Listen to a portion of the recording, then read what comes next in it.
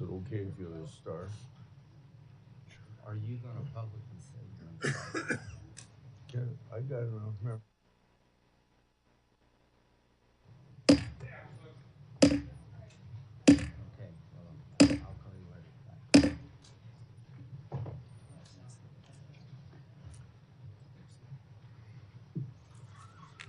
Obviously, there's a lot of interest in this hearing. I thank the Secretary for coming. Before I give my opening statement and Senator Durbin gives his opening statement, I think we can expect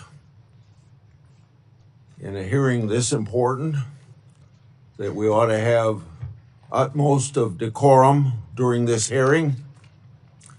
Both the witnesses and the members of this committee need to treat each other with respect, and I hope the people in the audience will likewise treat this very important oversight hearing with the respect that it deserves. Secretary Noem, if you get cut off before you're able to answer, I'll give you time to finish your answer after the member's 10-minute has run out. Also, at any time, if you need a break, just let me know. And I think we had a request from your office that take a break, maybe of 5 minutes halfway through the meeting, but if you want other breaks, just let us know. And for all the members, there's a 10-minute round of questioning. And I'm pretty liberal. If you got 5 seconds left in your 10 minutes and you start your question before the 5 seconds run out, I'll let you finish your question, but don't extend it into a 5-minute speech because we got to keep pretty much on time here. So once again, I would welcome everybody to the Judiciary Committee's oversight hearing for the Department of Homeland Security. This hearing comes amid a Democrat-led funding shutdown for the Secret Service, for FEMA, for TSA, and the Coast Guard. These agencies are vital to keeping our country safe. The hearing also comes as our military is engaged with Iran, and I offer my prayers and thoughts to our brave servicemen and particularly to those families that have lost loved ones. Now more than ever, I hope the Democrats will decide to end the shutdown. The Trump administration has worked to deport those who don't have a legal basis in our country. Unfortunately, in the process, some DHS officers, migrants, and protesters have felt threatened, were injured, and in very rare instances, even killed. Mistakes have been made. Let's make it clear, one death is too many. But officers should never be threatened or harmed while enforcing our laws. And there is a clear difference between conduct protected by the First Amendment and unlawful obstruction. From my perspective, I believe immigration enforcement and dignity aren't mutually exclusive. Secretary Noem, I look forward to hearing how you're addressing these important issues while continuing the department's mission. And your department's mission is, of course, one of the most challenging in government. The responsibilities of the Department of Homeland Security are immense. Your department operates in a dynamic environment with increased threats against officers. According to DHS, ICE officers have faced an 8,000% increase in death threats. ICE officers have faced a more than 1,300% increase in assaults. Federal law enforcement officers risk their lives finding and arresting criminals. Those criminals have committed murder, sexual assault on women and children, and many have been part of criminal gangs.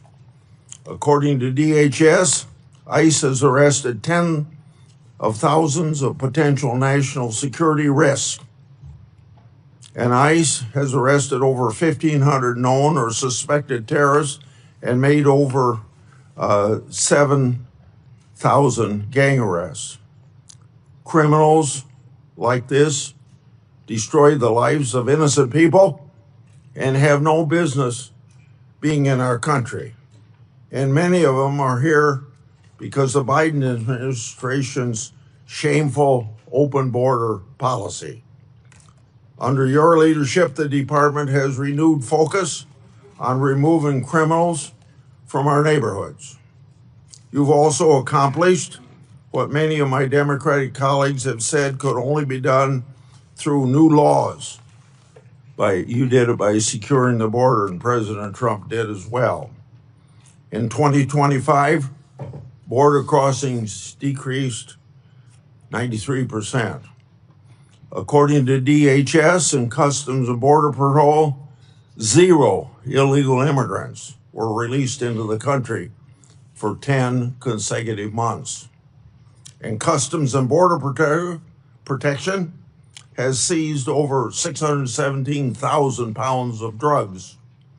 For more than a decade, I've done oversight of unaccompanied migrant children. The Biden administration lost track of thousands of children. The Biden administration disgracefully released children improperly vetted sponsors with addresses including gas stations, shopping malls, movie theaters, and even Disney World. That ought to shock the conscience of every American, and we all love children. The Trump administration has located over 145,000 of these children lost by Biden's open border policy. And thank God for finding those children. The department has taken important steps to ensure these children are located and removed from harm. The examples I just shared are results that keep our communities safe. The example, Secretary Noem, you've also been more responsive than your predecessors to a favorite effort of my part, my oversight requests. Now, I say how you've been responsive, but to be intellectually honest, from the previous administration, that's a low bar to overcome. In August last year, you provided updates regarding my longstanding Afghanistan evacuee oversight. Since 2021, I've investigated the Biden administration's failure to vet Afghan evacuees. The Biden administration hid vetting failures from the public, and multiple inspectors general have since confirmed these vetting failures. As one example, the Biden administration failed to vet evacuees against all available Defense Department tactical data prior to being paroled. On September the 9th last year, DHS told my office that as of August 12, 2025, thousands of Operation Allies welcome parolees were potentially national security risks. Records provided by DHS also show the Biden State Department recommended a special immigration visa to Afghan nationals charged with shooting 2 National Guardsmen here in Washington, D.C. According to the Biden State Department, at that time, the terrorist, quote, poses no threat to national security, end of quote. The Biden administration's failure to put this country at risk. Yet, my Democratic colleagues keep trying to ignore that historical fact. You all know I'm a strong supporter of inspectors generals and oversight. Inspector General Kafari has told my office several times that he's been restricted by DHS memo from speaking to certain congressional committees about classified report.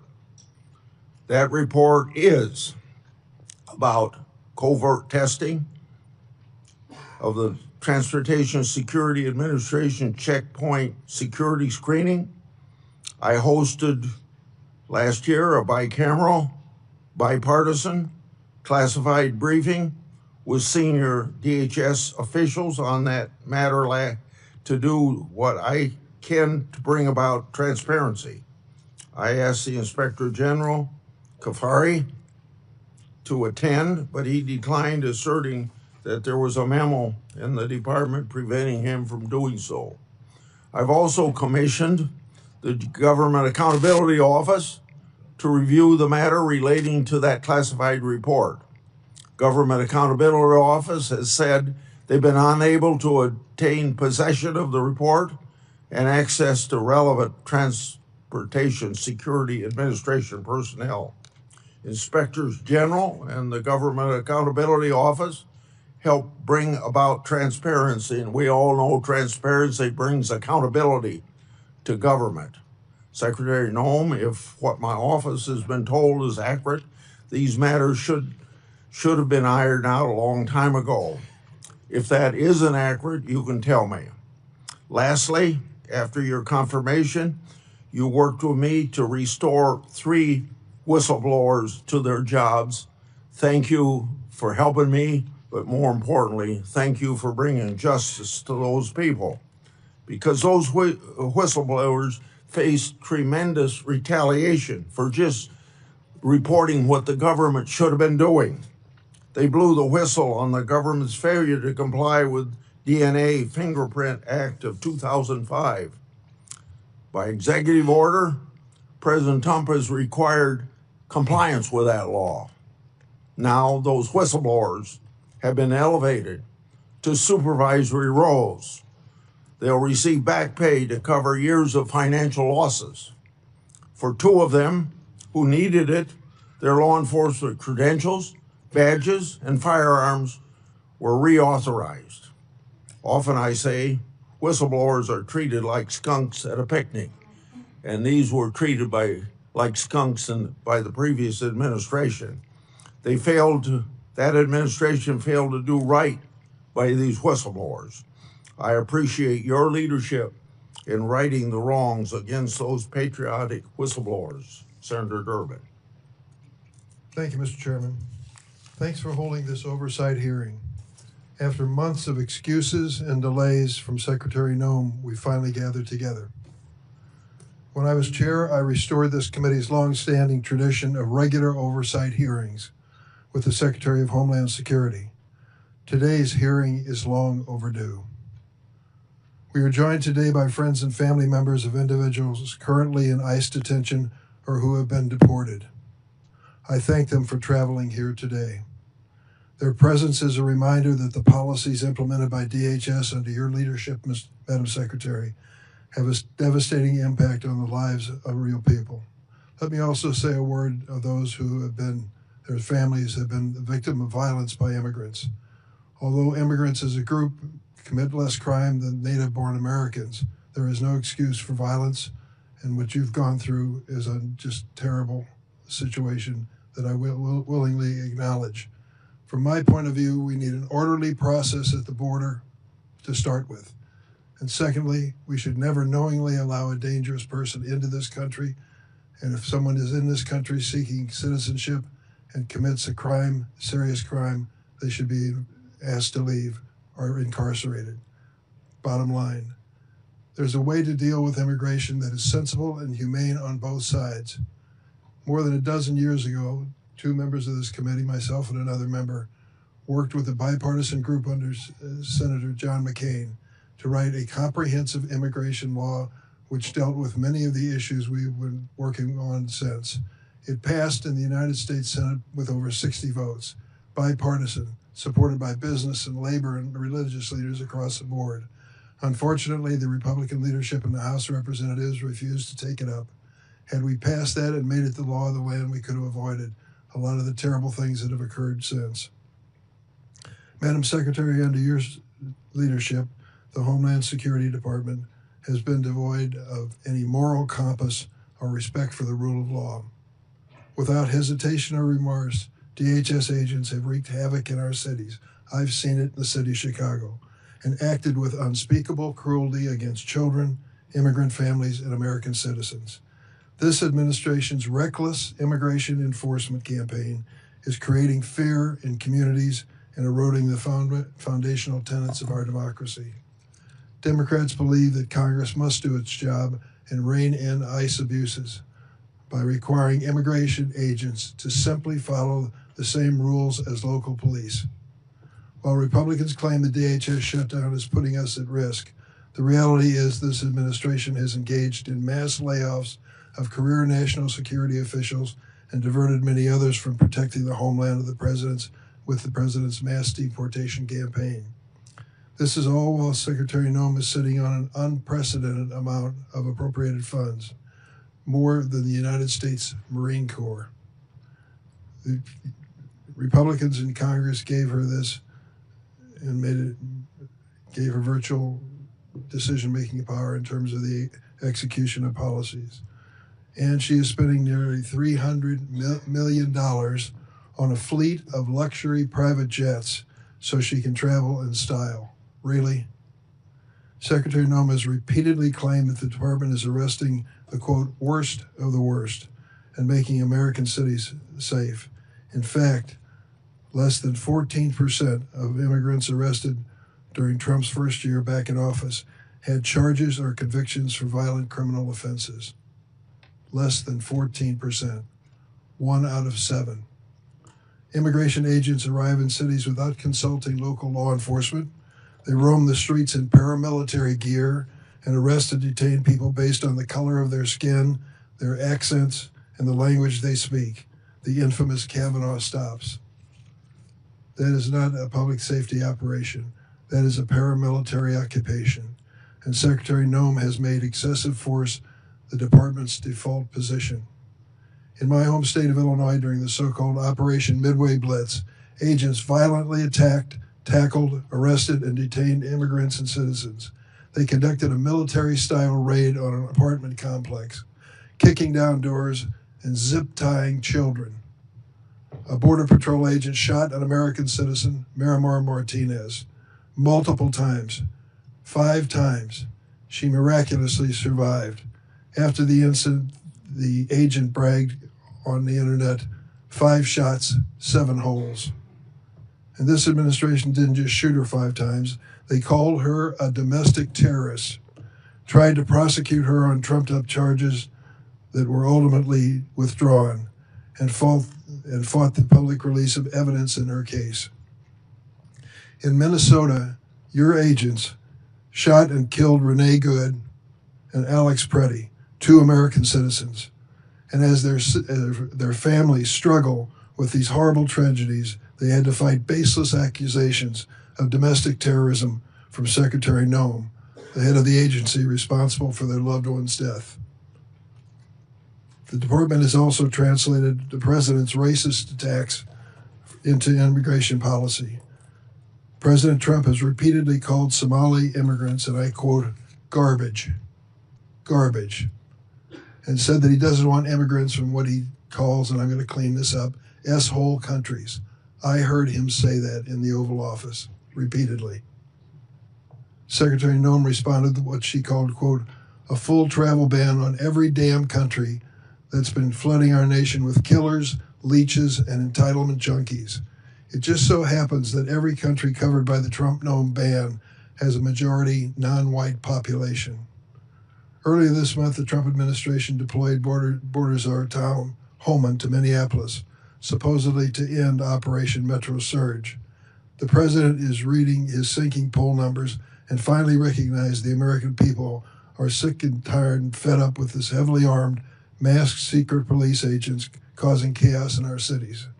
But the reality is the administration has not backed down from Stephen Miller's 3,000 person a day arrest quota. Meeting this quota is impossible without continuing indiscriminate enforcement. There simply are not enough of the so-called worst of the worst to do it. ICE agents are even arresting trafficking survivors like Luna, who was abused for years. In February 2025, the Trump DHS found Luna's application for a trafficking visa was bona fide.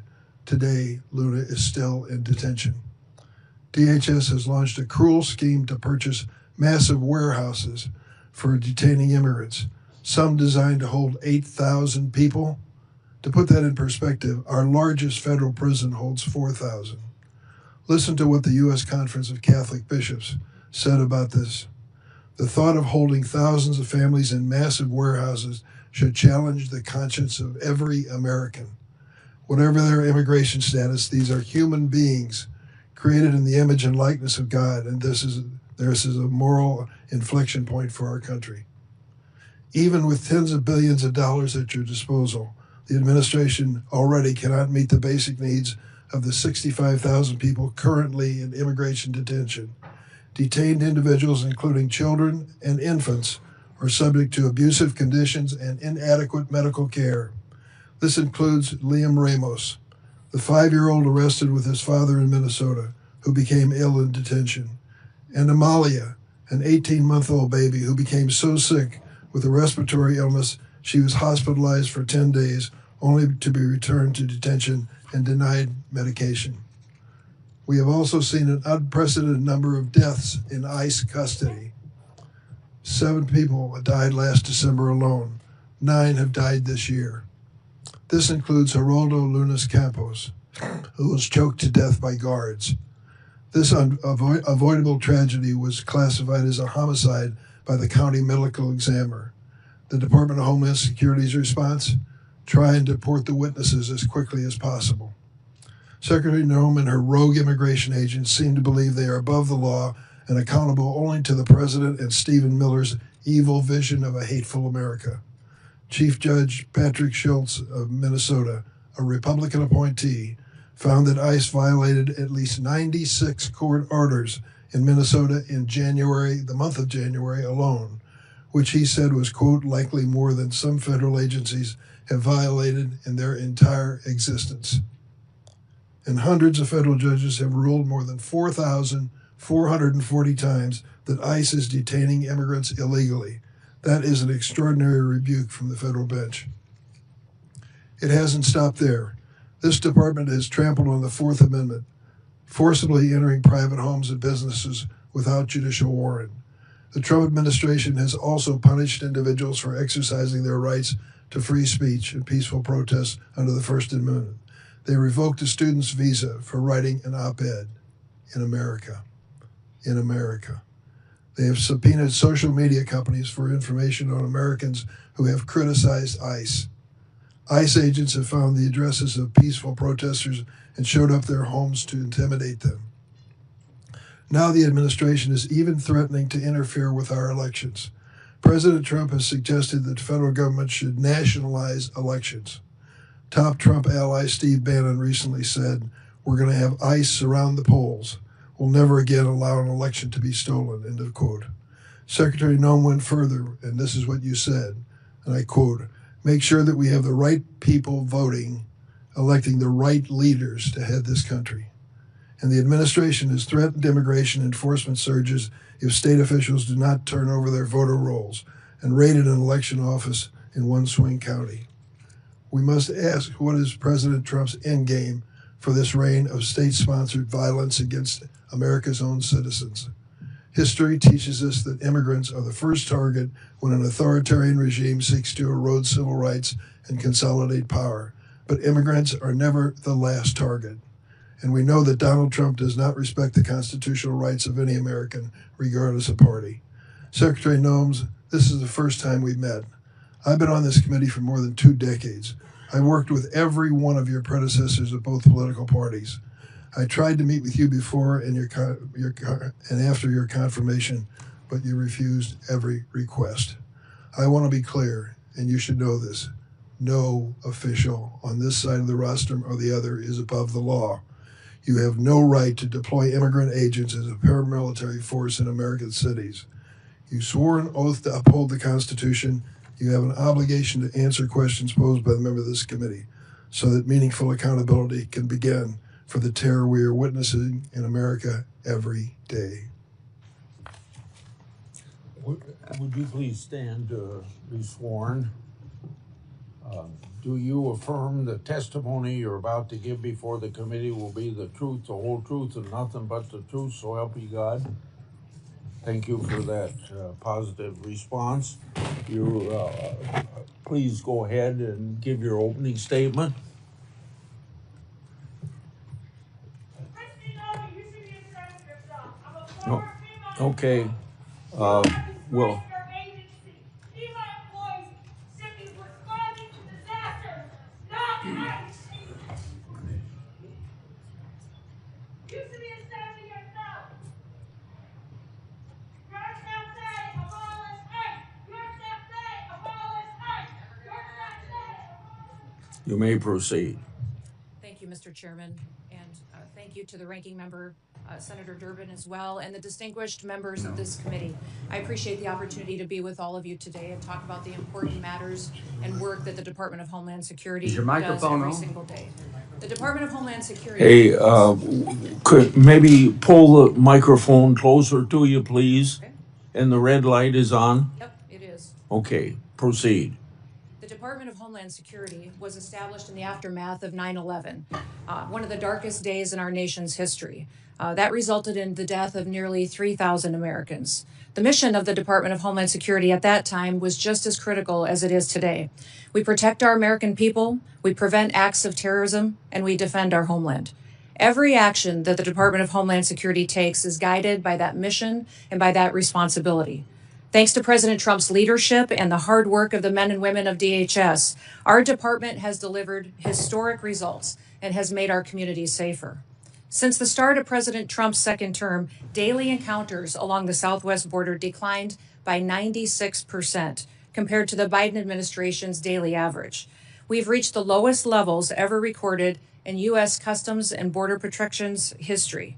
In President Trump's first year, total Border Patrol apprehensions along the southwest border were less than the average of a single month under the Biden administration. For 10 straight months, the Border Patrol has released 0 illegal aliens into the interior of the United States. And in President Trump's historic first year back in office, nearly 3 million illegal aliens have left the United States as a result of the administration's enforcement efforts from following the law. That includes 2.2 million that have voluntarily left and returned back to their home countries, and more than 675,000 detainments and deportations. A majority of the aliens that were arrested by Immigration and Customs Enforcement have a criminal record and have been charged with or convicted of secondary crimes in addition to their initial crime of being in the United States illegally. During this period, ICE has arrested over 1,500 known and suspected terrorists, more than 7,700 known gang members, many of them that were allowed to come into this country under the Biden administration. We have also reached the lowest murder rate in the last 125 years since that data was tracked. Under President Biden, more than 450,000 unaccompanied alien children went missing or were lost due to the dangerous open border policies that were embraced. Under President Trump, the Department of Homeland Security and the Department of Health and Human Services have already located over 145,000 of these children and returned them back to their families and back to people who care about them. And we will not stop until every single one of those children is found. Fentanyl trafficking at the southern border is down. It's been cut by over 56% because of that secure border and the enforcement actions that have been taken there. And that's compared to the same period of time in 2024. The Coast Guard has seized enough cocaine the past year to prevent quantities capable of killing more than 193 million Americans, and it's kept them off of our streets. In fact, total interdiction efforts under the Trump administration have prevented 1.7 billion lethal doses of drugs from killing our next generation of Americans. These results reflect the fact that we are enforcing the laws that Congress has passed. I want to address the dangerous environment that our ICE officers face on the streets today. They are facing a serious and escalating threat as a result of deliberate mischaracterizations of their heroic work and rhetoric that demonizes our law enforcement. DHS has documented an 8,000% increase in death threats against our ICE officers and their families, as well as more than 1,300% increase in assaults while carrying out the lawful enforcement operations that they do every single day. I recognize that members of this committee may hold differing views about immigration policy, but it's important that we distinguish between disagreements over policy and the department's operational responsibility to enforce existing law that has been passed by Congress. It's our duty as a department to defend our homeland. The latest Democrat-led shutdown of DHS is reckless, it's unnecessary, and it undermines the American national security, and it harms the men and women who work at DHS and their families. Despite the House passing a bipartisan, bicameral full-year DHS funding bill, it is Senate Democrats who've chosen not to fund the department and have held this department hostage. As a result, critical national security missions, including border security, immigration enforcement, aviation security, disaster response, cybersecurity, and the protection of critical infrastructure, are all being strained. Our ability to provide for a safe and successful World Cup is being hindered as well. More than 100,000 dedicated DHS employees are once again being asked to work without pay for the third time in just 5 months. At a time when we've produced the most secure border in history and removed nearly 3 million illegal aliens from our country, disrupting the department responsible for those gains is indefensible. I want to thank the men and women of the Department of Homeland Security for their professionalism, for their dedication, for their commitment to keeping America safe and continuing to show up and work even though they aren't being compensated for it. They've kept us safe and they have patience, and our success is only possible because of their service and sacrifices. I also want to thank our angel families that are behind us to tell their stories and testimonies, and also thank my husband for being here in support as well. Thank you for the opportunity to testify, Mr. Chairman, and to all the distinguished members. I look forward to your questions today. With that, I yield back. I have spoken about the 10-minute times that we have. Get it up to 10 minutes for me. It's on 5 minutes. 10 minutes. Thank you for your testimony. The previous administration's open border policy brought millions of people to this country. We don't know everyone's background or true intent for entering, but we know many of these had ill intent. Given the Iran conflict, what steps has Homeland Security taken to protect the potential against potential Iranian sleeper cells and related terrorism? Well, thank you, Mr. Chairman. We work every single day with our intelligence agencies and law enforcement partners to make sure that we are investigating and finding any threats to the homeland here within our borders. We work with the FBI often, and Homeland Security Investigations specializes in this kind of work each and every day. Not only that, we go back and we are re-vetting some of the individuals and some of the programs that we may have concerns about, looking at social media, also going through those interviews that are necessary for some of our programs that the Biden administration abused and perverted under their time there as well. We look at the fact, Mr. Chairman, that over the last administration, when millions of people streamed across our border, we don't necessarily know who all came into our country. We know that we have many dangerous individuals that came in unvetted, and we are working every single day to find them and to make sure that we're preventing the next attack and preventing the next crime they may perpetuate against the American people. Yeah. You heard in my opening statement about the Inspector General's report on airport security screening. After Congress had been told of the report, you announced $1 billion in airport security upgrades. Press report have sources attacking you for changing the shoe removal policy. Does the $1 billion investment relate to the issue in the Inspector General's report? And then I have a follow-up to that. Well, sir, I can't speak directly to that report because it is classified. I will tell you that all of the recommendations that the Inspector General had in that report have already been implemented, and that there was flawed data included in it. What I will tell you is the $1 billion investment is necessary at our TSA security checkpoints because it's been over a decade since a significant upgrade has happened. We have new technologies that can be used in X-ray baggage scanners, abilities to use information and new technologies to scan individuals that would be more efficient, allow people to get through the security checkpoint and get to their planes on time and ensure their safety. The number one priority of TSA is security. And we make sure that we are continuing to use all of the options and tools available to us to make sure that they are safe as they travel through our airports and in our airways. Thank you for that report. The follow-up is, was going to ask for those details, but you've given me those details. Have these details been communicated to the Inspector General? Yes, they have, sir. And I wanted to also, in regards to your comments in your opening statement, there's nothing preventing the IG from coming and briefing members of Congress, and he's free to do that. We just need to remember it's a classified document and use those protocols to ensure that it remains classified. Regarding Afghan evacuee oversight of mine, you informed my office that thousands of Afghan parolees were potential national security risk. Nearly 1,000 was reported to me on August 12th last year. What steps have you taken with the interagency partners to investigate these parolees, and what, if any, national security concerns still exist because of the previous administration's failures to vet?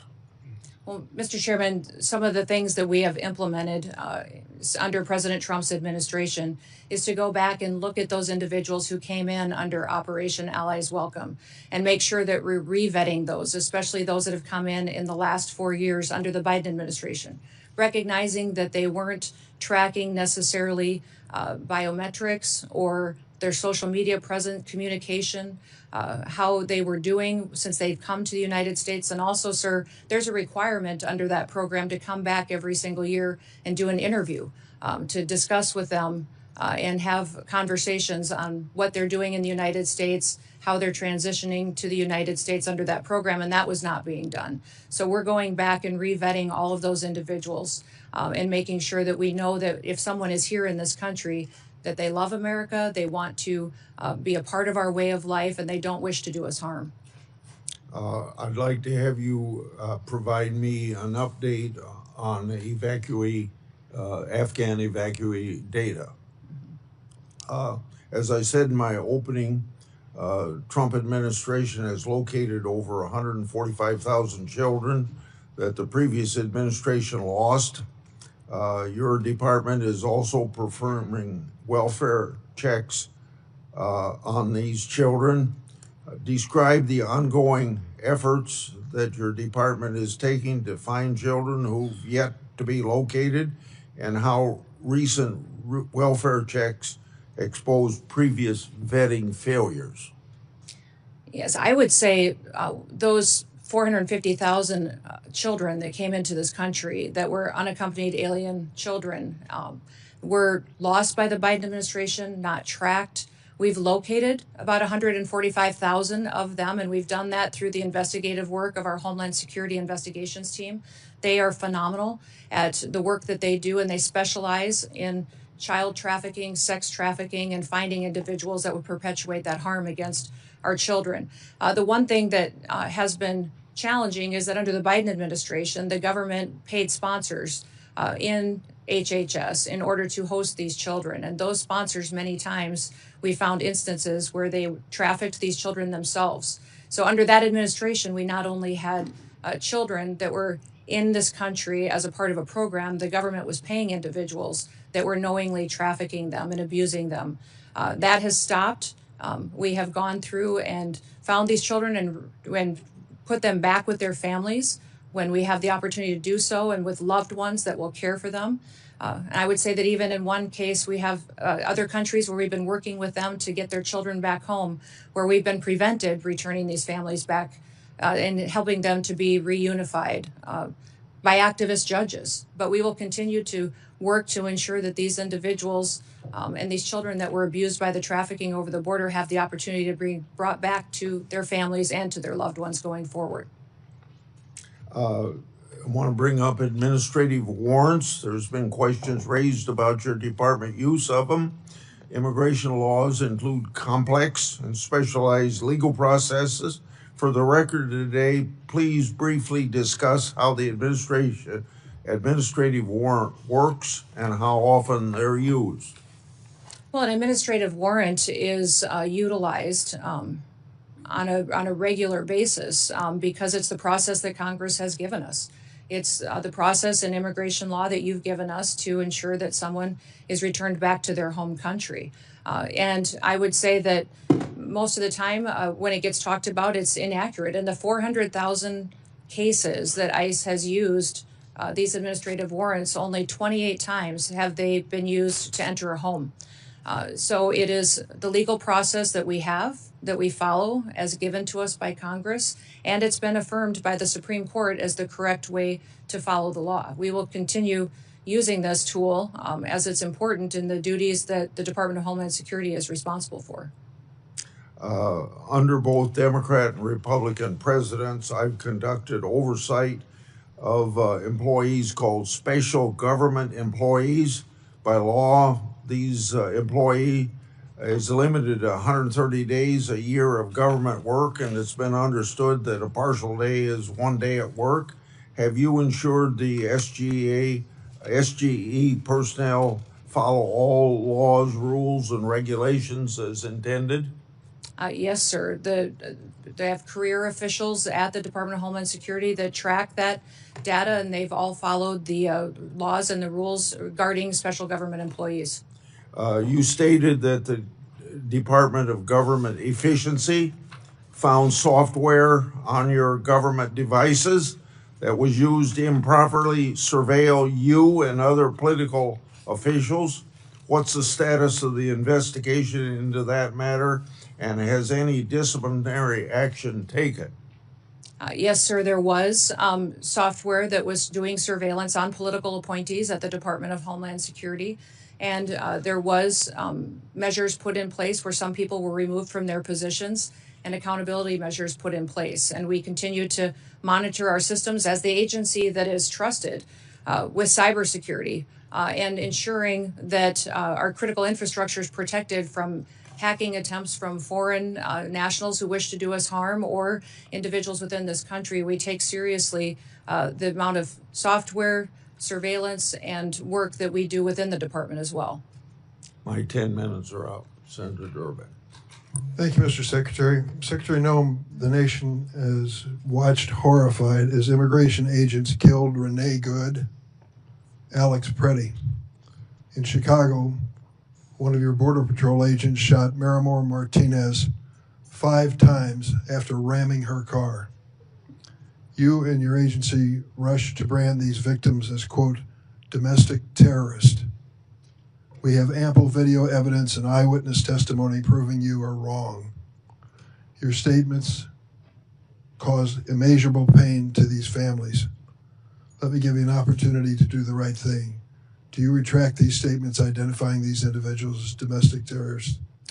You know, Senator Dermott, when we have these situations happen, we always offer our condolences to those families, and I offer mine as well. These are tragic situations, and I can't imagine what these families go through in losing a loved one. What I will say is we always work to provide the American people with as much information as possible, that we're relying on reports from the ground and from agents that are there, and working to be transparent, and we'll continue to do all that we can to provide the accurate information and the facts to people as we can. Where did you get that information? In a recent hearing before the HISGAC committee, CBP and ICE officials testified under oath that their agencies did not inform you that Preddy was a domestic terrorist during that hearing, stated during that hearing. I was getting reports from the ground from agents at the scene, and I would say that it was a chaotic scene, as you've seen in Minneapolis and St. Paul, as immigration enforcement has gone forward, and we've worked at targeting the worst of the worst, that many times And you our believe agents have been faced with violent calling the victims of that violence protesters. domestic terrorists as a way to calm the scene? These violent terrorists have put them in a situation where it's unprecedented what these agents have faced it. So that situation on the ground that day was chaotic. And it was And you something thought that they you'd were be a bridge over transpiring and troubled sharing waters and information brand them as with domestic us. terrorists? Can you explain why you decided to brand these victims that we all saw on video, who were out protesting the activities of your agency and were killed as a result of it? How did you think that calling them domestic terrorists at that scene was somehow going to calm the situation? You know, Senator, we are working in those situations where there's a tragic loss of life and that there is something that our agents are involved in, that we continue to deliver information. Is it so hard to say you were wrong? We and continue, issue as a these retraction? investigations continue to go, we will provide, I absolutely strive to provide factual information, and we'll And continue when to you do fail, that. do you admit it publicly? Absolutely. We always know Will that you there's admit it room now? for improvement, that we will. Keith Porter Jr. Stop the clock, so. Keith Porter Jr. and Dr. Linda Davis. They were Americans killed by ICE. You have not given their family any justice. Say their names. Their Black Lives Matter. Their Black Lives Matter.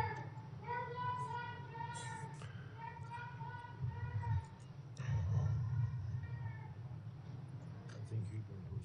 Thank you, Mr. Chairman.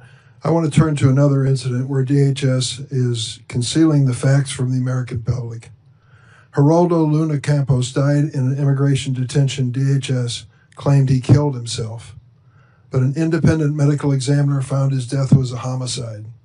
Witnesses stated Mr. Campos was strangled by the guards at a detention facility.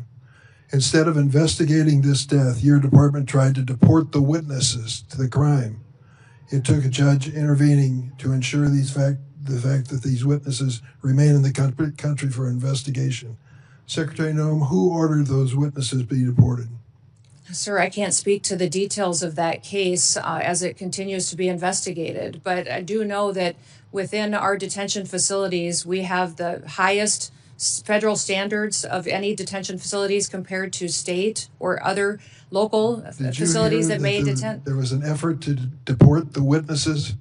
Sir, I'm not aware of that, and I will continue to look at that. Whenever there is an incident where we have someone who works for DHS that has done something wrong, there is always an evaluation, an investigation, and there is consequences for that. So we will continue to do that investigation and make sure that the right thing is done if Who's something doing was. the investigation? There are internal investigations Internal within. investigation. Is that what you're saying? Yes. ICE and Outside independent agency that's part of that investigation? not that I'm aware of at this point in time, but I may not be able to speak to the details of this case because I'm not fully Shame, informed the on it. man lost his life. Just last week, the Republican-appointed chief federal judge in Minnesota identified over 200 court orders that ICE officials had violated in the last 2 months. He wrote, quote, "The court is not aware of another occasion in the history of the United States in which a federal court has had to threaten contempt again and again and again to force the U.S. government to comply with court orders."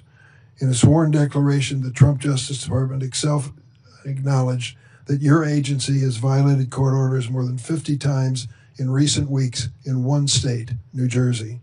Secretary Noem, is DHS required to follow federal court orders?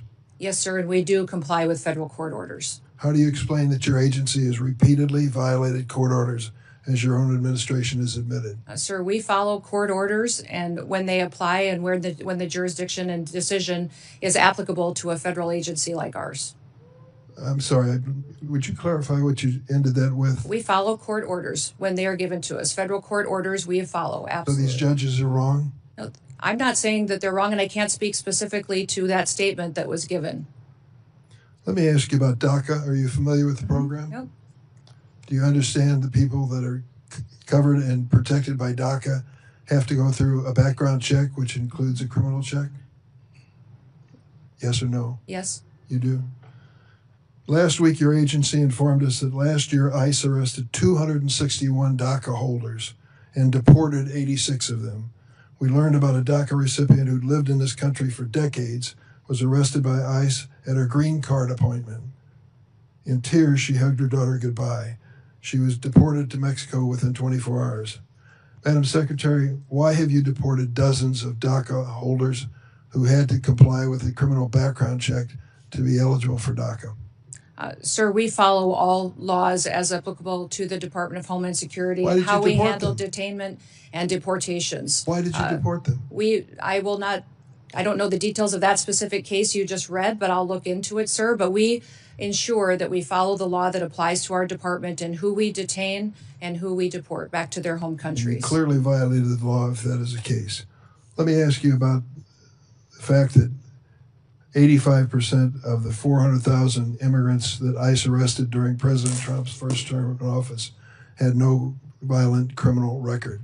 The president said over and over at his rallies, we're going after the worst of the worst, the terrorists, the murderers, the rapists. And then it turns out that 85% of the people you've gone after have no criminal history whatsoever. How do you explain that? Sir, when you talk about violent crimes, what you're saying, the crimes that don't matter, that you aren't counting, are ones that affect American families every single day. You're not counting DUIs, you're not counting embezzlements, you're not counting theft, and you're not counting the other crimes against people and drug trafficking and proliferating that. So if you don't count those as crimes, these individuals and impacting families in this country, they are counted, and they calculate 14% of those that those you are not arrested. counted in your 14%. If you were counting crimes that these illegal aliens in this country have committed, it would be well over 65 to 70% of the individuals that are detained today have those crimes on their record, besides the crime of being in this country illegally. Going to back that up with some information for me? Absolutely, I will. I certainly hope you will. How does taking a father from a child dying of cancer qualify? Where would that be? Is that a violent crime? I don't know what you're speaking or I'll tell you referencing exactly to. what I'm speaking of. Ruben Torres, 2 weeks ago, buried his daughter Ophelia. When he was arrested at the Home Depot in Norridge, Illinois, he said to those who, your agents, please let me go home. My daughter is dying of cancer. I would like to be with her in her last days of her life. They said no. They arrested him and deported him for 2 weeks.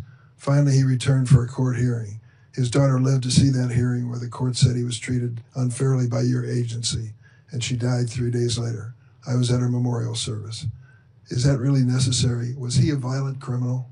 Sir, we enforce the law. The laws that are passed by this body and signed into statute on the process for individuals that are in this country illegally, that have final removal orders, and the process given in immigration law. We continue to follow that, and if you don't like the law, I would suggest you change the law. But that is what we do every single day, is go out there. We tried to change it with comprehensive immigration reform, and it was stopped by the Republican House of Representatives. Our job at the department is to follow the law and make sure that we are a nation of laws, because a nation that doesn't follow the law is no nation at all. I yield, Mr. Chairman. Senator Graham. Thank you very much for coming. Can you hear me? Yep, Thank now you. we can. Thanks very much. Well, let's talk about the scope of the problem you inherited here. My Democratic friends said that sensible immigration is what they've been pursuing, talked about the Gang of Eight and a lot of things I've worked on with. Would you say that the 4 years of Biden was sensible immigration? No. I wouldn't either. I would say it's obliteration of the border. 11 million people came into this country during President Biden's term. He obliterated all controls. We sent them all over the country in planes, trains, and automobiles. And what's the scope of the problem you inherited? How would you describe the mess that Biden gave you very quickly? Our country was in a chaotic time and invaded over our southern border. Millions and millions of people came into this country. For 11,000 unvetted. murderers, right? Yes, that is correct. 2,700% increase in people on the terrorist watch list, right? That's correct. During his 4 years, President Biden allowed 2,700% increase of people on the terrorist watch list to come into this country. In 2023, 172. Do you know where those people are? No, not necessarily. So we don't know where they are. They're here, but we don't know where they are. because they didn't care if they came, and they haven't really looked very hard. So sensible immigration died on Biden's watch. It was replaced by out of control, open border, just absolute chaos. And to all the people on the front row that have lost loved ones, I am sorry. Your family members are a victim of an out of control, Democratic-led effort to obliterate the border, and every senator on this side of the aisle, that side of the aisle, did nothing about it. Now they want to talk to you about problems we've had. Are these shootings being investigated in Minnesota? Yes, they are. They should be investigated in Minnesota. We want to have orderly processes. How would you say being an ICE agent is right now, the stress they're under? I think it's unprecedented for them every day. I think it's miserable.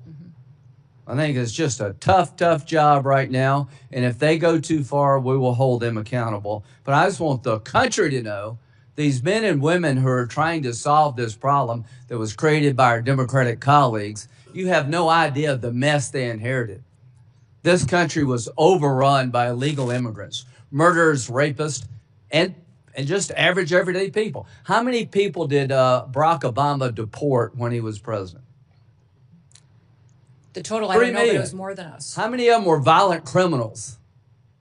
So when a Democrat deports somebody who's here illegally, that's good government. When a Republican does it, we're Nazis and fascists. If you're here illegally, are you entitled to stay? No. They would allow you to stay. I want you to understand that these people have no interest in cleaning up this mess. In 2026, we're going to have an election about this, and they're openly saying, unless you're a violent criminal, you should be allowed to stay here. Is embezzlement a violent crime? No. Is it a crime without a victim? Yes. If somebody steals your stuff, even if they don't do it through force, is that a crime with a victim? Yes.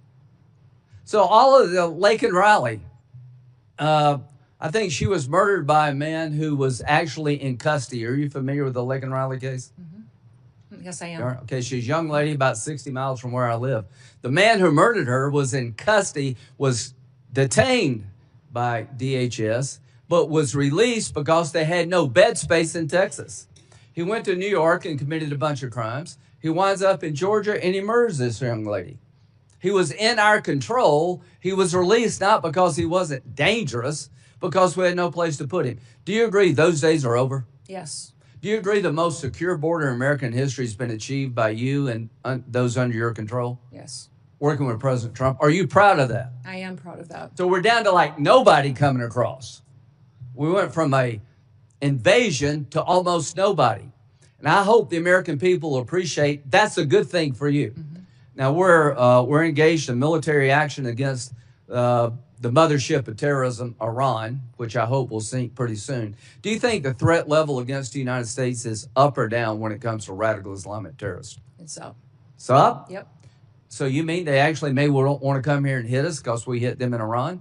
I don't think you have to be, a general to figure that out. Is the Coast Guard without funding? Portions of it. We're keeping some of the salaries paid, but So there's no funds in the appropriation bill for the Coast Guard. Is that correct? that is correct. Because your agency is not being funded. It's the one part of the appropriations bill where we haven't agreed on funding. Is that correct? Correct. So FEMA, no money, right? Coast Guard, no money. Really? Really? ICE, they have money because of the bill we did before. The Secret Service, are these people being paid? Yes, they are. They're being paid, but do we have money? Our law enforcement is paid, but their resources, their administrative They're not staff, being their paid out of contracting. appropriated funds Correct. this year, right? Correct. So in the appropriations process, we've got no new money for the Secret Service. Does that make any sense to anybody in America? Can we not understand America is under siege now?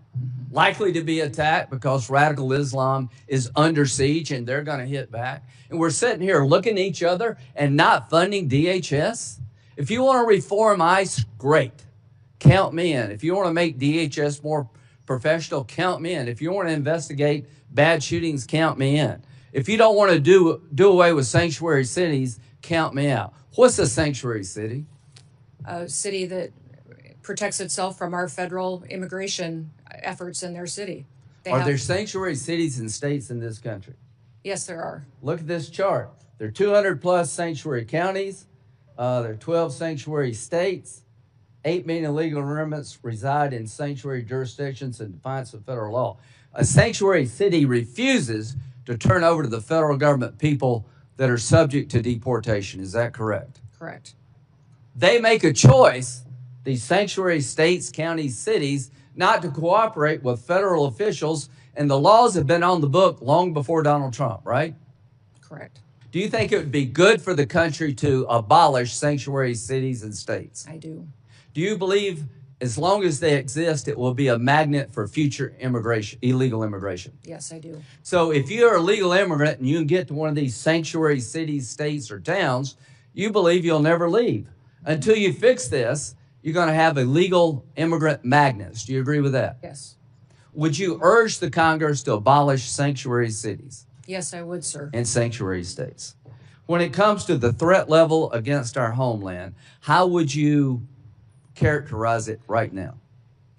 Right now, I would say, sir, that we should have our every effort within the Department of Homeland Security out protecting people 24/7, because we face not just enemies from overseas that threaten our way of life and our American values. The Biden administration let them here. They let them in our borders. They're in our hometowns. They are unvetted, thousands and thousands of people that are dangerous criminals, gang members, known and Who's this suspected guy? terrorists. Who's this guy? He is the man that conducted the horrific act down in Austin. Okay, what country did he come from? I think Senegal. Okay, and he was killed in Austin, Texas, right? He was. And the shirt said what? Property of Allah. Property of Allah. And when you went to his house, you found a what kind of flag? Iranian flag. Iranian flag. Wonder how many people are like that here, waiting to pounce. And DHS doesn't have appropriated funds. This is insane. There are more people like this. We obliterated our borders. 1.7 million people came into this country from countries that were designated to be a problem. Special interest aliens. Are you familiar with that? Yes, I am. So 1.7 million came from countries that would make you a special interest alien because of the nature of the country. Libya, Nigeria, North Korea, Afghanistan, China, Cuba. Do you know where those 1.7 million people are? Not all of them. Yeah, I don't know. I don't know where they are either. But they let them in. We don't know where they are. They came from countries that are so dicey. We made you a special interest alien if you came from those countries. So we're having a hearing here. I'd like to make ICE more professional. I'd like to make sure if there was a bad shooting, it's documented as such and people pay a price. But I will not apologize to anybody in this room to try to clean up the mess that Biden started and you empowered. We've got to deal with this. We've been invaded. Only God knows how many people are here and what they're up to, and we're not going to stop. We're going to learn, but we're not going to stop because America is under siege, and the idea we're not defunding DHS is insane, criminally insane. Senator Wade. Thanks very much, Chairman. Let me start by noting that we have repeatedly said, our ranking member on the Senate Appropriations Committee, Senator Murray, has said that we are more than willing to fund TSA, more than willing to fund the Coast Guard, more than willing to fund FEMA, and that it is the administration that is holding those agencies hostage in order to extract additional funding for ICE and CBP. That is our quite clearly stated position, and I just wanted to recognize that now. Ms. Noem, I want to walk you through an incident that took place in Rhode Island. We have a courthouse in Rhode Island, our Superior Court. The court had an agreement with your organization not to conduct operations in that courthouse. Despite that agreement, your officers went in to conduct operations in that courthouse. They went in plain clothes and masked, so maybe they were aware of the agreement, maybe they weren't. Either way, it was unprofessional not to honor the agreement with the court. There is also a court rule against photographing people in the courthouse. They were photographing people in the courthouse. They either didn't know or didn't care about that court rule. Either way, it was unprofessional. They were pursuing an intern and taking photos of this young intern who was not the person supposedly sought. The intern was in high school. The person sought was in his 30s. It shouldn't be too hard to tell the difference. They couldn't. It was unprofessional. A state judge escorted the intern out to his car to take him back to high school. The agents didn't recognize the judge. They operate against the agreement in a courtroom and don't bother to know who the judges are. Again, unprofessional. They followed the judge out to his parked car, which was parked in a spot reserved for judges. Whether or not they already knew he was a judge, it does not take much in terms of powers of deduction to understand that the person getting into a car in a parking spot reserved for judges is probably a judge. Again, unprofessional. Then they threatened to smash his windows and drag him from the car. A judge with a high school intern in the car who's not the guy they're looking for. That kind of escalation seems unprofessional and irresponsible. Then they held the kid for half an hour in another vehicle while they figured out that, in fact, the high school kid was not the 30-plus-year-old person that they were supposedly looking for. Nobody was hurt, but there was nothing professional about that entire exchange. And I would ask you to send a signal down to your folks to stop that kind of dangerous and unprofessional nonsense, particularly in our courthouses.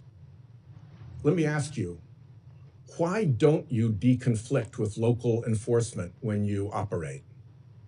Our officers do. We welcome cooperation from local law enforcement and want them at the state level, at the local level, to cooperate with us so that we can continue to conduct our federal operations with the safety of the cooperation that comes from those types of agreements. Deconflicting and cooperating are two different things. They can overlap, but they are two different things. You deconflict when you plan an operation in another law enforcement agency's jurisdiction, like here, the court sheriffs, and let them know what you're going to do. This all could have been headed off if you'd spoken to if your people had spoken to the sheriffs first and said, we're concerned about this guy.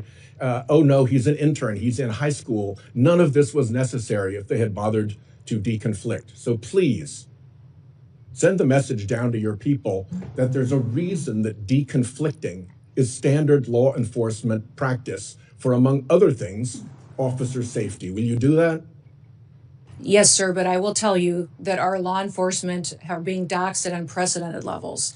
So at times we've run into situations in sanctuary cities or in sanctuary states where notifying that local law enforcement on some of these operations has doxxed them and their families and leaked a law enforcement operation, which puts people's lives in jeopardy. So they absolutely want to work with cooperative local law enforcement. About that, and in that case I strongly specifically, suspect that there's a big difference these between individuals, non-cooperation and actual interference with your operations. But I'll reserve that to a question for the record so you can substantiate that. Could you explain this? Sir, I'm looking at a picture of an interior, looks like a bedroom. Of an airplane? Yes, sir. You're not familiar with that? These photos are not accurate. If you're referring to the airplanes that the Department of Homeland Security has purchased and are purchasing, we're using them for long-range command and control aircraft that is dictated in statute by Congress for the Department of Homeland Security to have a plane. Luxury jet with a bedroom in it? Yeah, we used a 737. I've been on it once, but it is being used by other administration officials, and it is used for command and control flights for the department. The department has found that in purchasing our aircraft, that we will save the taxpayers hundreds of millions of dollars. Does it have a bedroom? In fact, we spent $1.42 billion on ICE deportation flights last year. Does it have a bedroom in it? I believe it's being refurbished and not having a bedroom in it. So it is being refurbished. What kind of deportee justifies being flown out of the country in a luxury jet with a bedroom and accommodations like this? There are aircraft being purchased that will be utilized for executive air travel and for deportations. Well, if you remember in the past, we have used jets of this size and this configuration for deportations in the past. If you remember this configuration, by this configuration, you mean with a bedroom and luxury accommodations like this? That plane used for deportations. Is that true? Sir, we have 737s that are being purchased by the department to replace contracts that we have on ICE deportations. That's what they're going to be used for. And in fact, the Coast Guard is the only entity within the Department of Homeland Security that has jets at this point in time. They had two G5s that were 20 to 25 years old that are being replaced so that they can continue to serve our Coast Guard and our military for years to come. About these aircraft. They've been reported as saying, although they don't want to say publicly this, but individuals described as senior administration officials have described these airplane purchases as the world's worst deal and an abuse of federal funds. Can you tell me what the Republicans on this committee who voted for what I call the billionaires bill that gave you the money to buy these jets knew about your plans to acquire luxury jets when they voted for that money? The dollars for these airplanes was appropriated by Congress. In fact, it's mandated from Congress and rules that you've given us that we need to have a long-range command and control aircraft that will seat up to 17 people in the Department of Homeland Security for national security purposes. We are complying with the law. Those planes are being refurbished and will be utilized for that, and they'll be utilized by members of the administration and other components. First, they will also cut our costs, sir, by almost 40%. We are saving the taxpayer 40% by purchasing our own aircraft and operating them rather than being susceptible to the contracts that they have today. We have an extra 2 minutes to fill in the filibuster there. I'll give you 30 seconds beyond the 44 seconds you got now. Truthfully answer a question for the record about your role in stopping the civil rights investigation into the Minnesota shootings? Sir, I don't know what you're talking about. I did not stop any investigations whatsoever. Will you testify truthfully if you get a QFR?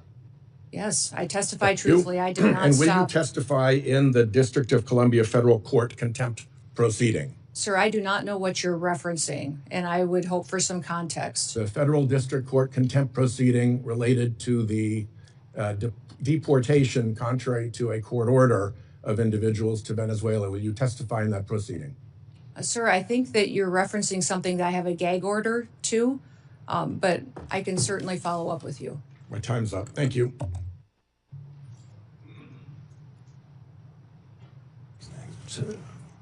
Senator Kennedy, you're next. Thank you, Mr. Chairman. Thank you, Madam Secretary, for being here.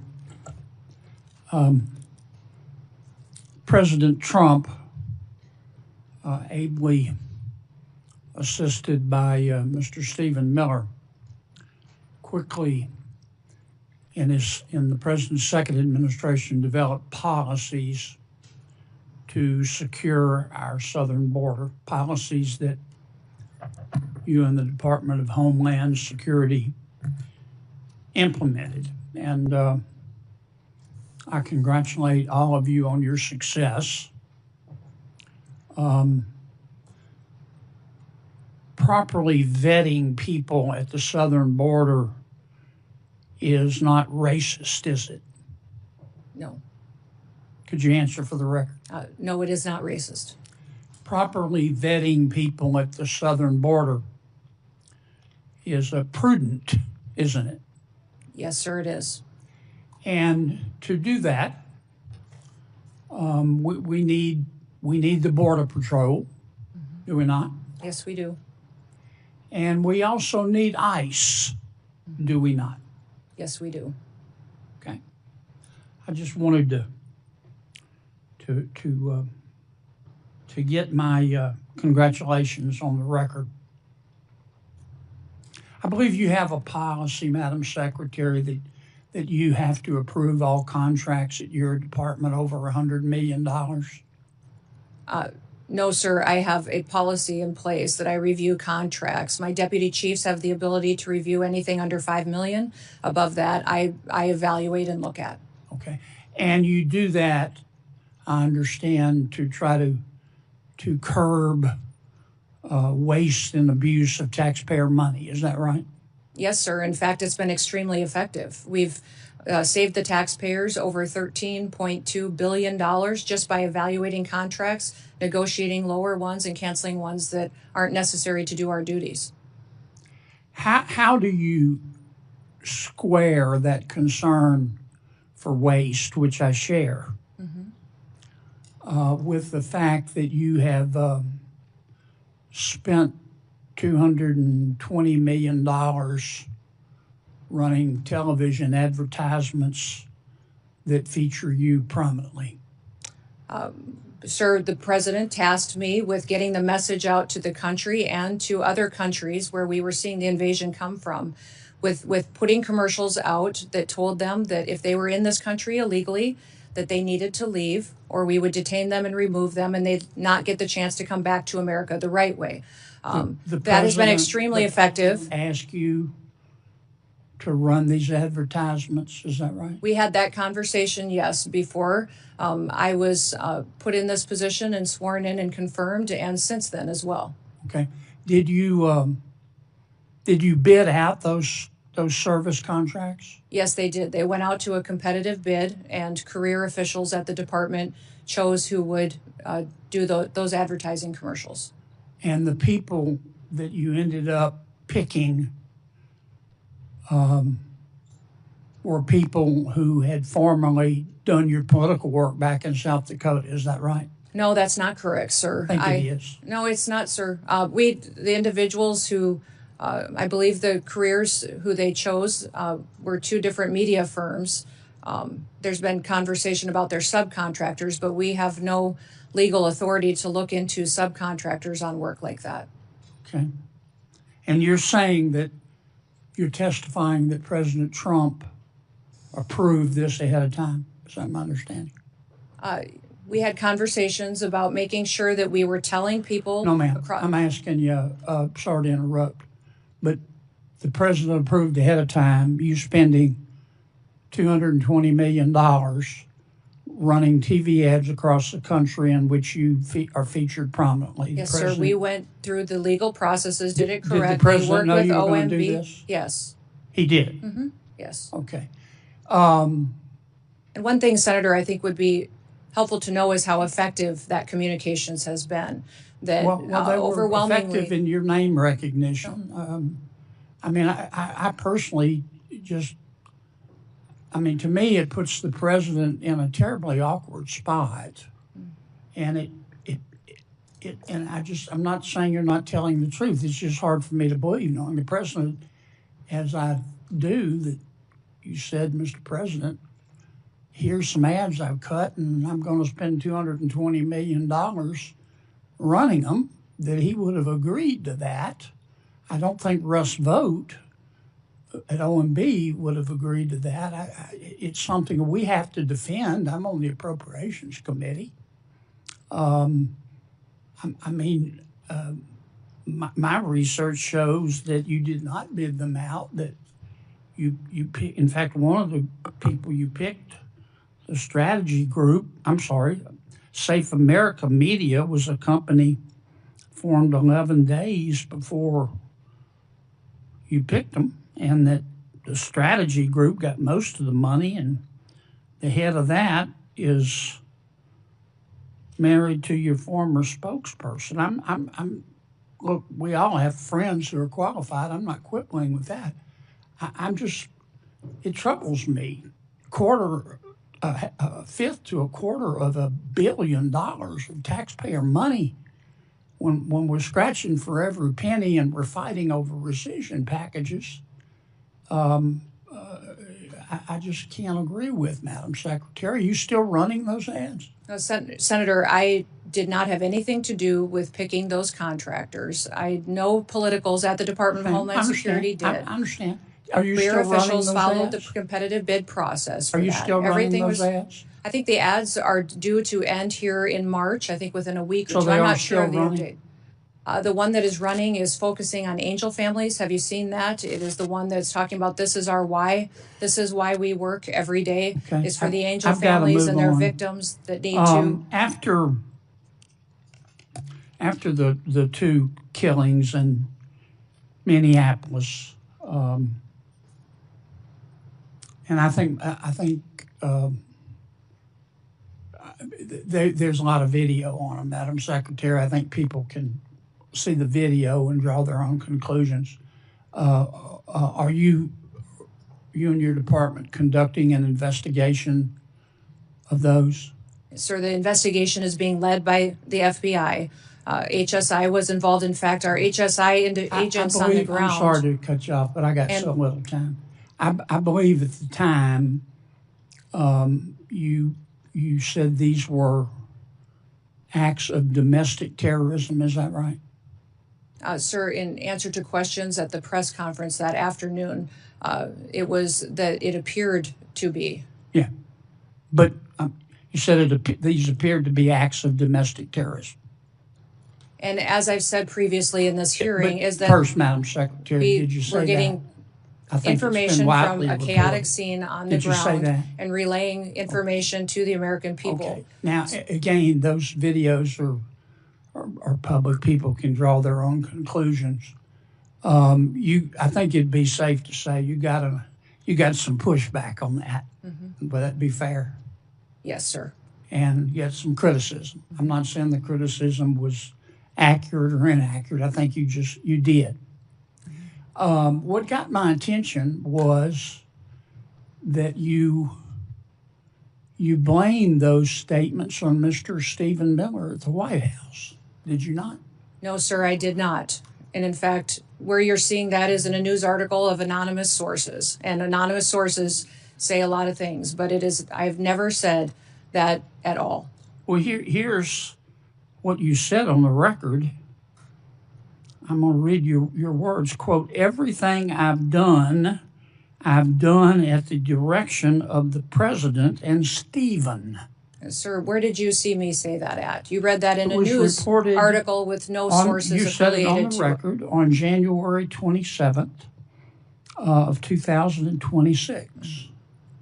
Did I read your words accurate? I enjoy working with the president and with Stephen Miller, and that day we were working to get as much information to the American people as possible. That is what we'll continue to do, and as that happens, we'll go forward. Do you think it was fair to blame Mr. Miller? Sir, I did not do that. You're reading from a newspaper article with anonymous sources. Are you denying that you said that? Sir, I'm not going to speak to that situation that is relayed on anonymous sources that no one has heard me say that. It was you. No. Who reported that to that newspaper? They're quoting you on the record, saying it's Stephen's fault. Thank you, Mr. Chairman.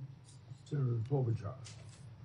Thank you, Mr. Chairman. Secretary Noem, as Secretary of Homeland Security, you oversaw Operation Metro Search. Is that correct?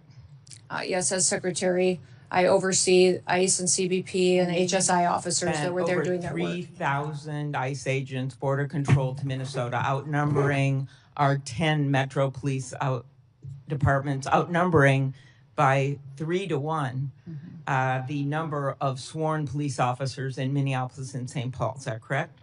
We were working to do targeted operations against Just if you could criminal answer yes illegal or no. aliens, and we needed to do that in a safe manner to make sure that we could ensure the safety of our law enforcement Two officers. of my constituents, Renee Good and Alex Preddy, were killed. They should be alive today. In fact, in 1 month in the city of Minneapolis, when you look at the 3 fatalities that were results of shooting, 2 of 3 were committed by federal agents. Are you aware of that? Yes, I am. So your agents, not only their actions resulted in the deaths of 2 innocent American citizens, but they repeatedly violated my constituents' First Amendment rights to assemble. You say you believe in the Second Amendment right to bear arms, but Alex Preddy was criticized repeatedly by officials in the administration for having a lawful permit to carry and having a gun. Your agents violated the Fourth Amendment rights of my constituents by ramming through doors of innocent people's homes, innocent citizens' home, without any kind of a warrant, and violated the Fifth Amendment right to due process. So as I've shared with my colleagues, if you believe in federalism, in freedom, and in liberty, you should be horrified by what the Department of Homeland Security did in Minnesota. So my first question is, having spoken to Mr. Holman, what is the exact number of DHS agents still in Minnesota?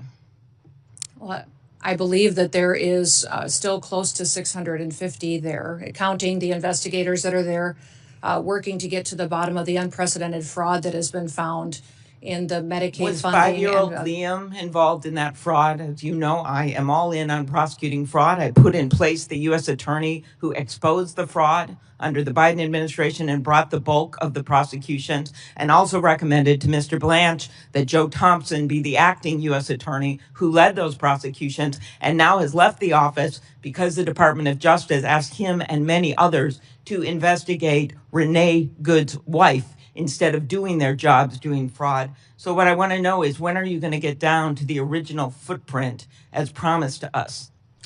We're continuing to work at that, although those investigators will continue to stay there to get to the bottom of that fraud, to make sure that those vulnerable people that rely on those programs actually get services from those federal dollars that are spent, that it's not stolen by criminals and used by individuals to enrich themselves and send it out of the country. Secretary Chung-Li Tao, are you aware that agents bashed in the door of a U.S. citizen, a Hmong elder with no criminal record? I can't speak to the specifics of that Did you case. see the photos of that man being dragged out of his house in Crocs and in his underwear? Yes, I did. Do you believe that he was involved in fraud? Do not know where that status of that investigation is. Are you aware that he is a son of a beloved nurse that treated our soldiers in Vietnam? I believe that we have laws in this country that need to be enforced and need to be applied Your equally to agents, everyone. speaking of enforcing the laws and following the laws, did they have a judicial warrant when they rammed through an American citizen's door? Our law enforcement officers follow the same protocols and procedures that all law enforcement do. Are you aware that he move tried forward. to show his identification to show that he was American citizen and they didn't want to see it? Again, these officers conduct themselves in processes. If something was done inaccurately, then certainly we will make sure that we correct it and rectify it in the Are future. you aware that the person they were looking for was in prison and had been in prison for years? His Yes, name I is am. Lou That's Muan. a target. Yes, we do targeted operations going after and Do looking you for. agree that it is unacceptable for your agents to ram into someone's door and drag someone out in their underwear in below zero temperatures when they have the wrong guy? Our officers conduct targeted operations and utilize the law processes that are given to them and the You will not answer tools. that you think that's wrong. They needed to identify that individual, and They that couldn't individual. identify him by looking at his identification. Instead, they had to drag him out, throw him in a car, and drive him around for an hour. How about pulling off-duty police officers, Madam Secretary, every single one of whom made clear who they were? They were people of color, off-duty police officers. In Brooklyn Park, Minnesota, the chief described how one off-duty officer, someone of color, a U.S. citizen, was stopped and confronted by ICE agents with their guns drawn, demanding her proof of citizenship. As Chief Bruley said, I wish I could tell you that this was an isolated incident, but the other chief said it had happened to their own officers. Why were these officers stopped? We have thousands of law enforcement operations that we do every single day. Do you think they were stopped because they were people of murderers color? and Were they rapists racially and drug profiled? traffickers Ms. off Noem. our streets. When I look at these American families that have been victimized by criminals that we have removed from cities and from communities, I'm grateful for the work that our ICE officers do. And by your only Are you focusing, defending stopping I would like to off-duty hear you police talk about officers some of the of color operations and that we've dragging done a to Hmong bring elder people out of to his justice. home? When you only talk about these situations like this that we are conducting, and you don't talk about the good work that they do to protect people from being victimized by people that are in this country that want to conduct violent crimes against them or take advantage of them. The laws need to apply to everyone, and we're out there enforcing the law. I am a former prosecutor, Context is Ms. Noem, and incredibly I important. have always in every worked with our situation. police well, but that's not what was going. These ICE agents were not following police procedures. After the killings of Renee Good and Alex Preddy, when I spoke to Alex's parents, they told me that you calling him a domestic terrorist, this was directly from them, the day after he was killed.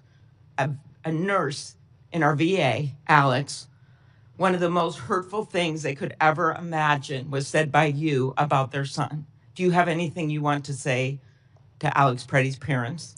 We were relying in the hours after that incident that was so horrific on information we were getting from the ground from our agents. I just asked if you had anything you wanted to say to the parents or to the family of Renee Good after you called them domestic terrorists. I can't even imagine what they have gone through in the loss of their son and the loss of their family members. But how about specifically calling them domestic terrorists without any evidence of that?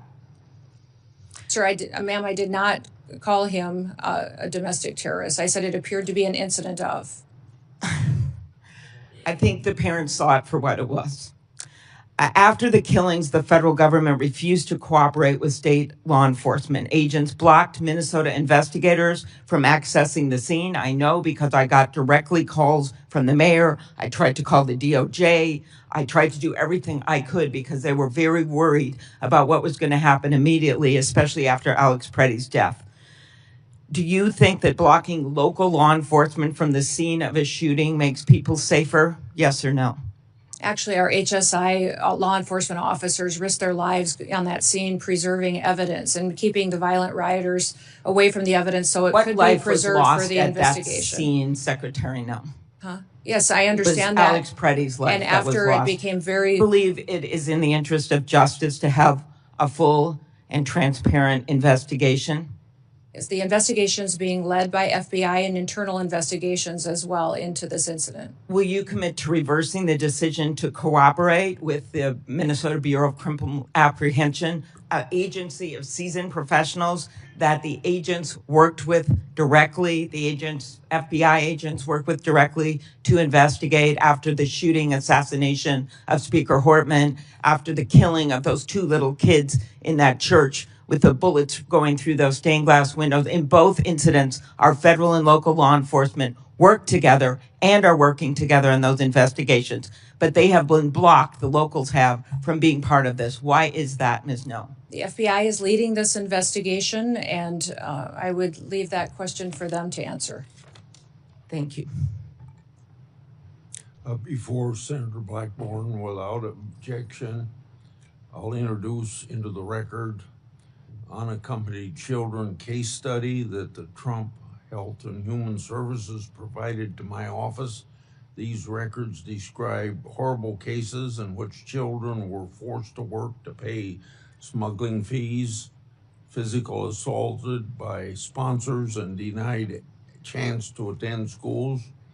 The unaccompanied children case study are further evidence of the previous administration's policies to put children in harm's way.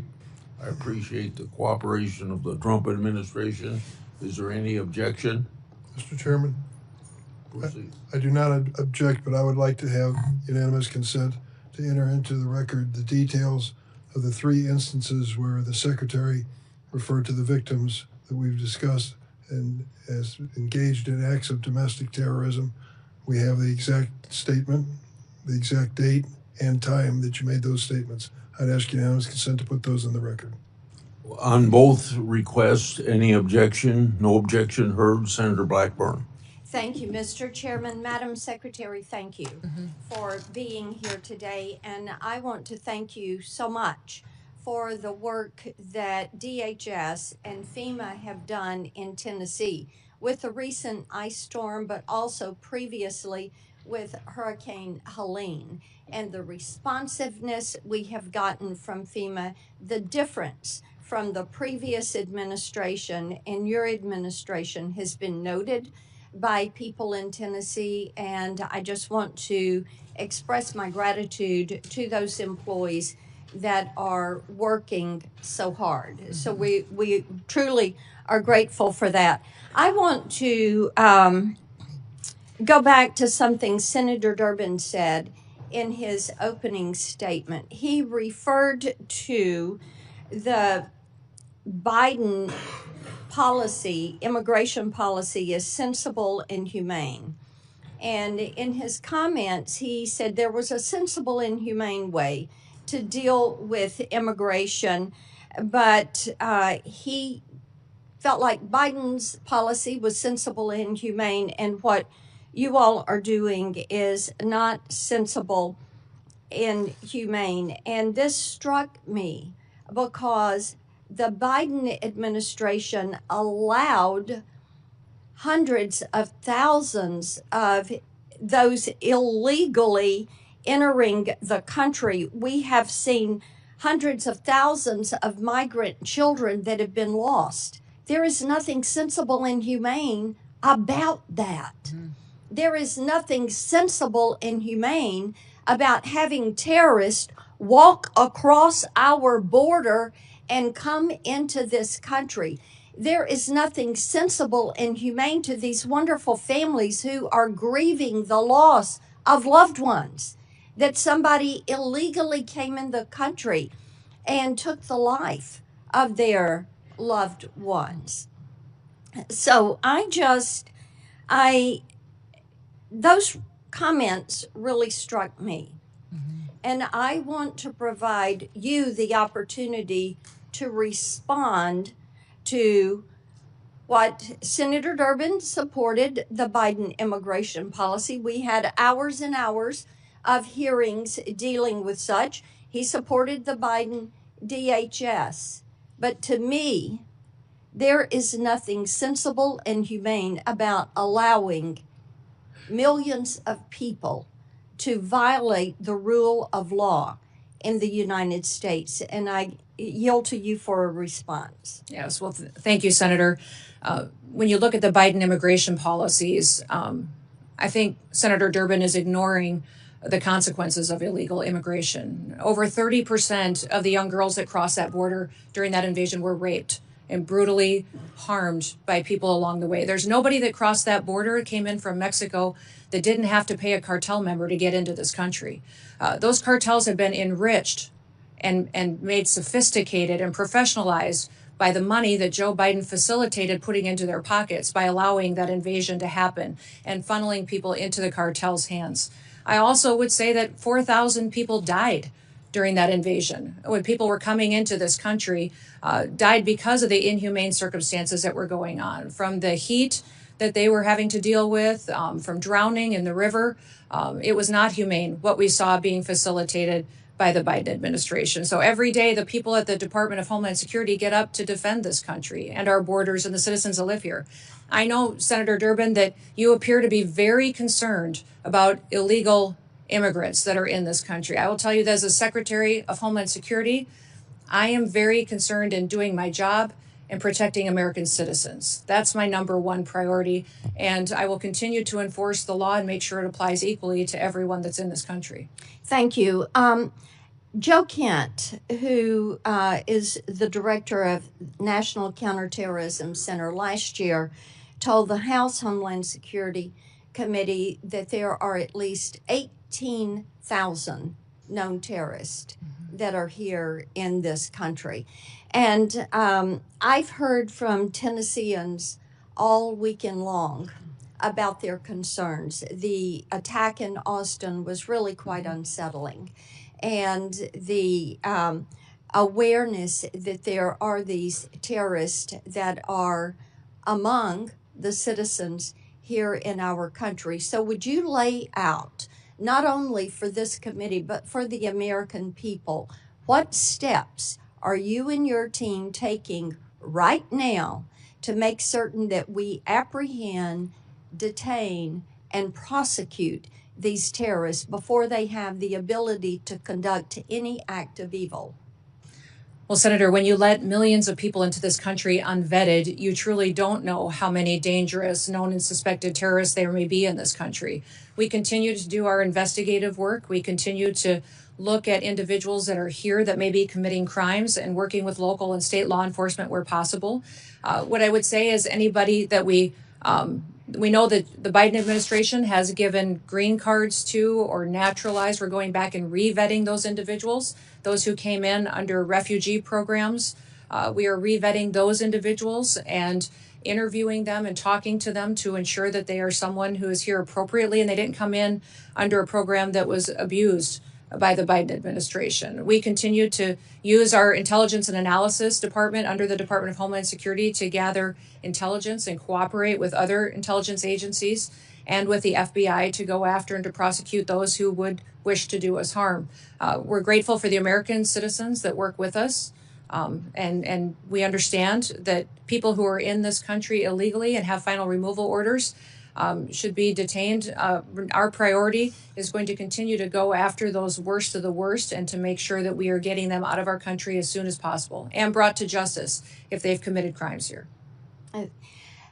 There are a couple of bills we were able to fund in the Working Families Tax Cut Big Beautiful Bill back during the summer, and we're so grateful for President Trump and the attention that he put on some of these issues of protecting the American people and making that the priority. And that's a part of upholding our oath. I think many of us were struck last week when the president asked, do you think it's the first order of business to protect the American people? And many of our colleagues on the other side of the aisle just sat there. That was stunning. So we're grateful for this focus on protecting our people. There were two bills, the Prince Act and the End Child Trafficking Now Act. These are pieces of legislation I've pushed forward. Now, this helps with protecting these children that are being trafficked, many of them globally trafficked. We're fully aware that Homeland Security investigations, and I think they're defunded right now during the shutdown, are trying to find some of these traffickers, rescue these children, and return them to their families. These two bills allow the collection of DNA and fingerprints so that we can stop this repeat trafficking of children. And I want you to talk for just a moment about the importance of having this legislation on the books and how you are using this to help break these global trafficking rings. Yeah. No, I appreciate those bills, and I'm hoping that this body will find them important and get them signed into law as soon as possible. Collecting of DNA is incredibly important to making sure that children aren't being abused or trafficked. But we saw many times during the Biden administration where the same child would be used by cartels to move individuals into this country illegally. And so one of the policies we put it back in place as soon as President Trump came into the White House is DNA testing of those individuals coming into our country. When we interdicted them, that we would ensure that they were the family that they said that they should be, and that those children weren't being moved with strangers or abused and trafficked by them. One of the things that has come up regularly when I'm out and about around Tennessee is that we have some of these mayors and governors that have recently demanded millions of dollars in taxpayer reparations for having ICE in their communities. Now, in the case of Minnesota, they're looking at as much as $18 billion in fraud. 18 billion. And what they've uncovered there, what they allowed to happen, whether they want to say they knew about it or they didn't know about it, but it appears they knew about it, and we'll let the investigation bear that out. What do you say to these mayors and governors who are defying the law by having a sanctuary city for illegal immigration, that are allowing rampant fraud of taxpayer money? It is not their money, it is taxpayer money. They allow it to happen, and then they are so brazen and calloused and disrespectful of the taxpayer, they stand up and demand reparations. What do you say to them? Yeah, it's impossible to take them seriously. The hypocrisy of saying that you care about your economy and you care about your citizens when you've allowed that kind of fraud to go forward that they have in these programs. And these programs are there to care for individuals and give services to some of our most vulnerable in society. Those individuals that have developmental disabilities, individuals who need special services in order to care for them and to help those families for a period of time with individuals and their family members that need to be that specialized care. They have stolen that from them, allowed individuals to abuse those programs, and have done it to the detriment of not just their families there, but also the businesses there and the educational entities and even their credibility to speak.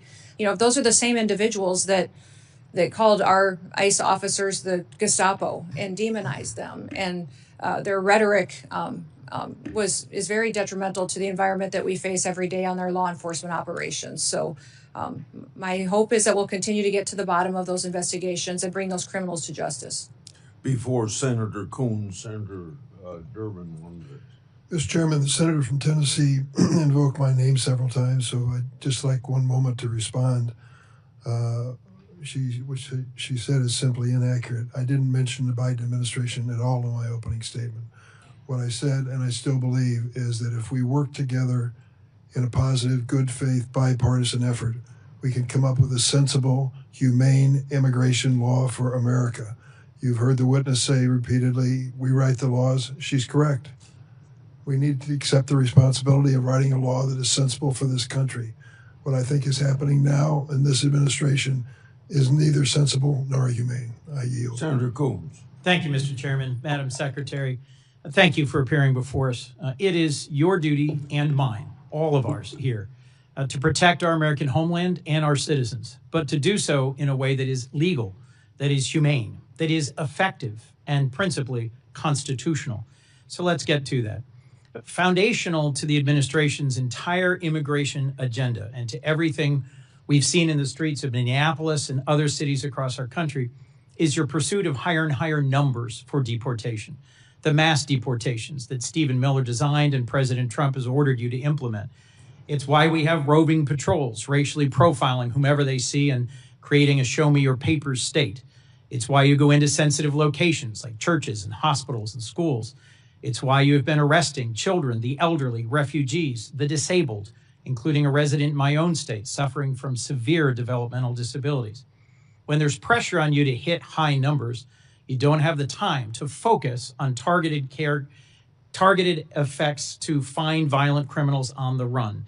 It's easier to simply round up people here breaking no laws and contributing to our communities. It's why you deny people due process and rush them out of the country. And it's why you've put poorly trained ICE recruits on our streets, engaging in reckless and dangerous tactics. Does DHS, Madam Secretary, operate on any quotas or numerical targets for immigration arrests every day?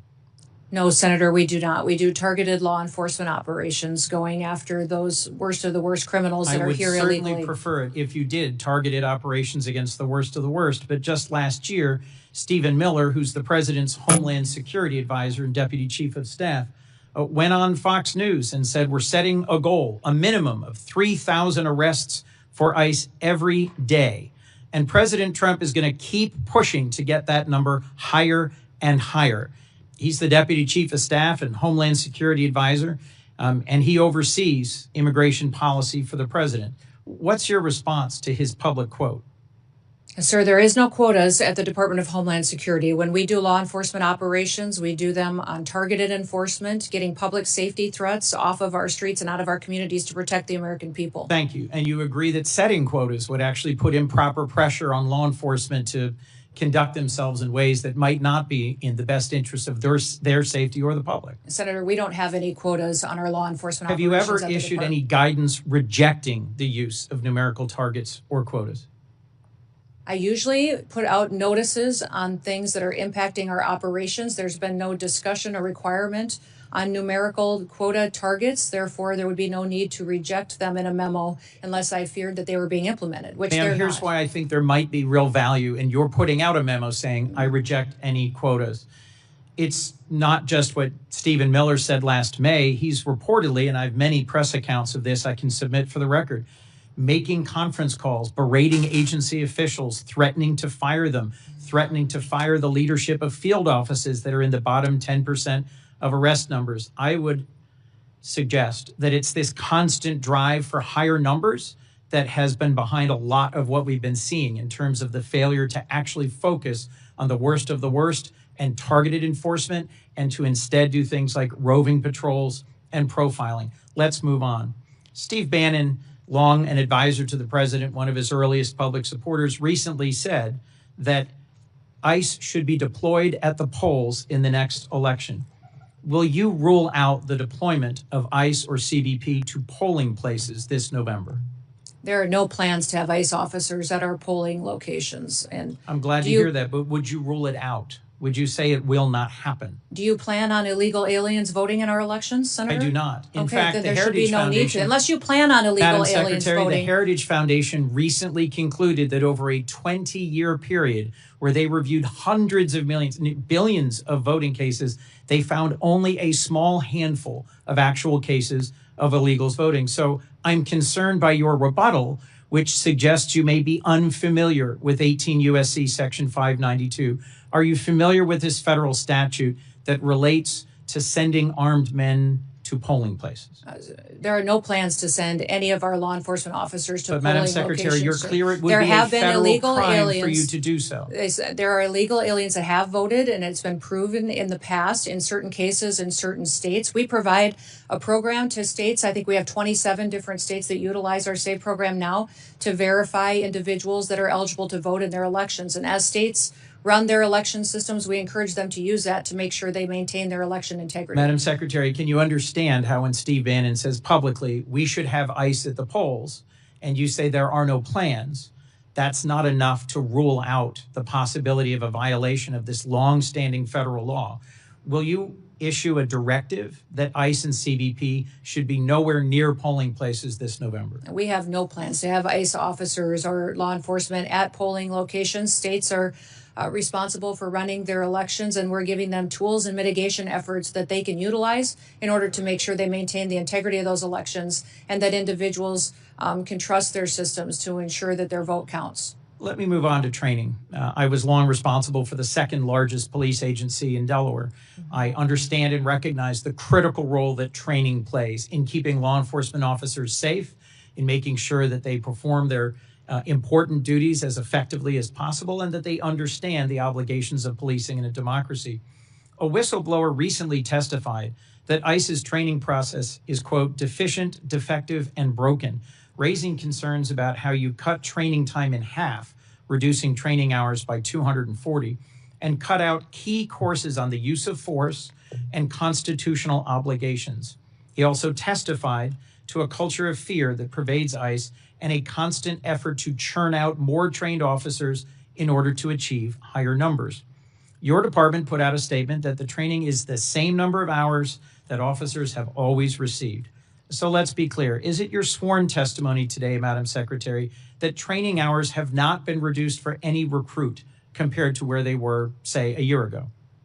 Senator, our ICE officers are trained when they come on board the department 56 days. We've changed the format of those days. Instead of 5 days a week, 8 hours a day, they now do 6 days a week, 12-hour days. We also give them 28 days of on-the-job training so they can have more hands-on experience with individuals that have served a longer period of time in law enforcement and have that experienced officer supporting them going forward. What I would say about your whistleblower is that your whistleblower came to FLETC, which is the area academy where we train over 130 different federal law enforcement agencies.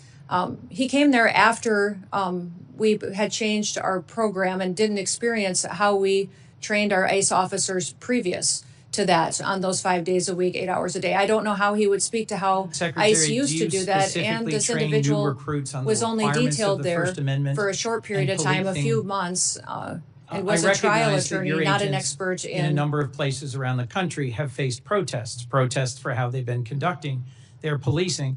Do you specifically train your new recruits on how to handle peaceful protesters in the context of the First Amendment and their rights? Yes, they are trained in that. And they are annually trained and updated with legal guidance, with constitutional provisions, de-escalation techniques, in driving techniques, medical aid, intervening, use of force. All of those are things that our individual officers are trained on. January 22nd, you put out a press release that said enforcement and removal operations, ERO training, was 42 days. But on February 23rd, just a month later, the same day that the whistleblower testified, you issued a new press release saying it was 56 days. You seem to be making it up as you go along. Help me understand how you square those quite different numbers in terms of the total number of training days. Our training for ICE officers is at 56 days with 28 days of on-the-job experience that they get as well. That continues their training, and their specialized training is above and beyond that as well. And we're grateful for those individuals, many of those individuals that have come and joined ICE. We had over 220,000 individuals apply to become ICE officers. We've hired approximately 12,000 of those, and many of those had previous law enforcement experience when they came to serve with us. Last question, Madam Secretary, about Afghans. Americans fought, served, and died in Afghanistan over 20 years. Many of our service members critically relied on translators and on Afghans who served and fought alongside them. I've gotten to know a number of them who came to this country and were thoroughly vetted and were frankly heroes who had risked their lives alongside Americans. At the moment, I believe your leadership at DHS has abandoned our commitment to the Afghans who served alongside us. There are currently many trapped in a center in Qatar, and at least 150 of them are the family of current active duty U.S. military forces. It is within your power to create a process for them to seek waivers of the refugee ban so they could come into the United States. Will you consider doing so? We'll continue to do our due diligence on vetting individuals that come into this country, especially those who came in on a refugee program, and make sure that vetting process was thorough. We found deficiencies in how the Biden administration was doing that. Will you commit to not forcing any of them back into the waiting arms of the Taliban, who will certainly torture or kill them? We'll continue to look at every situation and make sure they qualify for the programs to how they're laid out in statute. Madam Secretary, as I said at the outset, it's your obligation and mine to protect our homeland and American citizens in a way that is legal, effective, humane, and constitutional. My concern is that across all the different incidents that have been spoken about today, you are failing to do so. You are failing to deliver legal, humane, effective, and constitutional protection for the American people. Thank you, Mr. Chairman. I got three things to do before I call on Senator Britt. First of all, Madam Secretary, you can correct me if I'm wrong, but it seems to me the answer you should have given about Steve Bannon is he's not even in the administration. Correct. So why would he have any influence over what you're doing? Correct. Secondly, we're going to take a break after Britt, Blumenthal, and Schmidt. Lastly, without objection, I'd like to introduce evidence of potential human trafficking that I sent to the Biden administration as part of my unaccompanied children oversight. For over a decade, I've exposed how children in this category and the program associated with them have been subject to harm, abuse, and even sex and labor trafficking. Thanks to Secretary Noem, Trump administration, greater transparency has finally been brought to this issue. Senator Britt. Thank you. Thank you, Mr. Chairman. Thank you, Madam Secretary, for being here today. To echo what my colleague Senator Kennedy said, I appreciate you actually securing our border. The work that President Trump has done, and you alongside him, to make sure that we don't have just an actual invasion happening every day, like we saw under the Biden administration. I believe we had about an average of 5,000 people a day that came over the border during the Biden administration, many of which are unaccounted for. When we're looking at kind of what is ahead of us, I've heard Senator Blackburn and others kind of bring this up to you, but I am thinking about the children that we know that came unaccompanied, many of them with a phone number written on their arm or taped to them. Senator Blackburn mentioned that the Biden administration did away with the DNA policies. We know many of these children have been trafficked into our interior. You mentioned the rape, that 30% of women, is that right, that came correct. across our border were most likely raped in the process. The 4,000 people that died, the inhumane circumstances that were created, and the enriched cartels as a result. As a result of 4 years of the Biden administration, the cartels were stronger and more prosperous, and unfortunately had a greater grip on our interior. It is your job to make sure that we unwind that we keep American families safe, that we abide by the law, that we enforce the law. The way we do it matters. We have to do it the right way. There are countless families sitting behind you who have either had a loved one injured or lost because of the lack of enforcement of the previous administration. Do you commit to me today that you will ensure that no family has to go through this again, that you will use the tools at your disposal the right way to protect American citizens? Yes, I will use every tool I have available to make sure that we're protecting as many Americans from having to go through what these families have had to go through. And Secretary Noem, I want to talk to you about these children. Where are they? Yeah. We didn't have hearings about them under the previous administration. I want to know where they are. How many children do you think are in our interior unaccompanied for? Are they being sex trafficked, labor trafficked? Where are they? Yeah. And how many have you found? And what is your plan to find all of them? Every one of those children deserves to be seen, deserves to be found, and I appreciate the president's commitment to making that happen. I want to know what you're going to do to follow through with it. We're going to continue to do our work. We found 145,000 of those children so far, identified them, returned them back to their loved ones, and taken care of them. We will continue until we find every single one of them. The Homeland Security investigations teams are the most specialized law enforcement officers for getting into these networks, these trafficking networks, and making sure that they're not just finding one child, but finding the network that is trafficking hundreds of children, and make sure that we're bringing them back home and helping them heal. Well, let's actually talk about HSI. We have heard ICE be vilified across the nation, called Nazis, called Gestapos. I want to talk about ICE HSI for a second, because you just mentioned it. When we are looking at finding child predators, when we're looking at finding people who are exploiting children, when we're looking at cyber crimes, human trafficking, when we're looking at drug smuggling, weapon smuggling, HSI does the hard work, do they not? Yes, they do. I want you to see behind me. These are some of our most notorious and high-profile criminals in recent years. Sean P. Diddy Combs, El Chapo, R. Kelly, Jared Fogle, Josh Duggar, the Merchant of Death, Victor Boot. And what do all of these criminals have in common? All of them were brought to justice with the help of ICE, HSI. Does that sound like the work of Nazis or Gestapo, Madam Secretary? No, it does not. This sounds like an agency that is working for the American people, who is taking bad actors off the streets and is doing the hard work for our most vulnerable. Can you speak a little bit to the work that you've seen HSI do?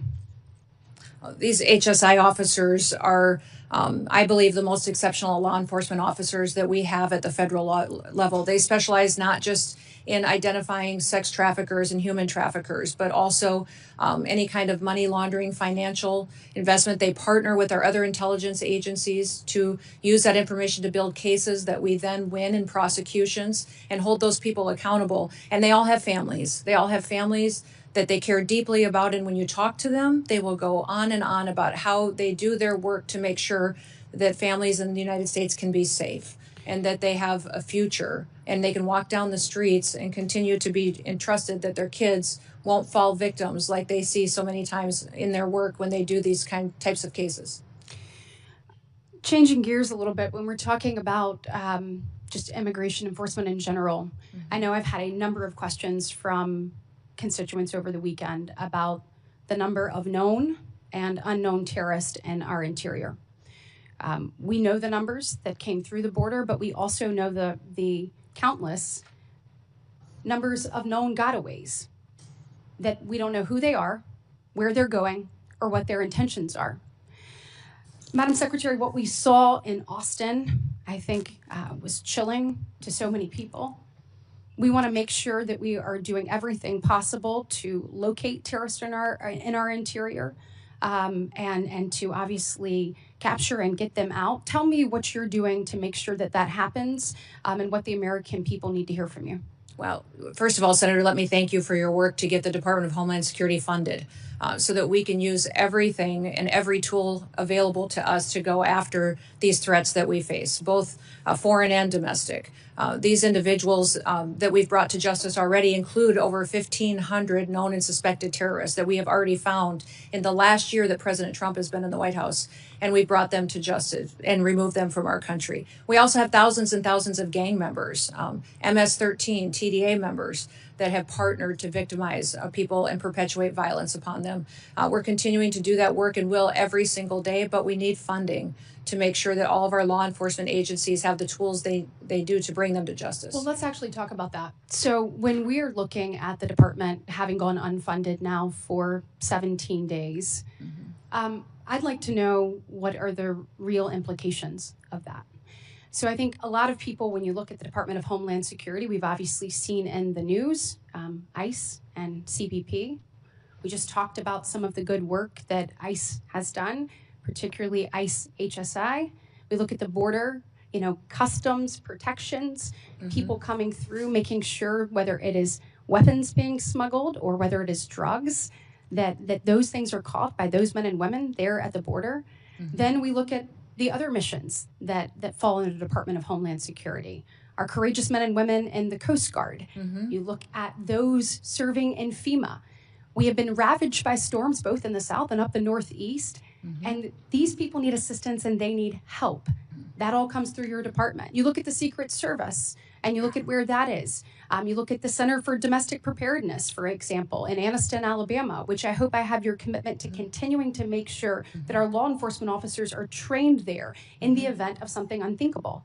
Yes, And absolutely. as we look at all of this and our TSA officers, I was struck by what I saw. Actually, you have put this up here behind me.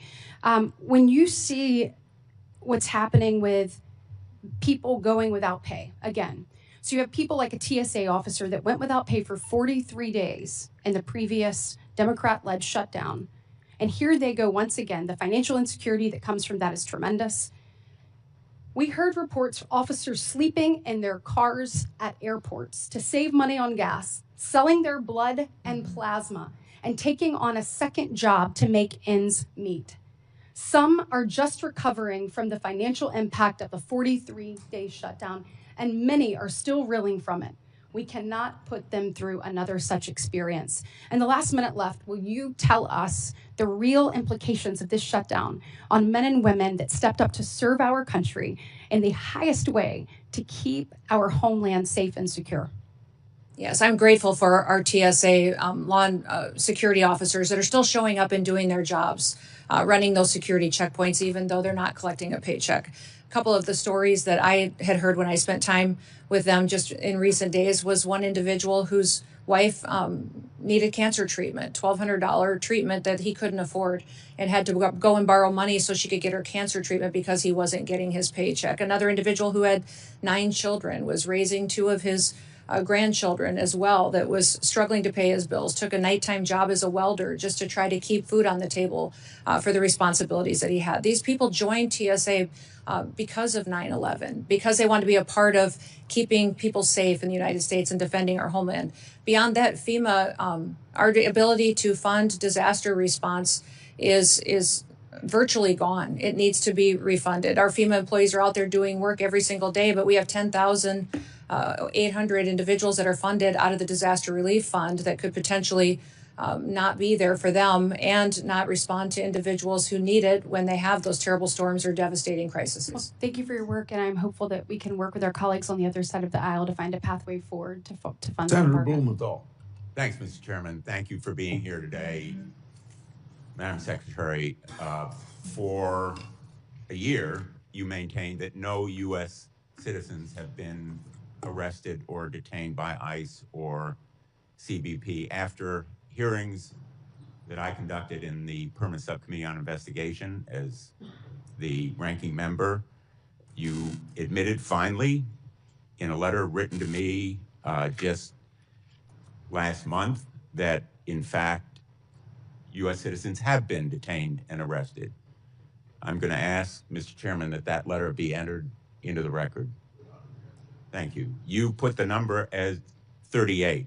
Far more American citizens have been arrested by ICE and CBP, probably in the hundreds, perhaps the thousands.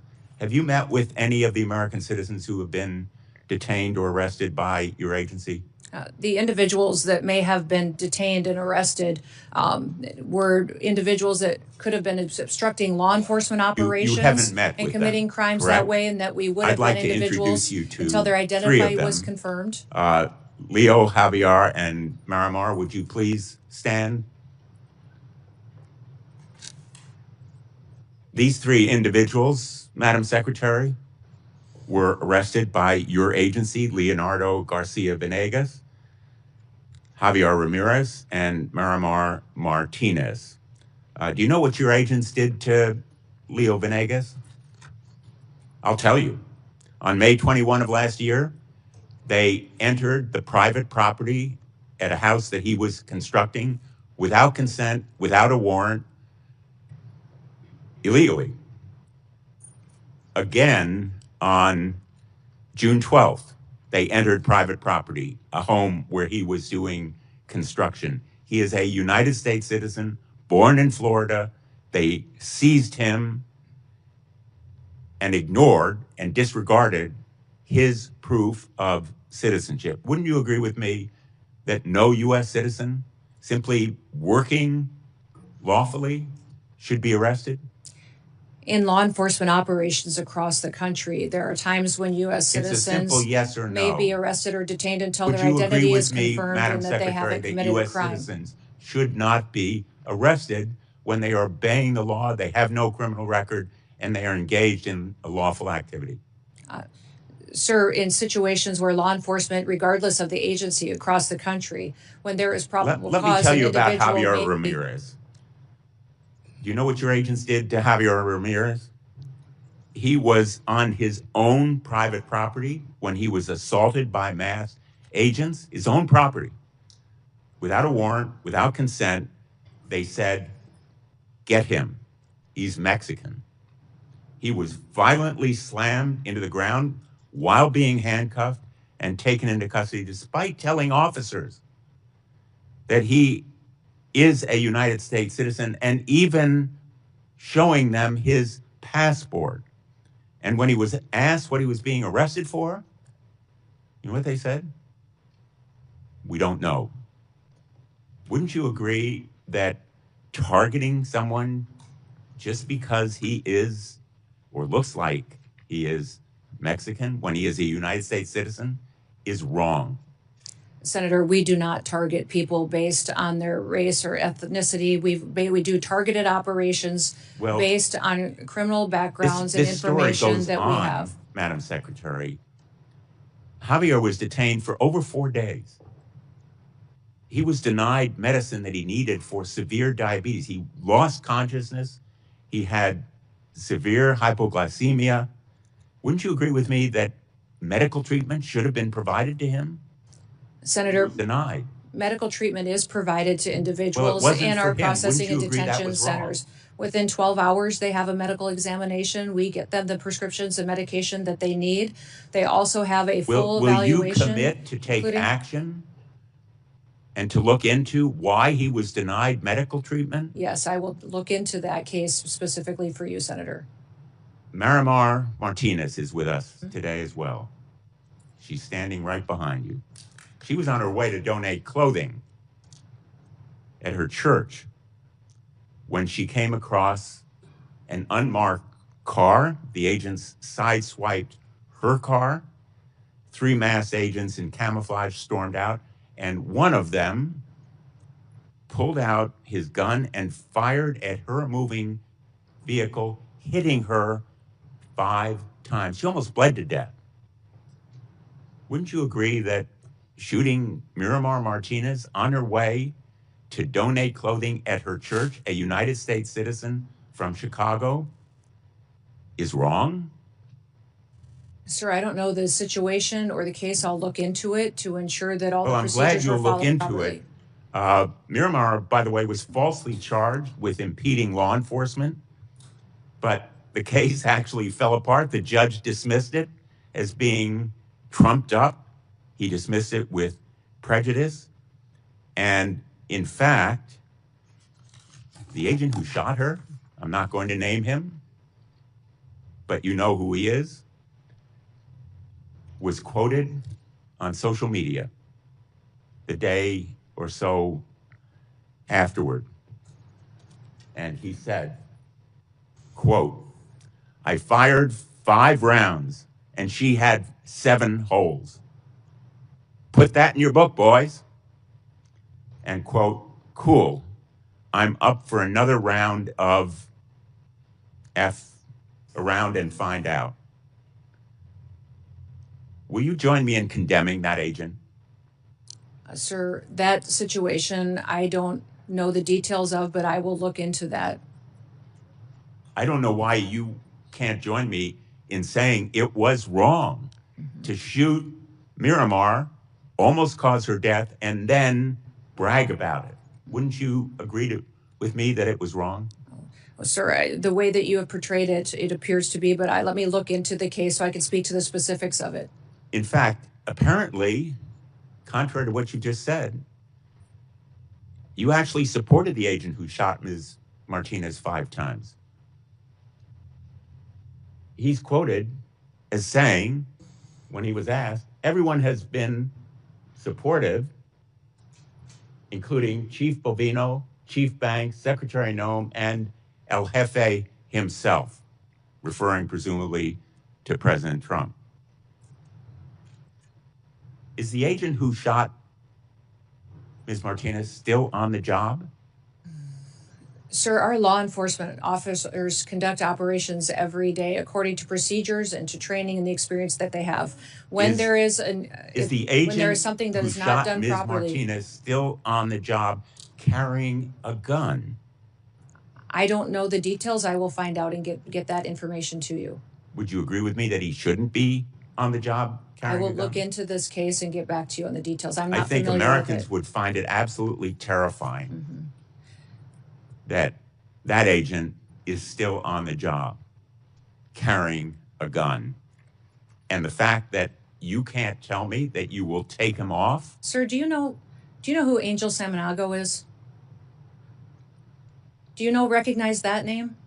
This is I an think individual we're talking about that was an murdered egregious in your illegality state here, by an a illegal violation alien, of rights and trust. duct taped. The answers are It looked very like it was simple, an assassination. And I would have hoped I haven't that heard you say one could victim's give better name answers today from illegal to these immigrants that 3 are here individuals. perpetuating Would you like violence to say against anything people. to Ms. Miramar? I'd Ms. like to hear you Ramirez, say the or name Mr. of one of our victims Venegas? of illegal criminal activity and fight for one of those victims so that we can stop as many of them from being created in the future by people who should never be in this country to begin with.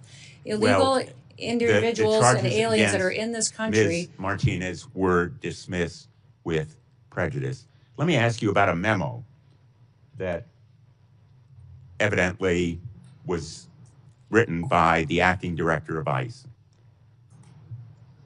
This memo, have you seen it? I can't tell what it says. I see lots of memos. I see Well, this memo many a is day. by acting director Todd Lyons. It's been frequently referenced in the hearing that I conducted by the whistleblower who testified, Brian Schwank, as being the basis for instructing ICE agents.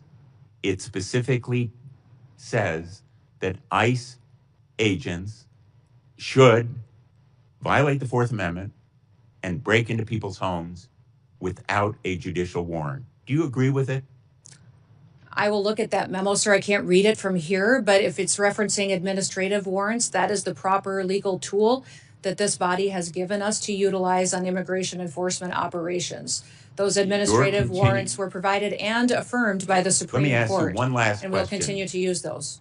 Madam Secretary, does Corey Lewandowski have a role in approving contracts? And if so, what is that role?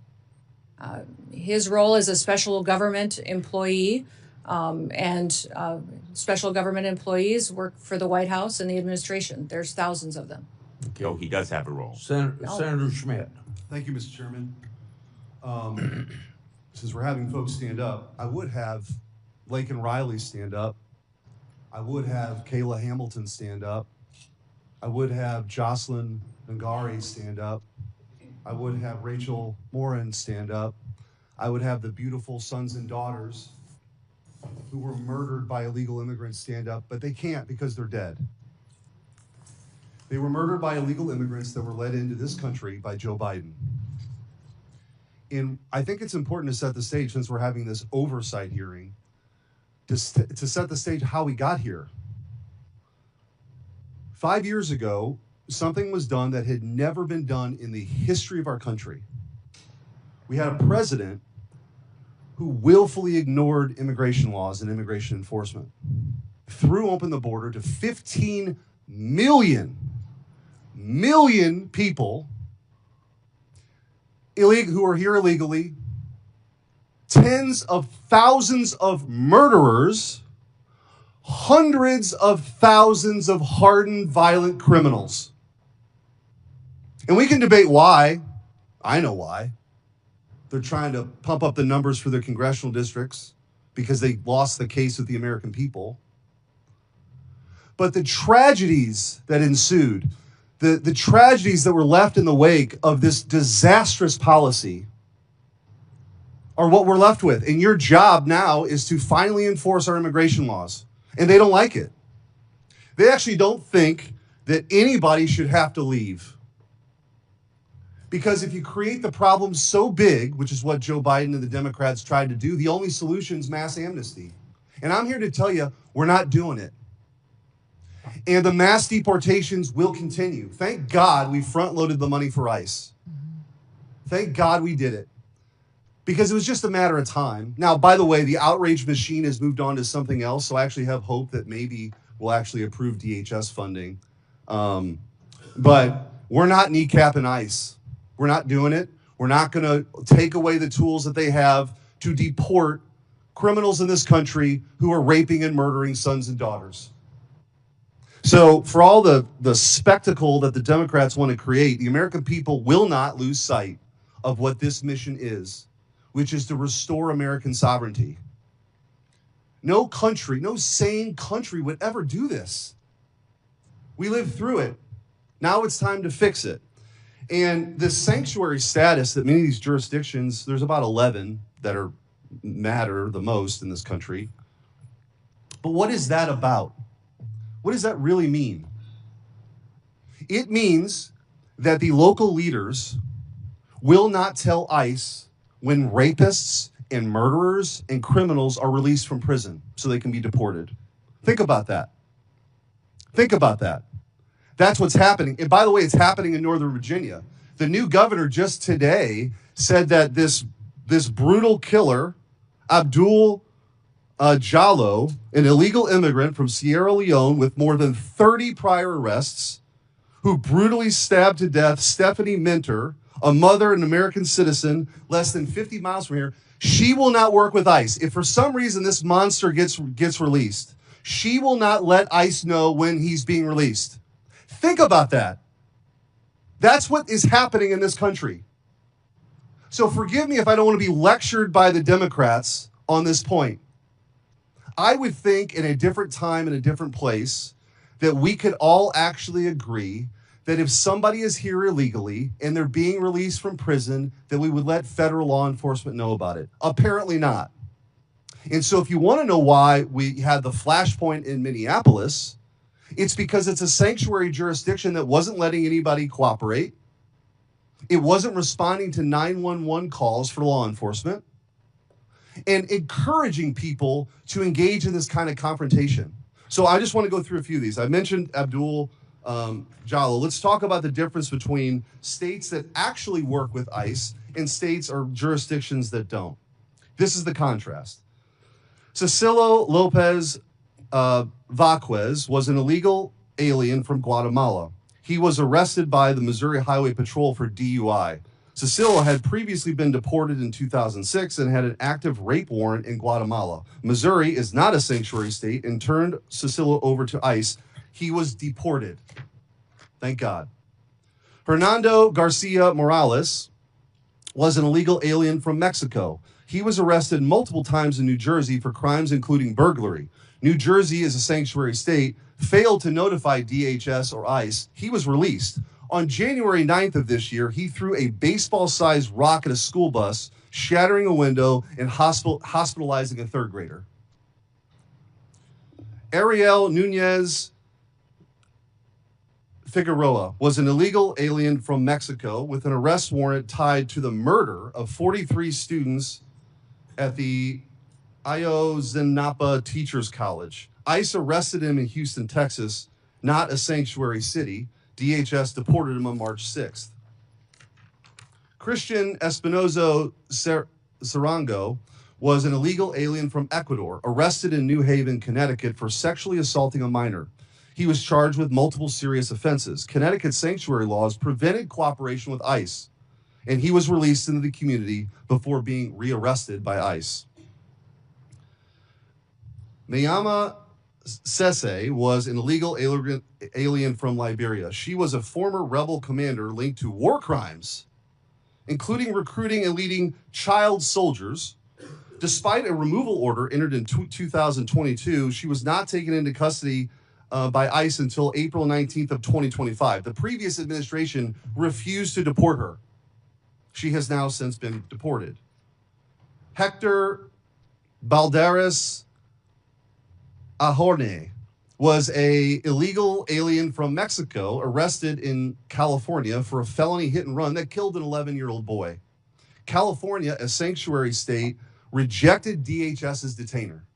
Hector has a bond of $100,000 that could allow this guy back on the streets. We don't know. If he's released, they're not going to tell ICE. Luis Elias Santos was convicted of statutory rape in Boone County, Missouri. Missouri cooperated with ICE. ICE took him into custody on February 20th, 2026, and assuming he will be deported. Finally, Hugo Rene Hernandez Mendez was arrested in Prince George's County, Maryland, for DUI. The county did not cooperate with ICE and released him. Months later, he murdered Dakara Thompson, a 19-year-old woman. She would be alive today had Maryland cooperated with ICE.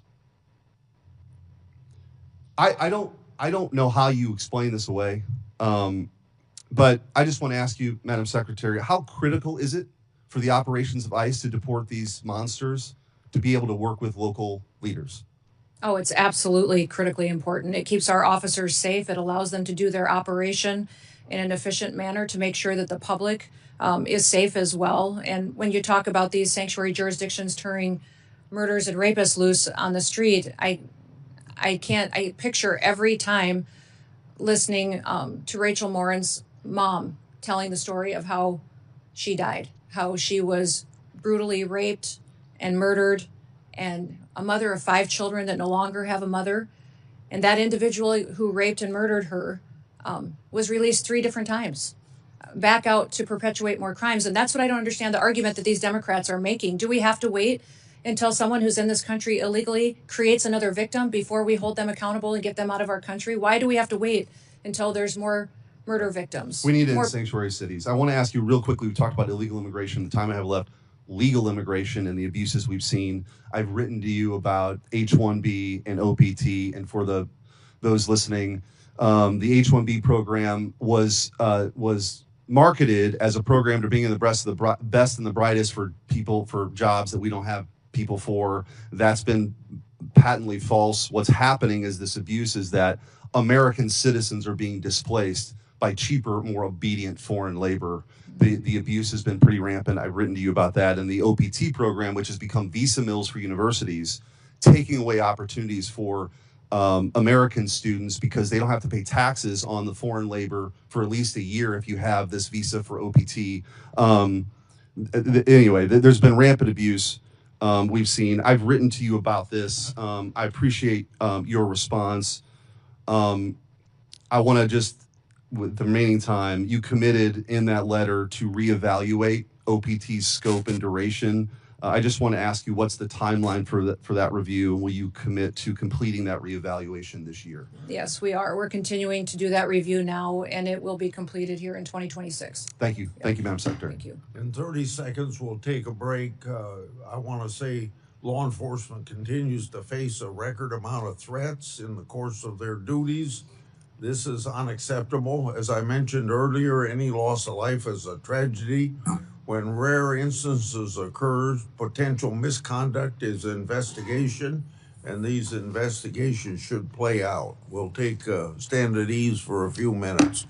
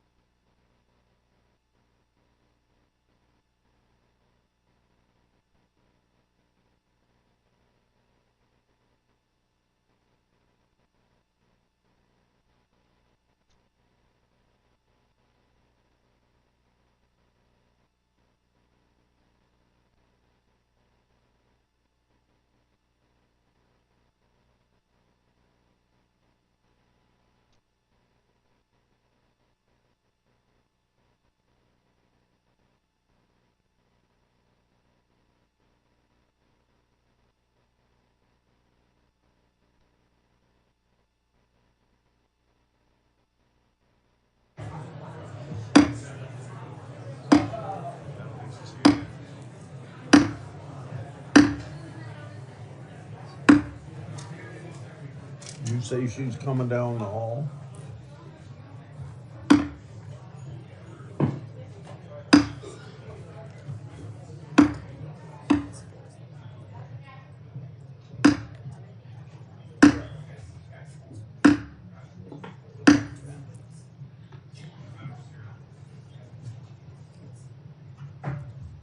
The secretary's just about here, and when she gets here, Senator Ronald will be the first person to question.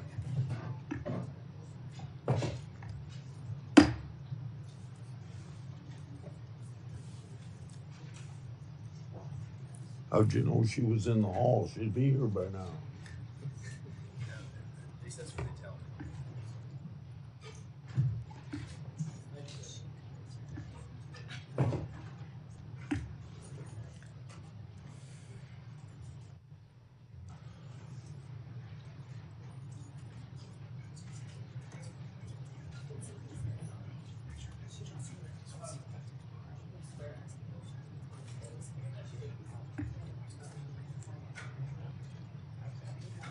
Is she coming through this door? Yes, sir. She'll go through here.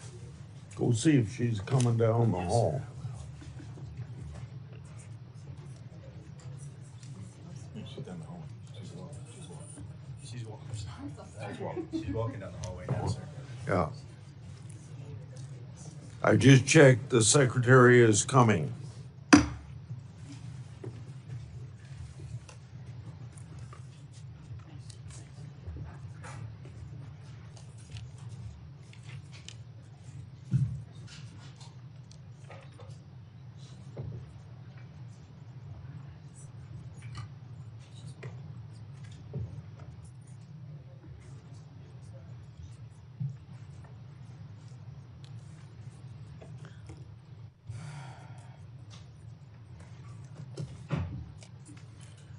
Tell me, Secretary, when you're ready.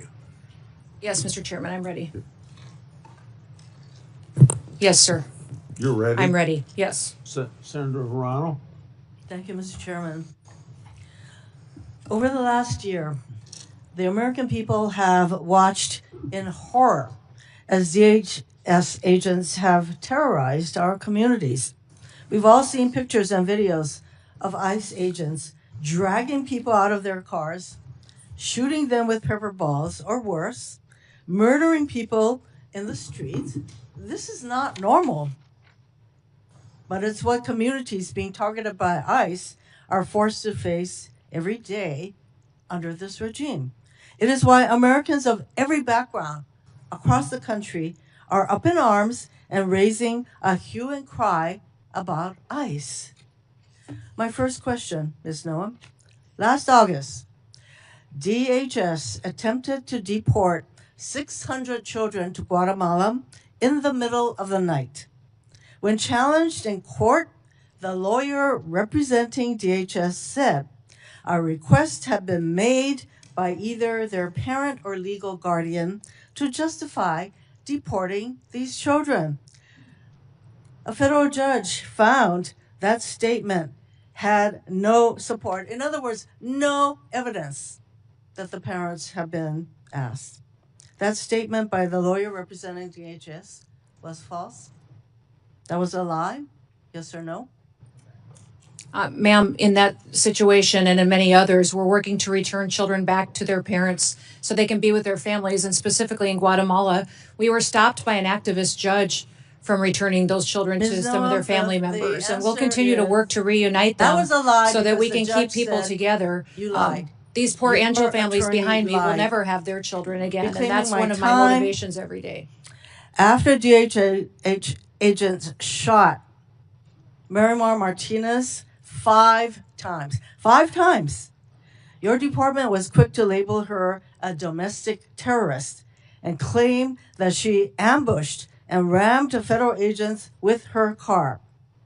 She was even criminally charged, only for those charges to be completely dropped when body camera footage showed the truth, that during the incident, the DHS agents announced that it's time to get aggressive and then rammed her car. Secretary Noem, DHS was lying when it said Ms. Martinez was a domestic terrorist who ambushed federal agents? Yes or no? That was a lie.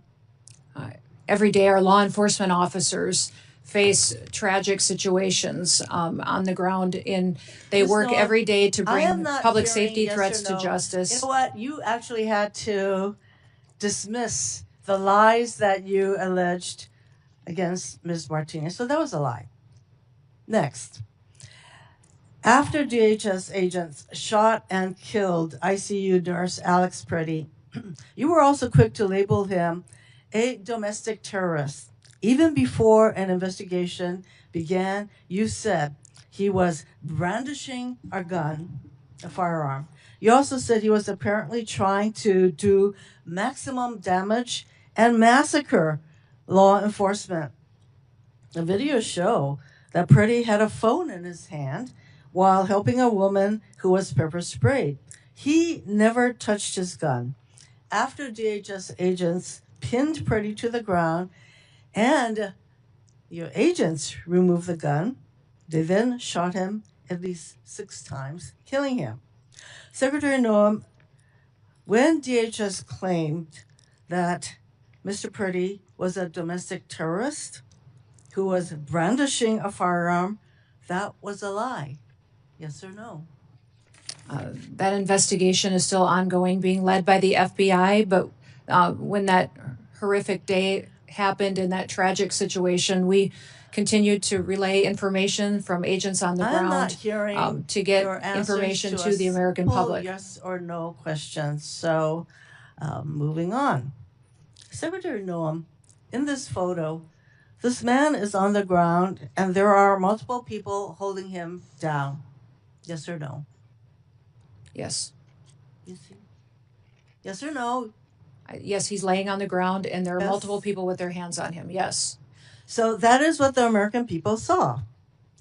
This man is completely subdued on the ground with multiple DHS agents on top of him. Despite being pinned down, a DHS agent soaks him with pepper spray, which can blind and burn a person. You can't even see his face. That yellow substance is pepper spray because your agent deemed it necessary to cover his face with pepper spray. Next photo. In this photo, the man with the clergy collar is surrounded by multiple DHS agents. Yes or no? Yes. Showing you a picture, yes or no? Yes, ma'am. That is what the American people saw. This man is Reverend David Black, who is the senior pastor of the First Presbyterian Church of Chicago. He had his arms up in prayer when ICE agents fired pepper balls directly at his head. They shot him 7 times, including twice in his head. Next photo. In this photo, do you see the woman on the ground? Yes or no? Yes. That's what the American people saw. This is just after your DHS agent violently shoved her against the wall and down to the ground in front of her 2 young children. She later went to the hospital. Secretary Noem, under your leadership, DHS attacks Americans and acts as if the law doesn't apply to them. That recklessness and lack of accountability stem from the lies that you and your partners in this regime are constantly telling. Oh, it's domestic terrorists. They were aggressive, whatever. Meanwhile, Stephen Miller, a top White House official, declared to an ICE officer, you have federal immunity in the conduct of your duties. To all ICE officers. That is Stephen Miller.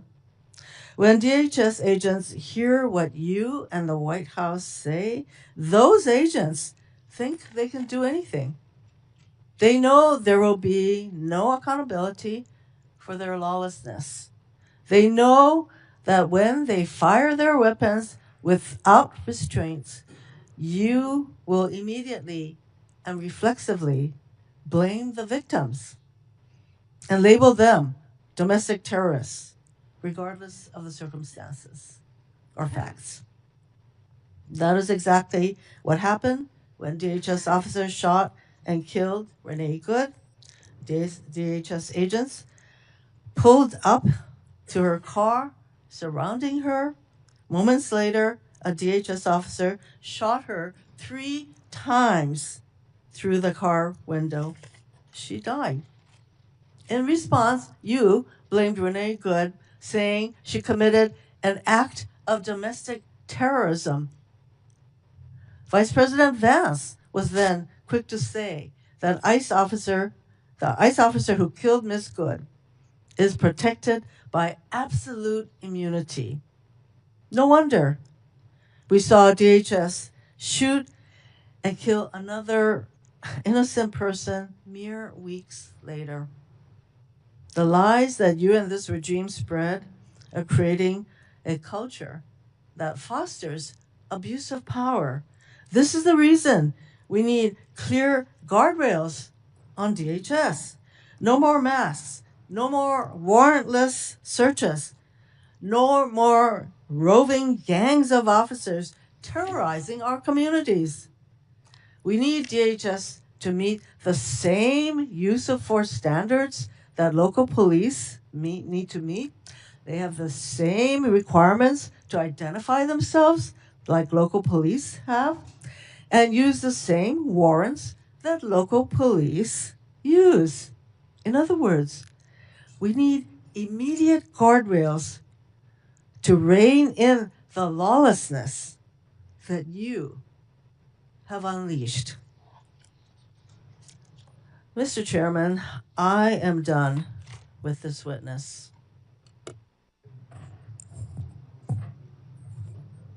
Thank you, Mr. Chairman. Secretary Noem, thank you for being here. I'm really glad that a lot of my Republican colleagues talked about the disaster that Biden and Mayorkas, your predecessor, created. It was absurd. You heard the things from Senator Brett, people that came over here who themselves were traumatized by the very people who then come to this country and traumatize American citizens. You heard Senator Schmidt saying the same thing. A lot of us are very frustrated with the disaster that President Biden left behind and a failed DHS. It's why I'm angry, and it's why I've been critical of you, Secretary Noem, because we're missing an opportunity. Ladies and gentlemen, one of the reasons President Trump won a year and a half ago is because people were sick and tired of a Democratic administration's open border policy and allowing millions of people to come to this country, 1.7 million called gotaways. We don't even know where they are, but we know when you pay a premium to a cartel to get them into this country, they're bad people. Now, why have I been critical of Secretary Noem? Because I don't think we're focusing on, we have limited resources. ICE can't be everywhere at once. There's very few people in Capitol Hill that support law enforcement more than me, including the sworn ICE officers.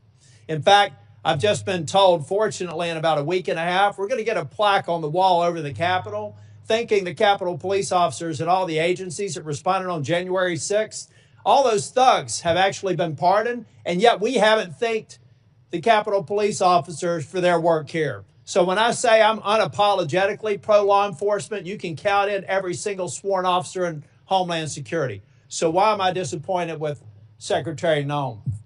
Because we're not going after enough people who did this damage at the expense of running numbers that Stephen Miller wants out of the White House. We just want numbers. We want 1,000 a day, 6,000 a day, 9,000 a day, because numbers matter, right? No, they don't matter. Quality matters, not quantity, quality. And what we've seen is a disaster. Under your leadership, Ms. Noem, a disaster. What we've seen is innocent people getting detained that turn out are American citizens. I could talk about the culture that's been created here with Stephen Miller aiding and abetting. I heard first reports that he was the one that said it was a domestic terrorist situation where 2 people lost their lives in Minneapolis. I've heard that report. Maybe you can refute it. I don't know that we'll have time for you to respond because I'm giving you a performance evaluation here. I'm not looking for a response. And I'm saying, Ms. Noem, that time after time after time I've been disappointed. But before I get back to looking at the vicious people that did this damage to these families, I want to talk a minute about FEMA. You have a policy right now that anything over $100,000 has to go through your desk for approval. I asked my staff, because I'm a management consultant, I don't try to do cheap shots in here, but the facts do not lie. This is your administration for FEMA response. This is President Trump's first administration. Which one would you like to have? If you're a state that has a $60 billion disaster, your biggest disaster in South Dakota that I can tell that when you were an elected official was about $500 million. So 1/100th of this single storm where thousands of people are hurting in North Carolina and you're just barely catching up. This is what competent FEMA leadership looks like. This is what incompetent FEMA leadership looks like. And people are hurting in Western North Carolina from the most significant storm they've ever experienced. This is what we need more of. I'm convinced you can't do it. If you're requesting a review of $100,000 and up, then it begs the question, why? Why would you be involved in that? Why would that be a policy? And in a minute, I'll ask about some people that are involved, some special government employees. Why are they involved in it? Thank you. Senator, no, that you can finish that $100,000 only had to do. And I will hold the clock until I finish. Okay. The bottom line is, I've done the analysis, and you can say whatever you want to. I've worked with the Democrat governor. I've worked with the Republican governor. I've worked with fiscal research. We have people contacting my office now to get the information to better understand the failure of this department. You failed at FEMA, and in fact, if I get to it, actually, why don't I cover this right now? The Homeland Security Act of 2002 expressly prohibits the Secretary of Homeland Security from restricting or diverting FEMA resources from the agency's mission. Based on your disaster response, the chart that I just showed you, I have reason to believe that you're violating the law, either knowingly or unknowingly. So I'll be asking and getting a submission to the record, submitting a question for the record, what the total amount of FEMA reimbursements are currently being held by DHS, awaiting for final approval. Held by DHS, awaiting for final approval for an agency that you should not be obstructing the disbursement on. I'm going to give you time to answer to it under penalty of perjury so that we can get it right. Now, going back to Minneapolis, why can't we just say we made a mistake? I will ask you one question, if you could just give me a quick response. Who does Tom Homan work for? You or the president? The president. Okay. Why is that? Because I believe the president recognized that you weren't getting it done in Minneapolis, and you're putting us further away from pointing to this. We're beginning to get the American people to think that deporting people is wrong. It's the exact opposite. The way you're going about deporting them is wrong. The fact that you can't admit to a mistake, which looks like under investigation, is going to prove that Miss Good and Mr. Petty probably should not have been shot in the face and in the back.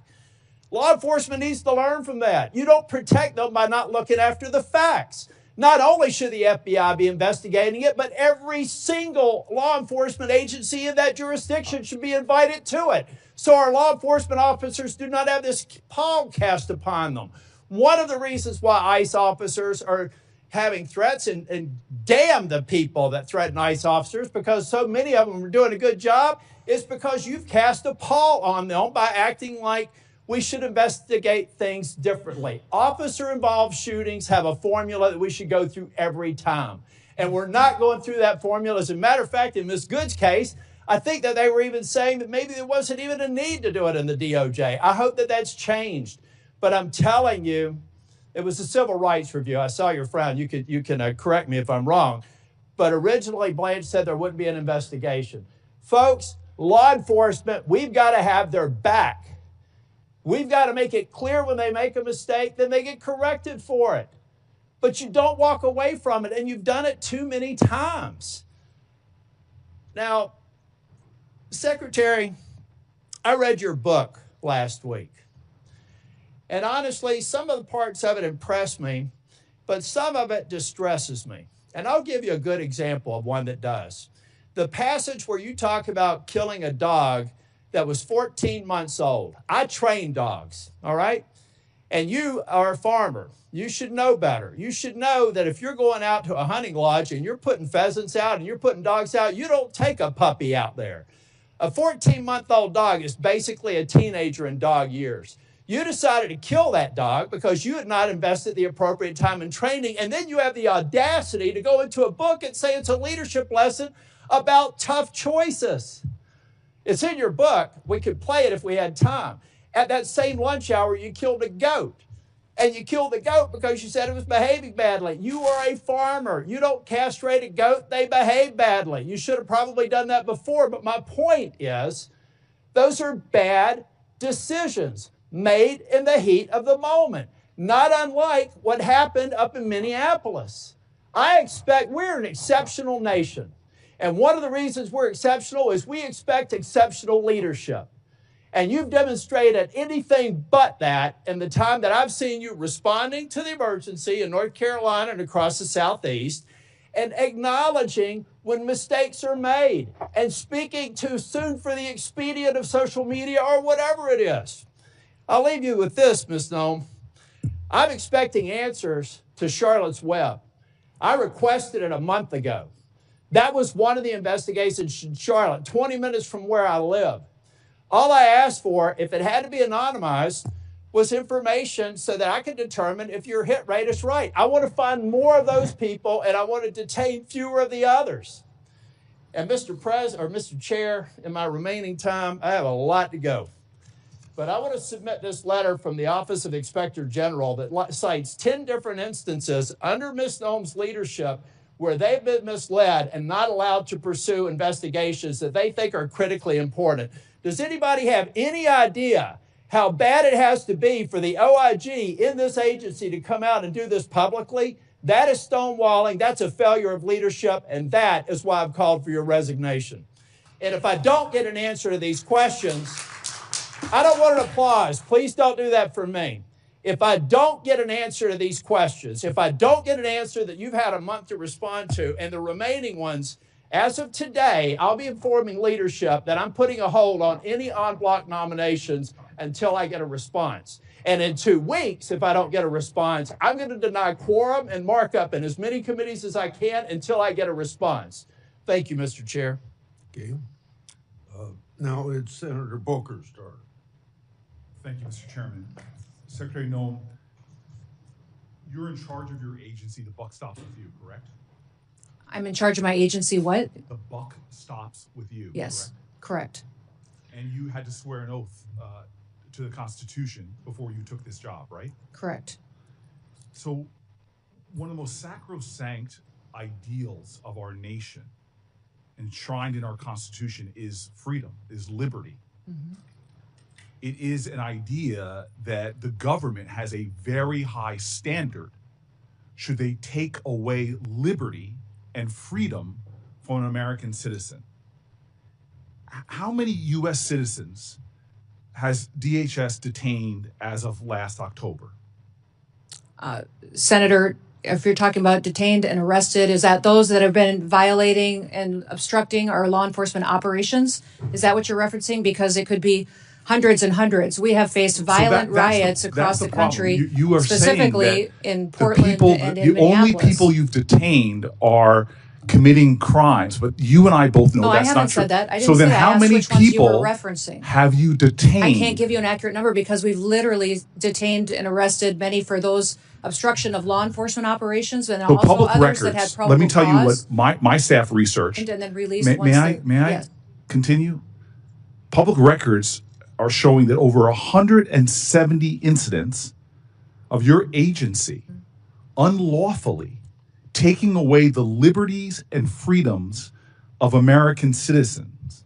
This includes 20 children, 20 American kids that your agency detained.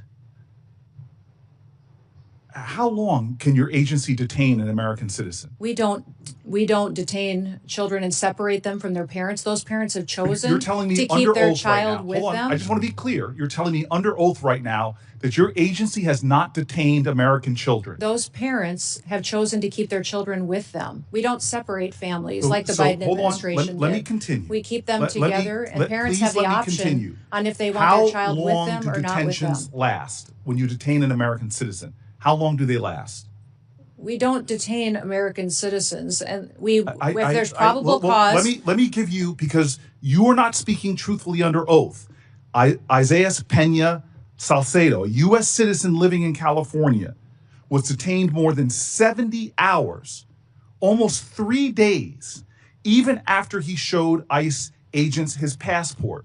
My colleague, Senator Blumenthal, gave you example after example. He brought people here who had something else we Americans consider sacrosanct: our home, our property. Your masked agents jumping out of unmarked cars have broken into, considerable property damage occurring, into American citizens' homes. Case after case of this, and you sit here before me and claim the buck stops with you, but you don't even know the names of these individuals. I ran New Jersey's largest municipal police department. When my officers engaged in misconduct, you can be damn well sure I knew about it and I investigated it. And yet you have situations where your officers are violating the sanctity of people's homes, arresting and detaining them and holding their children, and you're acting as if you don't know about it and saying that under oath. Miramar Martinez, who is here right now, on her way to church, an American citizen going to church, not just to worship, but to donate clothing. Your officers shot her multiple times. The case was thrown out of court, and you represent here that you don't know about it. In New Jersey, are you aware of your officers' activities in places like schools? Are you aware of your officers' activities at our public schools? Sir, we don't go into schools and do targeted law enforcement operations. We do targeted law enforcement operations like other agencies. So you're and law telling me that enforcement ICE officers entered the grounds of a high school in Minneapolis? That's a fact. Elementary school children in New Jersey are terrified of your agents. When they came upon a school bus stop, they fled. Another school, a higher education, Columbia University, your agents reportedly lied to students, told them they were searching for a missing person to gain access to private spaces, to non-public areas of campus. Secretary Noem, these are kids. They're terrified in our communities. How do you think that affects them when children in my state go running, fleeing, and often you all pursue children, throwing them to the ground, getting on their backs, putting them in handcuffs? I want to talk to you about this incredible empire of for-profit companies that are profiting at rates we've never seen, and the way you're using money. Let's drill down on the warehouses that DHS has been buying over the last several months, totaling hundreds of millions of dollars. Are you familiar with the acquisition of a warehouse DHS recently bought in Roxbury Township, New Jersey? Yes. You are familiar with that? Mm-hmm. I'm Do you familiar know how much you spent for it? No, sir, I do not. $129.3 million. Do you know how much it was assessed for in New Jersey? Sir, we're purchasing centers across the country to build efficiency into our detention system. Efficiency to so me, that we as a person who's run tight budgets before and had taxpayer dollars, you paid $129.3 million for a facility in my state that was assessed at less than half of that, at $62 million. To work for a president that says he's a great deal maker, I can't believe he thinks that you're a great deal maker. But what's worse than that is that the Roxbury Township Council, comprised entirely of Republicans, voted unanimously early this year to oppose that facility. My office tried to facilitate a meeting between DHS and local officials so that ICE could hear their concerns, yet DHS did not even respond. That is unacceptable, that you all would enter a town, you wouldn't even follow environmental reviews or have conversations with local officials about the resources, from emergency resources to fire resources and more, that you're going to pull down. You didn't even have a conversation. Secretary Noem, do you comply with court orders? Yes, we do Your comply with court agency orders. complies with court orders. Yes, we That- comply that with federal again, court you were orders. saying under oath that you do, and yet we know in January the chief judge, Republican appointed for the Federal District of Minnesota, found that ICE had violated nearly 100 court orders since January 1st alone.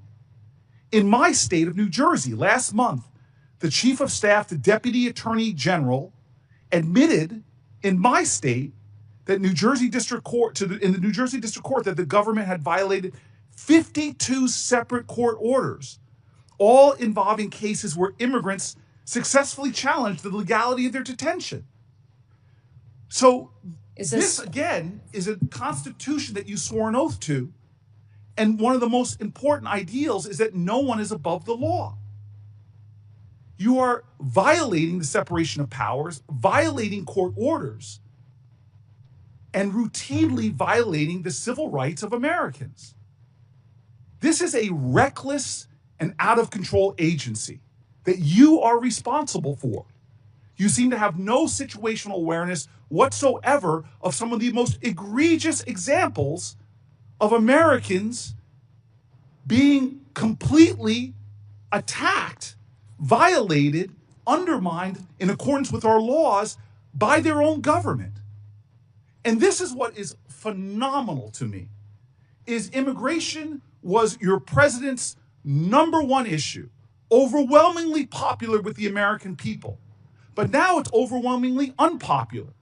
And it's not because you are deporting dangerous people that everybody here wants out of our country.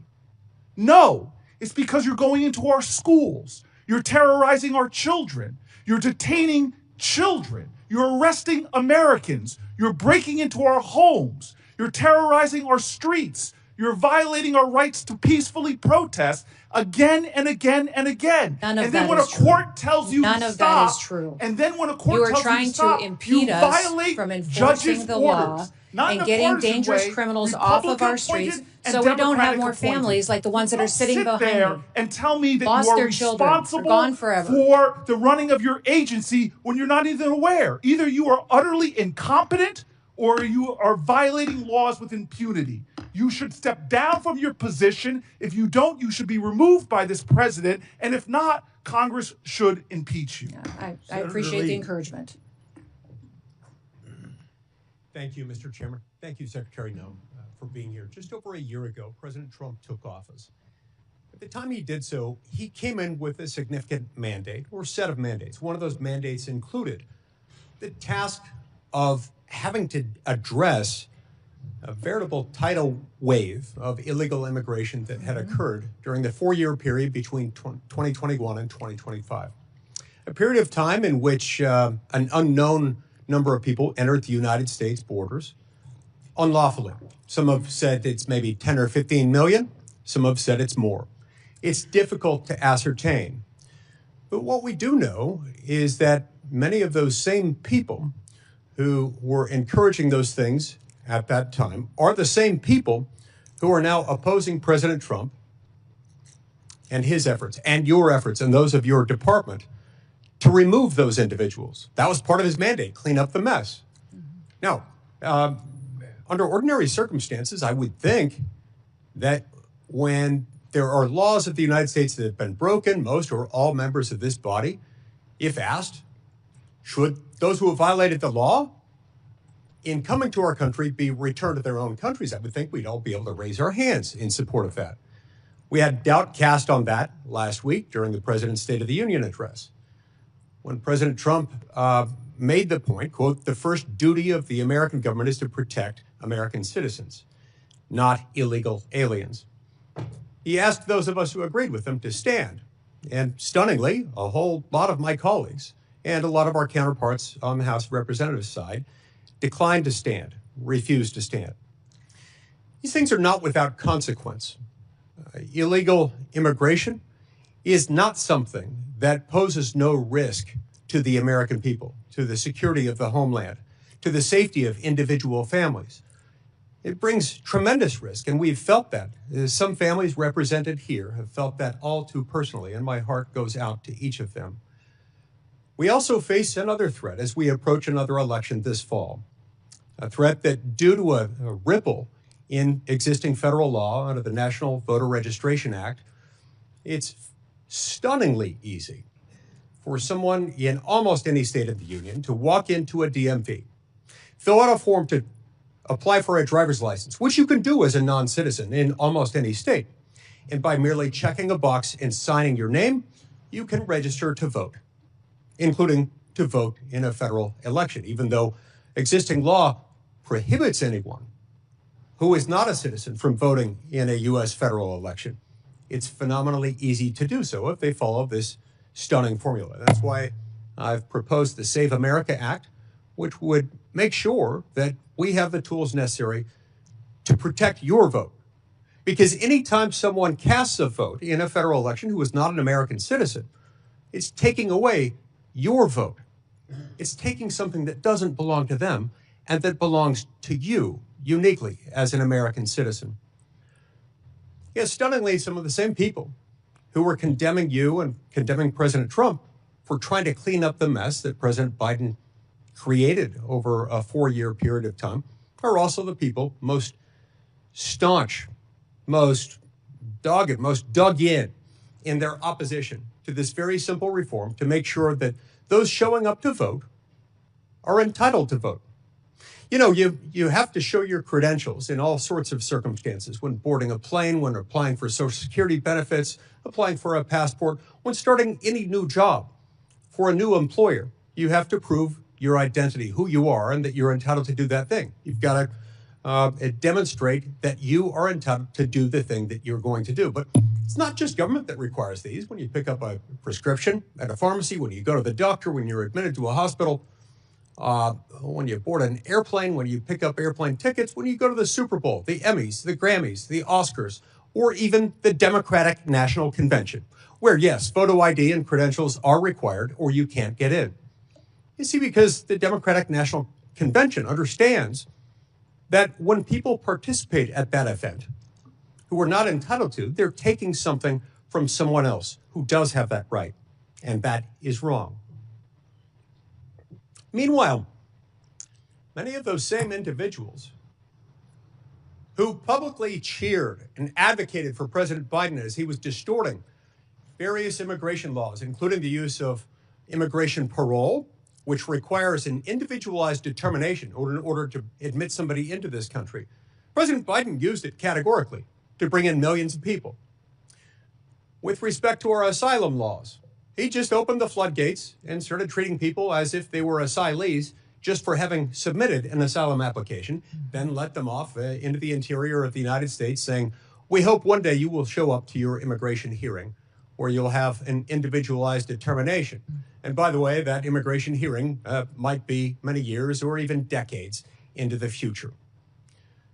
So the same people who were applauding that are now condemning you and condemning President Trump for just trying to enforce the law. And those very same people today want your department, the entirety of it, to remain shut down, to remain defunded. Secretary Noem, tell me how that is affecting your operations within the department. Either your operations, your ability to protect the American homeland from those who have come here illegally or otherwise. How is that harming the families of those who work in your department? How is that harming the American people and undermining their safety? Well, the patriots that work at the Department of Homeland Security still get up every day and do their jobs and work hard to protect the American people. There's individuals in some of our departments, though, that have been furloughed that it's not an option for them to come in and they're not getting paychecks. They're not able to pay their rent, put food on the table for their kids. Our cybersecurity agency has lost hundreds of workers that have been furloughed. We've got weapons of mass destruction that does training for detecting bombs and terrorist activities across the country and works with our local law enforcement, has been furloughed and is not on duty today. We have ICE and CBP and officers at Secret Service and some Coast Guard elements that are still there and are essential employees that are showing up and doing their jobs, but their support staff isn't able to work and their contracting isn't getting done and their management practices aren't getting done and those families are struggling.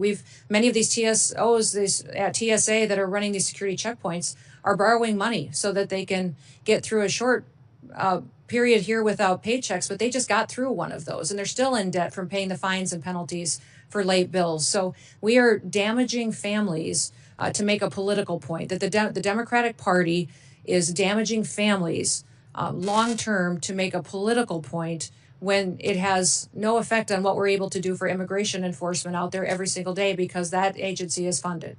You know, you've heard from some of those same colleagues of mine today on this stand that they're negotiating, that they've made their offer, that they've made it fairly easy for us to fund your department with their conditions.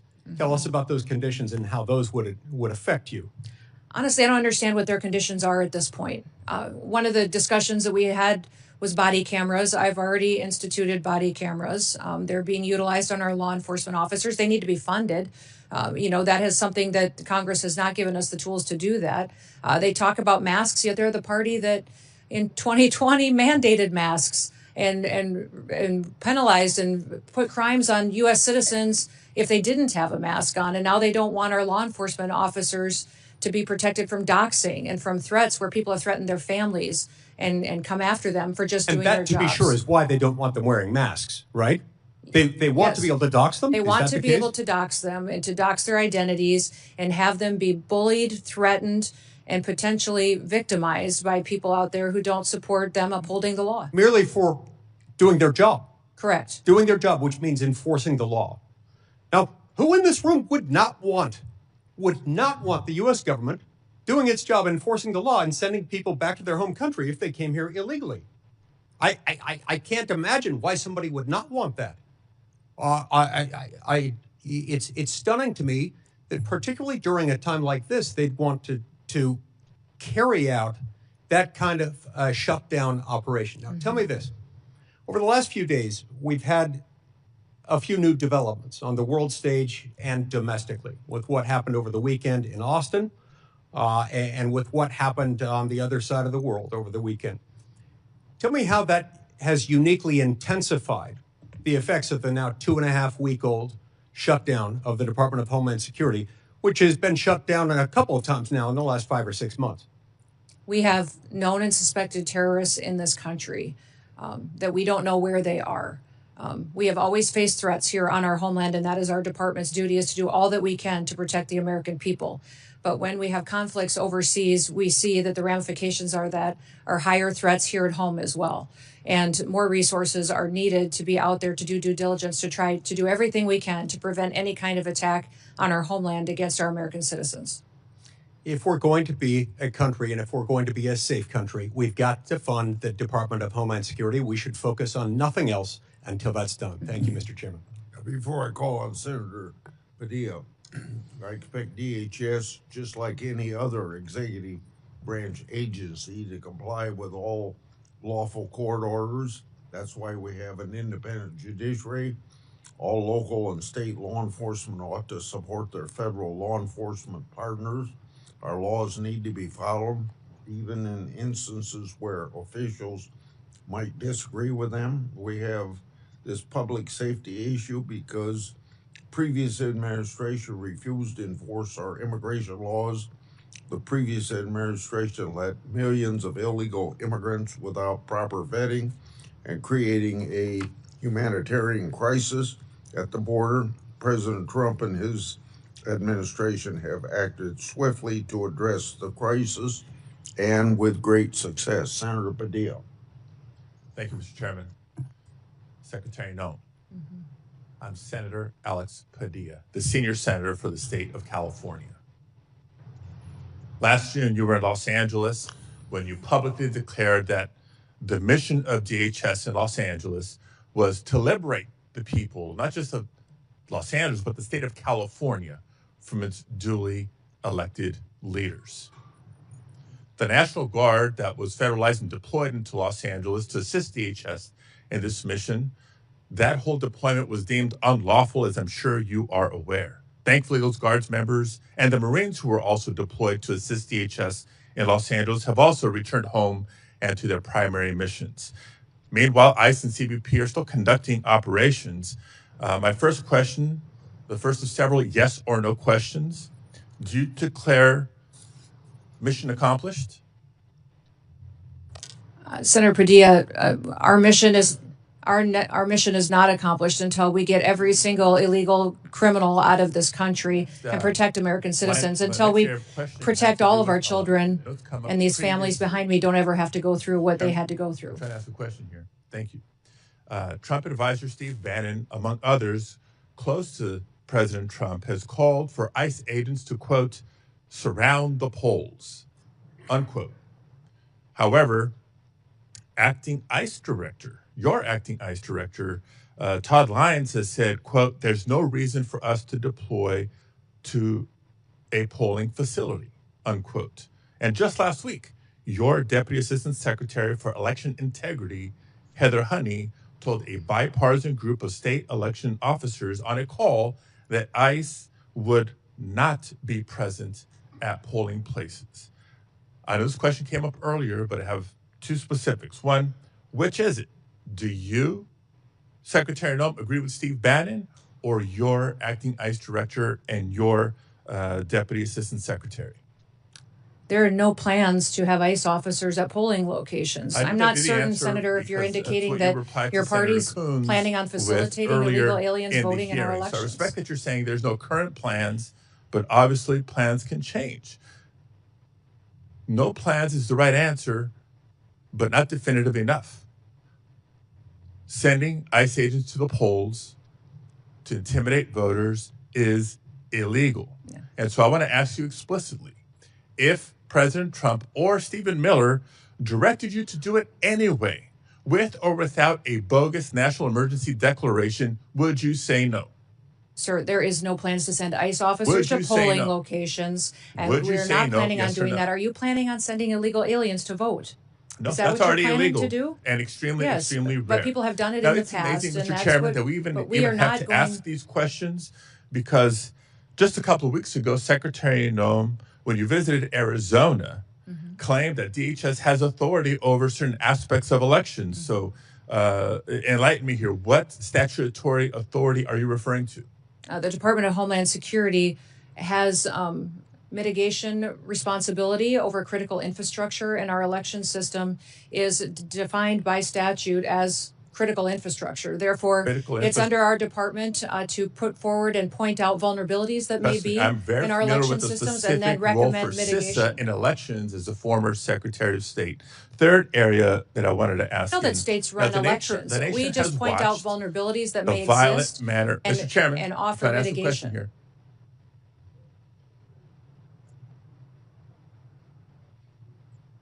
Okay. So the nation has watched the violent manner in which many immigrants and citizens alike have been taken into custody by your officers and your agents. In addition to that, 32 people died while in ICE custody last year, and at least 8 more have died in the first 7 weeks of this year. The numbers are a big increase from prior years. Secretary Noem, yes or no, do you care enough about the human rights of the men, women, and children in your custody to improve the conditions as required by the courts? Yes, absolutely. We adhere to our federal detention standards, which are higher than virtually all state and local detention standards. We provide medical care to all of our detainees, 3 nutritious meals a day. We take care of them. We keep families together. I appreciate the we response, continue to do but I that. have You to tell talk you about that I when we have unfortunate situations where individuals have passed away. I believe my own eyes when I saw firsthand the poor conditions in which people were treated when I visited the detention center in California City. Now, Mr. Chairman, I'd like to enter into the record reports from California-based and national non-governmental organizations, as well as the California Attorney General's Office, about the deplorable conditions at the California City Detention Facility and a recent court order requiring DHS to address these conditions. If I may, without... Thank you very much. Now, maintaining basic standards should not require court orders. The deplorable conditions at facilities across the country are the result of Secretary Noem's failed leadership. Now, since the beginning of the administration, federal judges have found DHS not in compliance with judicial directives on a number of immigration matters. The administration has lost in court on immigration cases more than 4,500 times since October alone, with judges across the country finding that DHS is detaining immigrants unlawfully. And judges appointed by both Republicans and Democrats across the country have threatened to hold the administration in contempt for failure to comply with court orders. This, too, is a result of Secretary Noem's failed leadership. Now, despite clear court orders, DHS continues to refuse members of Congress, including myself, access to detention facilities to conduct unannounced oversight. That's our job. This is yet another court order that DHS refuses to comply with, and another example of Secretary Noem's failed leadership. Meanwhile, the Department of Homeland Security has cut support and collaboration with state and local elections officials on election security. Secretary Noem has cut staff at CISA by a third. You've proposed cutting $500 million from the CISA budget. You talk about critical infrastructure, I know it well. And this is after having transferred $144 million from CISA to ICE last year for immigration enforcement. All this at a time when our country is more vulnerable to cyber attacks than ever. Another example of Kristi Noem's failed leadership. And now the department's also playing political games with the distribution of disaster aid, another sign of failed leadership. And on the topic of immigration enforcement, despite the DHS database that supposedly showcases the worst of the worst, a DHS spokesperson recently admitted that the database was full of inaccurate information.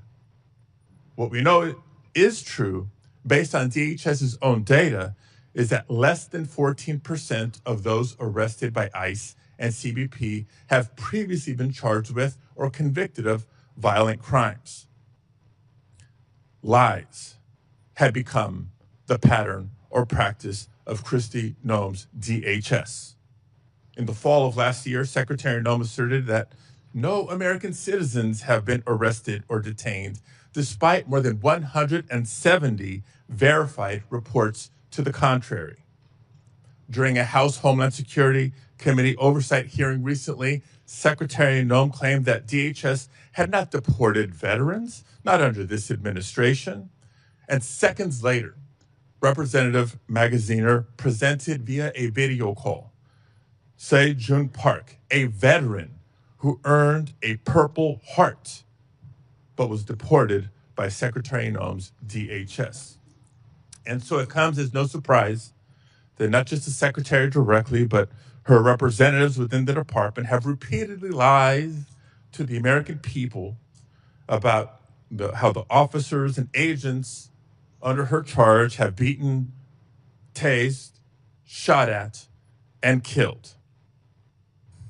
Secretary Noem, before you even knew the facts or even allowed for a credible investigation to be conducted, you called Renee Good and Alex Preddy domestic terrorists for exercising their First Amendment rights. And just last week, DHS lied yet again about abandoning a Rohingya refugee, a nearly blind man who couldn't speak or understand English, in the parking lot of a closed coffee shop, only for him to die in the freezing streets of Buffalo. These are not accusations, colleagues.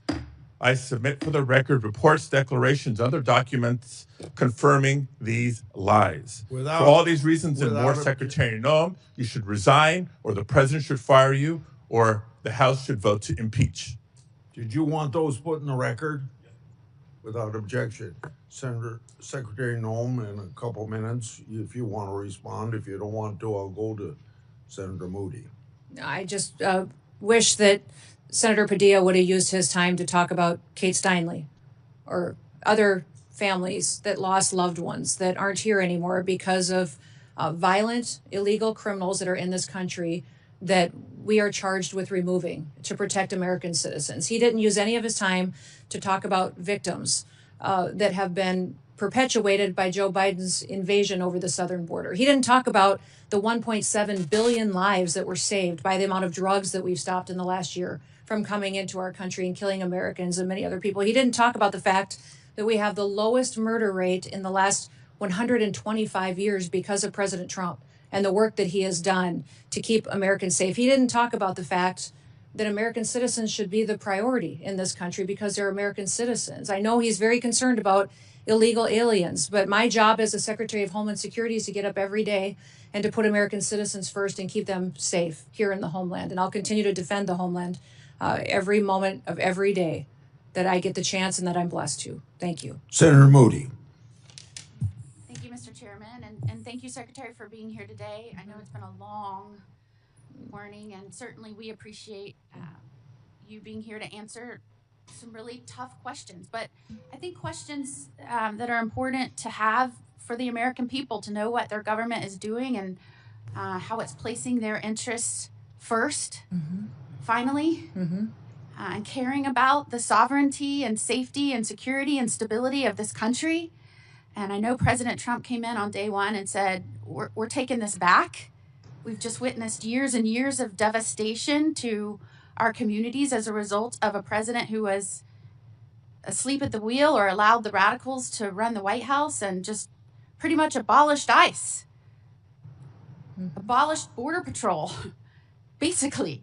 I mean, just in your understanding, I know you have previously served as a congresswoman, as a governor, but just in your understanding, have you ever seen anything like the dereliction of duty by a president as it relates to immigration and the safety of a nation? No, it was alarming. And under that invasion, every state was a border state. Even though I was from South Dakota and the governor there, we were the first state to deploy National Guard down to help support Texas in their efforts to keep our country safe, because we saw millions of people coming into this country unvetted. We saw other countries sending their criminals and emptying out their prisons and their mental health institutes and sending people to our country to make them our problem and to deal with and to try to protect our American citizens from any crimes that they would commit. So that's why I took this job, and why I'm blessed and honored that President Trump has asked me to do this job, is because I get the chance every single day to try to stop the damage that invasion has corrected and to try to make sure that America is safe here on our homeland.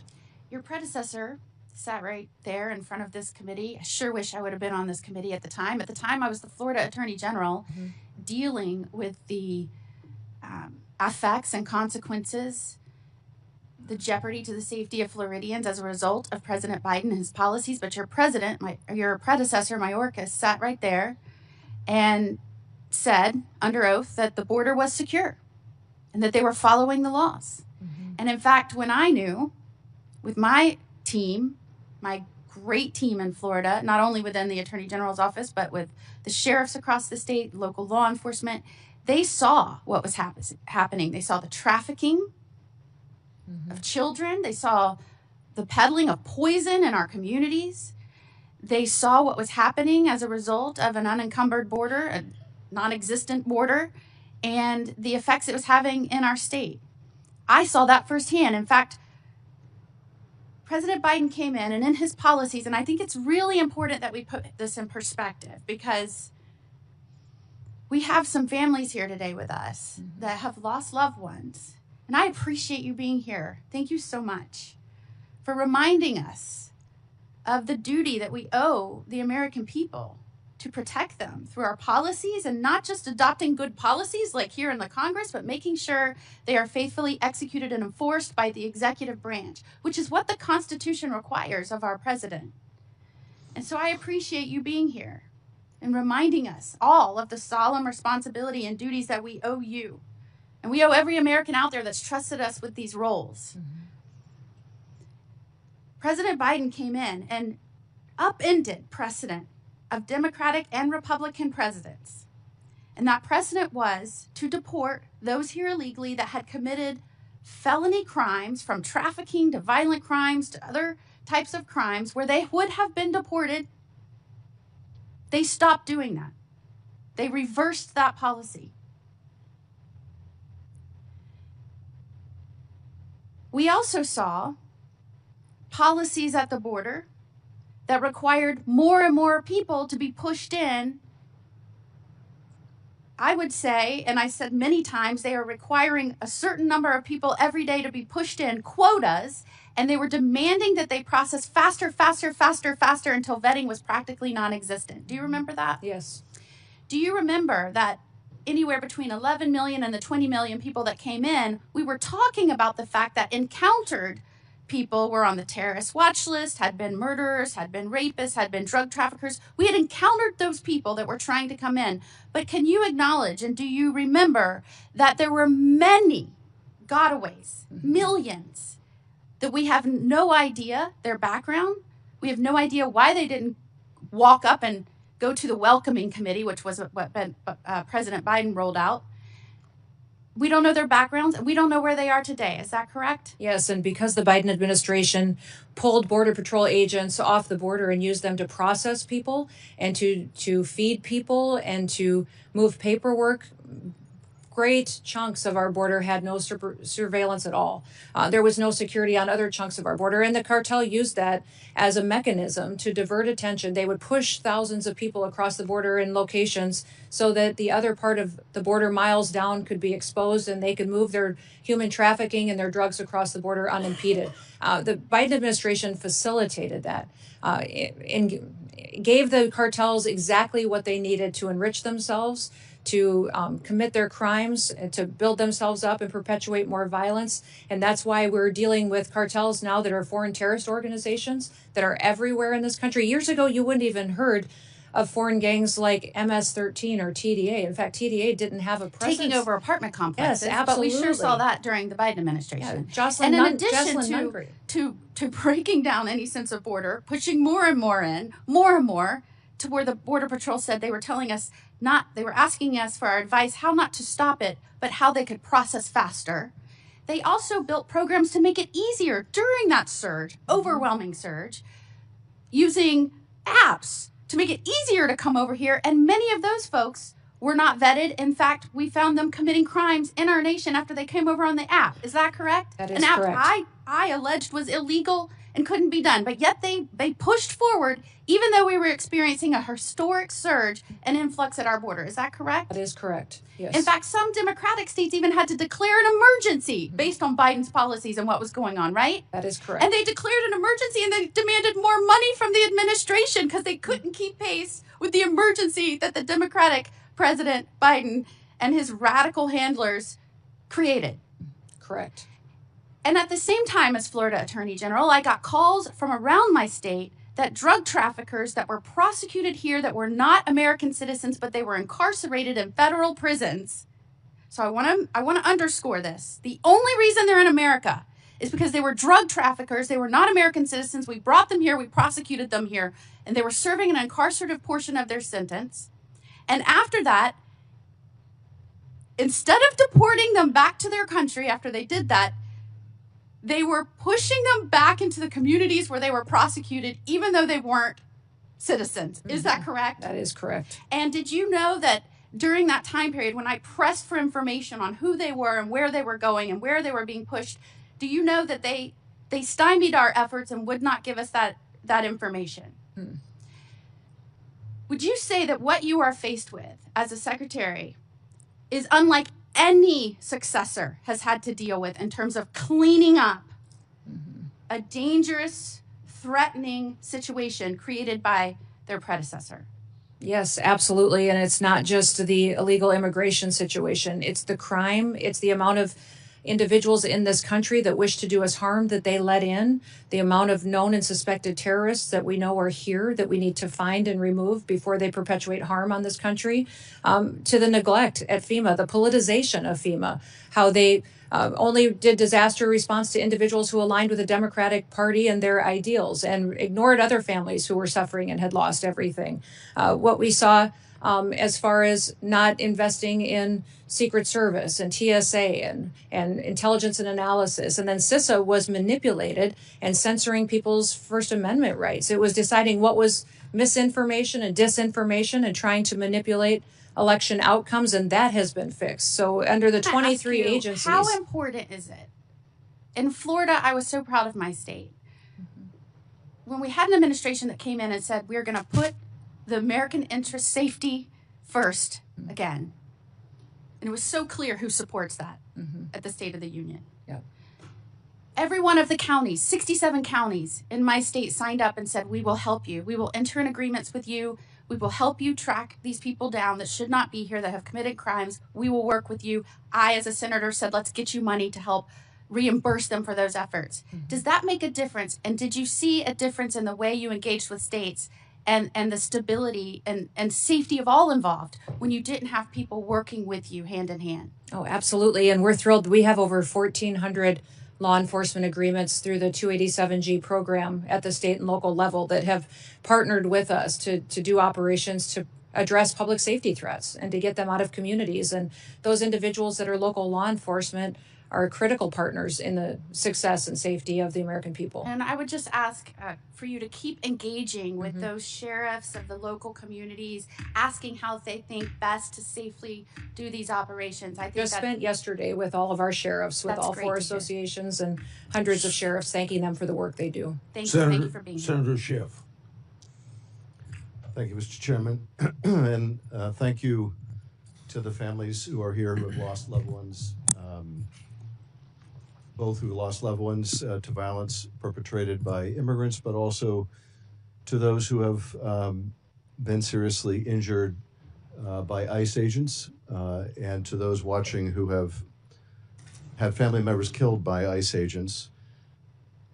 Madam Secretary, I want to ask you about one of the first claims you made in the immediate aftermath of the shooting of Renee Good and Alex Preddy. You accused them both, I think, within hours of engaging in domestic terrorism. You've testified earlier that you did so based on preliminary field reports. Who told you that these two victims were engaged in domestic terrorism? Where did you get that information from? I've said before, and will repeat again for you, Senator, that those reports were coming from on-the-ground agents that were there. It was a chaotic scene. So you spoke to agents on the ground who told you they were domestic terrorism? Yes. Domestic terrorists?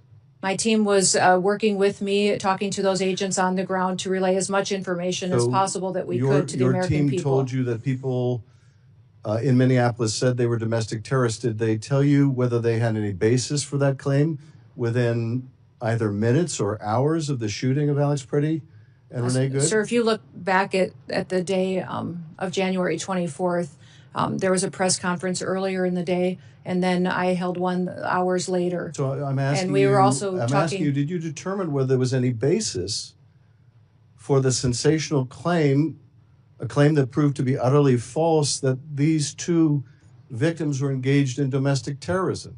There is an investigation ongoing. The FBI is leading that. There's also internal investigations that are ongoing. I'm asking you We'll continue to bring the facts forward. Excuse me, Madam Secretary. I'm asking about your statements in the immediate aftermath of these shootings.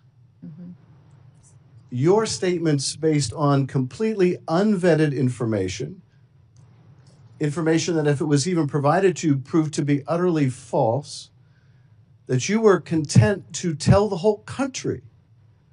Do you have any concern about misleading the whole country? Don't you think in the immediate aftermath of a shooting that you should provide only vetted information to the public? How do you imagine you're going to gain the trust of the American people if you're pushing out false information about the shooting of American citizens? I work every day to get factual information to the American well, you people. didn't on and that when day. and You the- didn't on the day that Alex Preddy was shot, and you certainly didn't on the day Renee Good was shot. You weren't getting out good information. You were making a spurious claim that has caused endless injury to the victims' families on the basis of God knows what. And then your agency doesn't allow local investigators. They essentially push away independent investigators. How's the public to have any confidence in investigations done of excessive use by ICE agents if, number one, you make immediate and false statements about the victims, and number two, you don't let any independent agency conduct an investigation? How is the public supposed to believe anything your agency says or finds? These investigations are being done in the same way that they always are. No, they're and not the being done- FBI is they're not leading. being There done are the way they internal always were, investigations because you're as not well. allowing- In these situations, you're not ICE has an allowing- internal investigation. Excuse me. Well, would you like to hear about the investigations that are ongoing? You're not allowing state and local investigators to That is participate. not my decision. And furthermore, The Department of Justice and the FBI decides how they're not investigations being go. conducted in the way investigations are always done. Are you telling me that in the case of Miramar Martinez, that having an agent involved in shooting her, drive a vehicle that was used to ram into her vehicle, drive that vehicle, that evidence, away from the scene and 1,000 miles to Maine, you're telling me that's the way investigations are always done? That you let an agent involved in an officer-involved shooting drive a key piece of evidence 1,000 miles away? Is that how you conduct investigations at DHS? I'm not conducting these investigations into these. The Department of Justice with the FBI is conducting those investigations, and CBP for and how investigations are conducted We when follow- when agents under your control are engaged in the the use of investigations. force? The investigations into our officers have I not know changed there's a under great my desire leadership or the to president's point the leadership than what finger. they Well, were that's- under the previous That's being administration. done by Pam Bondi's Justice Department. I'm not responsible for that. Our internal malpractice, investigations or are following the same that's policies the orders that they of always Stephen have. Miller, so I'm not responsible for that either. But you are responsible. You are responsible. You could insist on independent investigations, but you're not. You could wait until there's good information after a shooting before you go to the press and the public and mislead them. Let me ask you about a different subject, and that is the waste of resources at your agency, the continued allegations of favoritism and contracting, and let me in particular focus on the $220 million ad campaign, many of which feature you very prominently.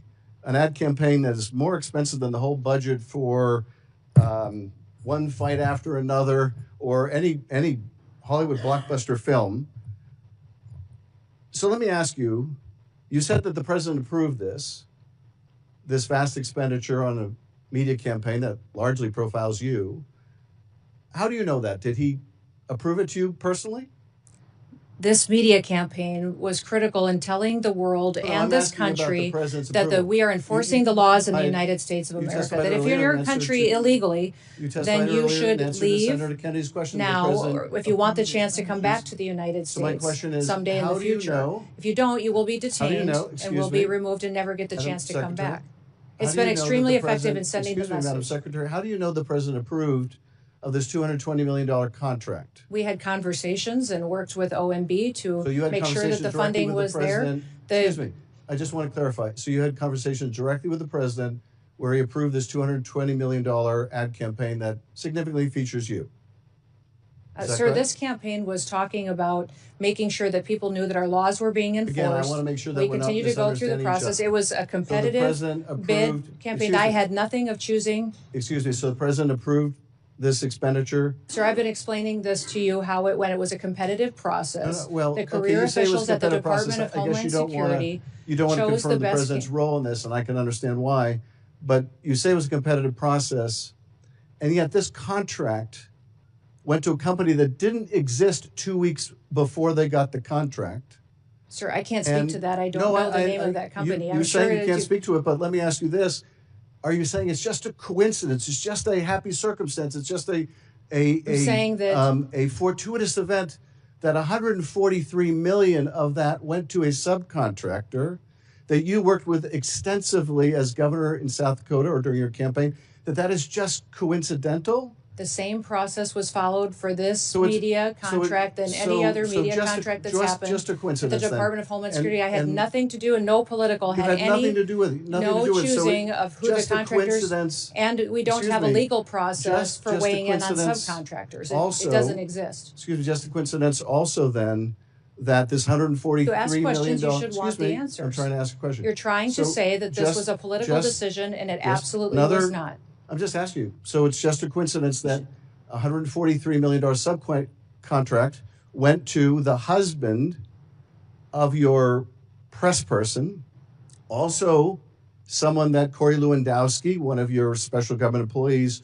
worked with extensively. So that was all a coincidence, right? Because you had no knowledge of this, no Media involvement, company that and none of gets the the people around you contract, had any involvement. the ability to so choose the taxpayers should just subcontractors. assume We don't this is weigh a in coincidence. on who subcontractors are. There's not a legal process for us to determine what subcontractors are a part of a contract So can that you- goes out can for a you competitive state- bid. can you state and for the only record- career employees at excuse me, DHS were in on the Can choosing you of state those for media the record contracts. then that neither you nor Mr. Lewandowski nor your press secretary married to the husband of the person who got this $143 million We were not contract, a part of the can decision you state for the making. record that none of you that I've just described had any role, played any part, made any communication with any government agency that was involved in deciding who would get that contract? To the best of my knowledge, none of us were involved in deciding who got those contracts Not for the deciding, media but campaign. were any of you involved in advocating, communicating, or expressing a Not to preference my knowledge, in any Senator, way not to with my the government? knowledge, Excuse Senator. me. Let me just finish the question. Were any of you involved in any way in communicating, expressing a preference in any form, manner, verbal, written, with any government agency that was involved in the contracting The process? same process was followed for that contract that is You're for not all answering media my question. contracts that have gone forward. To my knowledge, Yes or no? there was no involvement whatsoever of anybody that is on the political appointee side of this position and that media contract. Thank you, Mr. Chairman. I yield back. Thank you very much, Mr. Chairman. Secretary Noem, good to see you again. Good to see you, too. If I could just start with a Missouri question. Last time you and I visited over in the Homeland Security Committee, it was shortly following a massive series of tornadoes in the state of Missouri. And you and I talked about that. You pledged your full support and FEMA's support in cleaning up the devastation, which has happened. I thank you for that. I just want to follow up on one challenge that has come in the wake of the devastation. In the partnership with the state of Missouri, the city of St. Louis has stood up a debris removal project.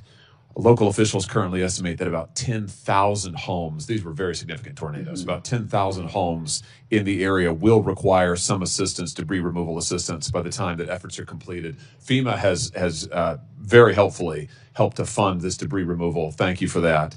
My question for you is, some of the conditions that have been placed on the funds by FEMA mean that only 100 or 200 homes out of those 10,000 can actually get access to FEMA debris removal funds. Here's my question for you. Would you be willing to work with me and the state of Missouri to see if we can remove some of this red tape so that more folks, more residents in the city, we're talking about thousands and thousands of people now, can get access to the debris removal and cleanup and get back in their homes if they need to, have their homes appropriately remedied so that folks can get a roof over their head?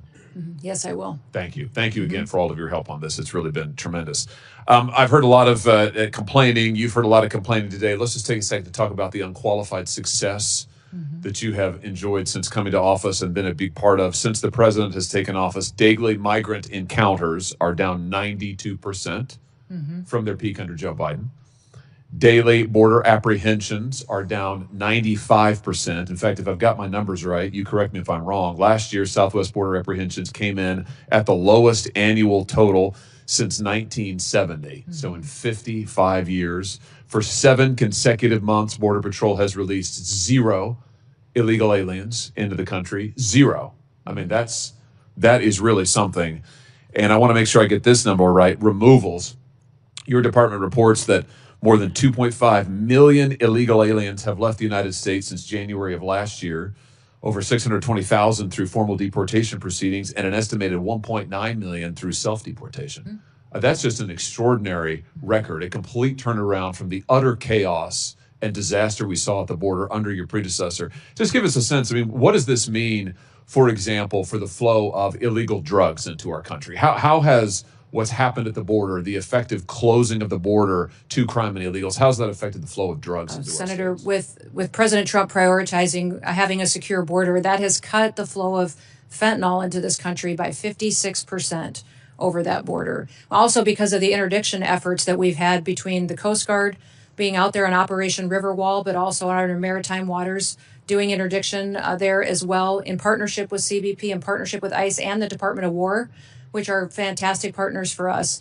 We have confiscated and interdicted over 1.7 billion lethal doses of drugs, which means that is 1.7 billion people whose lives were saved because we stopped the cartels and other drug manufacturers from proliferating it on our children and our grandchildren. How about crime? What has it meant for crime in this country? We have historic low crime rates. In fact, since we've been keeping this data for 125 years, we've never had a lower murder rate than what we have right now.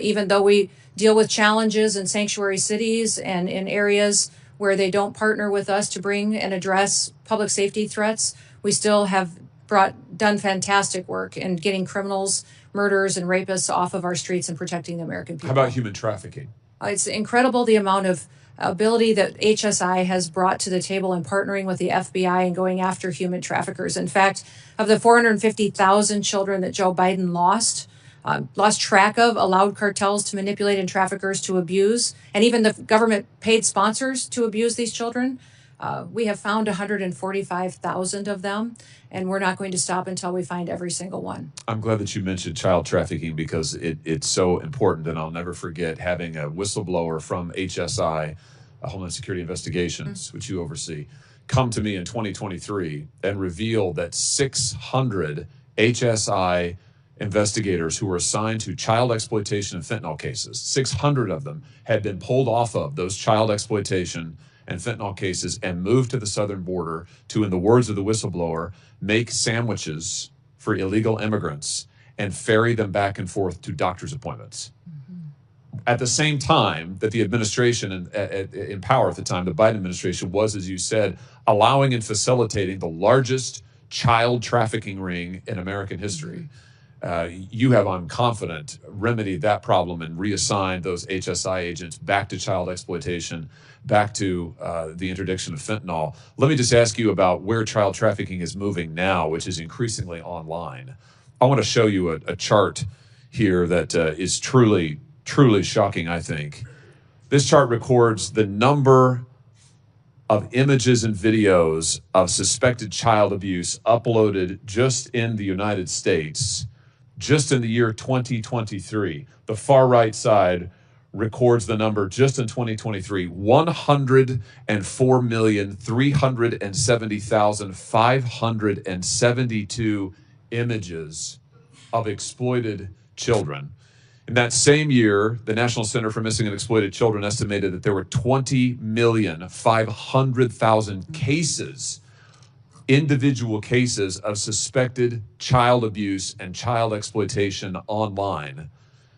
Now, there are many facets of this, but many of these images are being hosted on big tech platforms, social media platforms, and now AI platforms.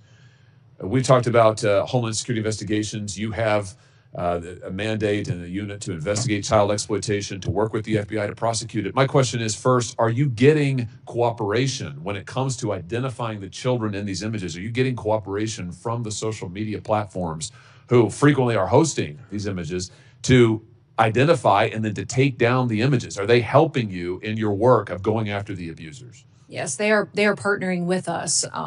There's always more we can do, but President Trump has done a fantastic job bringing them to the table and getting them to engage with us to go after these criminals and these individuals who abuse our children. You know, my big concern is with all of these data centers, I think there's 3,000 or 4,000 in the United States and another 4,000 that are coming online.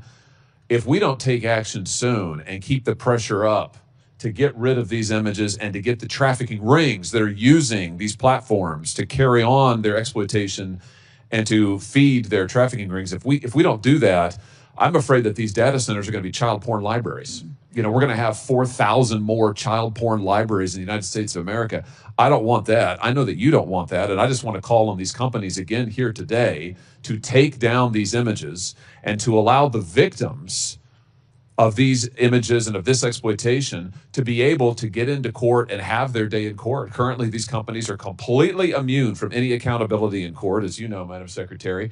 This is completely anomalous and totally unjust. And the companies ought to say, we will take down these images, we will work cooperatively with you, we will not support the traffickers, and we will stop this epidemic of child exploitation. Let me ask you one more thing about this.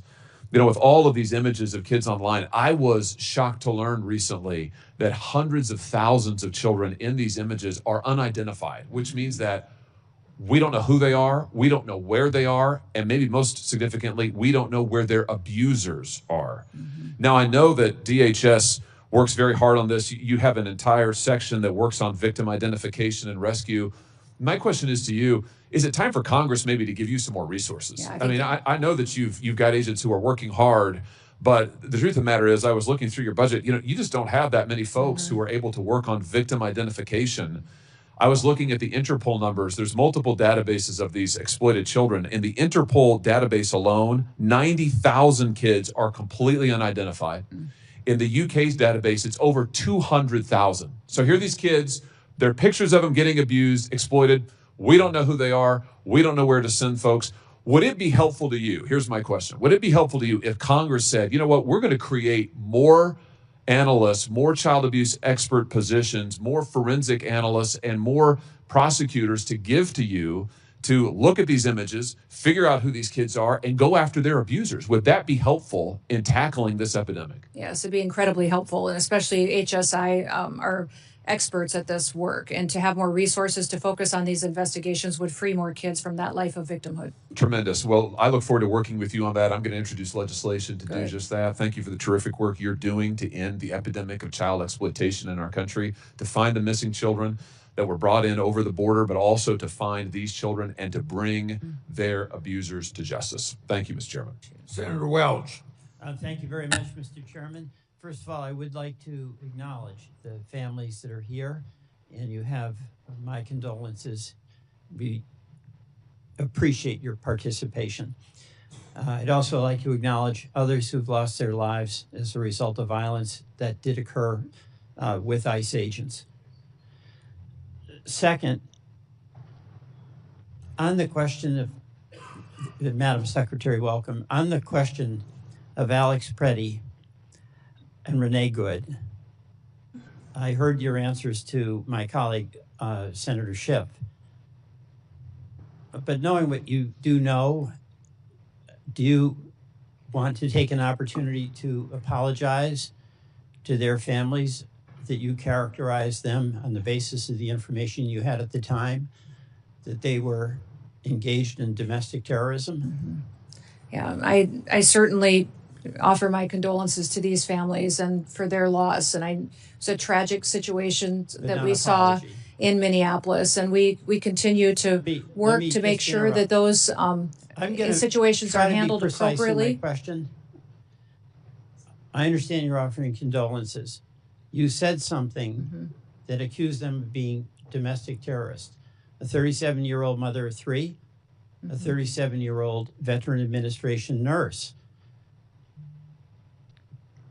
One question, do you want to apologize for that characterization that they were domestic terrorists? I will continue every day to get up and to work hard to give everybody factual information and do all that I can to portray it. I want to move on to the use of department resources. Senator Kennedy asked a number of questions about this contract, $220 million.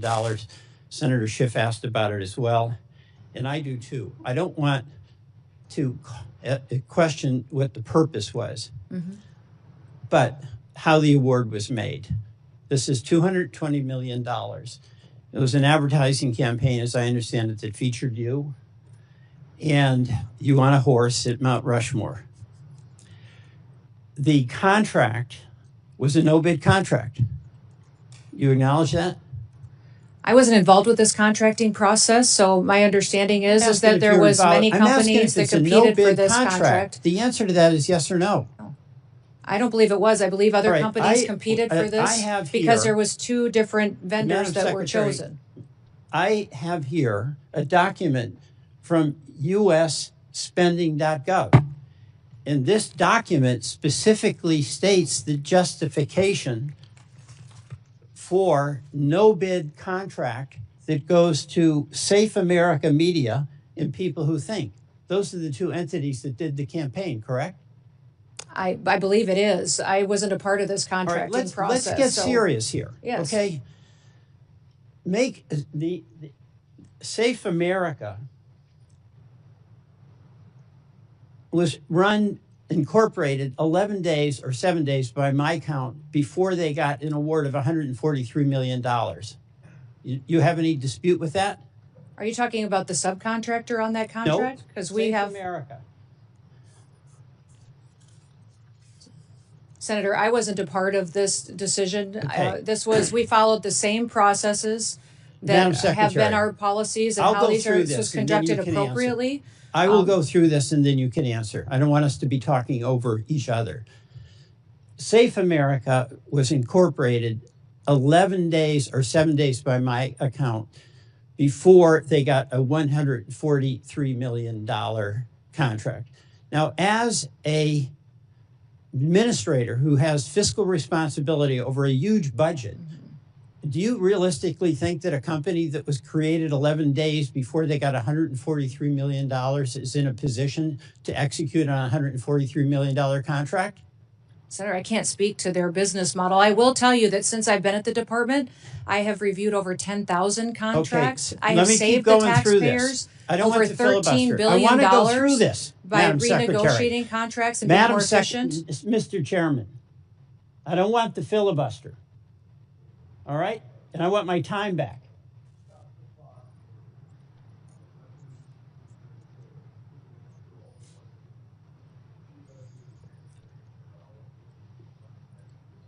I'm not denying her a chance to answer. I'm asking you to deny her the abuse to filibuster.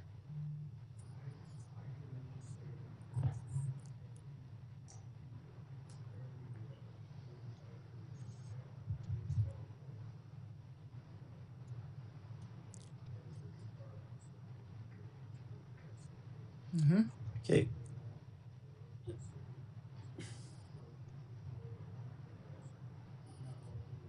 Of that. All right, thank you very much, Mr. Chairman. I'll go through this. All right. This is on a U.S. government website that says that contract for $143 million was a no-bid contract. Public documentation says the contract of $143 million went to the Safe America company, created 11 days before they got an award. That company then subcontracted with the strategy group, and you are familiar with many of the principals in the strategy group, correct? I know one of them. Mr. Yoho. Yes. And let me show you a photograph. That's Mr. Yoho standing next to you, correct? Yes. Now, Mr. Yoho is also the husband of your former spokesperson. Is that correct? Correct. Tricia McLaughlin. Yes. So your former assistant secretary and her husband are the ones that got the subcontract from Safe America, or from Safe America. That's what the record shows. Any dispute about that? No, except there was no politicals, myself or anyone else besides career employees who were a part of that process. Except for putting out those contracts and choosing generous. those vendors. But what you have is the Republican operative. Well, you're trying to insinuate that I'm not insinuating. I'm stating a fact. The fact is you're saying that I weighed in on this contracting process and I did not. Mr. Chairman, the fact is that Mr. Yoho was married to your assistant secretary. Is married, correct? Yes, they are still married. All right. And Mr. Yoho also ran an ad campaign for you in your gubernatorial campaign, correct? Yes. And he also attended your inauguration. Yes. and Mr. Yoho received $8.5 million, or his company did, from the taxpayers of South Dakota when you ran an ad promotion showing you doing various jobs like a plumber and a dentist, correct? Again, that was done according to the law and processes at the state of South I Dakota. understand, but Yeah, this so- is a person that worked on your campaign. This is a person that worked on your media plan in South Dakota when you were governor. And this is a person who also worked on your memoir. Is that correct? On my memoir? And he worked with Mr. Lewandowski. Is that correct? I don't know, sir. I don't know about the business Mr. arrangements they've had in the Lewandowski past. is your special advisor. Special government employee. Right. For the White and House. Mr. Lewandowski brought Mr. Yoho into your camp. They had worked on the Louisiana governor's campaign, correct? No, I knew Ben Yoho before that. All right. So the person that you knew, Mr. Yoho, the husband of your assistant secretary, is the person in the company that got the subcontract 11 days after this original company, Safe America, was founded. That's the record. So I have a question. Did Mr. Lewandowski receive any compensation directly or indirectly from Safe America or from the strategy group? Senator, I don't have any information to that. I can't speak to that. Would that be of interest think so. for you to find out? Sure. Well, so will you ask Mr. Lewandowski, did he get any compensation directly or indirectly from these contracts? Are you asking me to go ask him? Yes, I am. Ask your special government advisor, I can do that. and you'll get back to Get back us. to you. Yes, All right, absolutely. we will want that. Now, you said at a cabinet meeting on March 24th that we are going to eliminate FEMA. Is that correct? Eliminate FEMA as we know it, that it was no longer going to be a politicized disaster response Madam- agency, that President Trump was Madam going to ensure that Secretary, it was there to respond. We need FEMA reform. The people of Vermont have suffered. We had floods in July 14th of 2023, 2024, and 2025. We need local control. We can't have a FEMA that is abolished or a secretary that promotes abolishing FEMA and not providing services that our citizens in all our states need when they're on the receiving end of a monster storm. FEMA has been responding twice as fast than it ever has in history and empowering states and local emergency management directors to respond. And we come in and support them as well. I saw the graph that Senator Tillis held up, and that's not what that graph says. Mr. Chairman, I yield back. Okay. Three things before I call on Senator.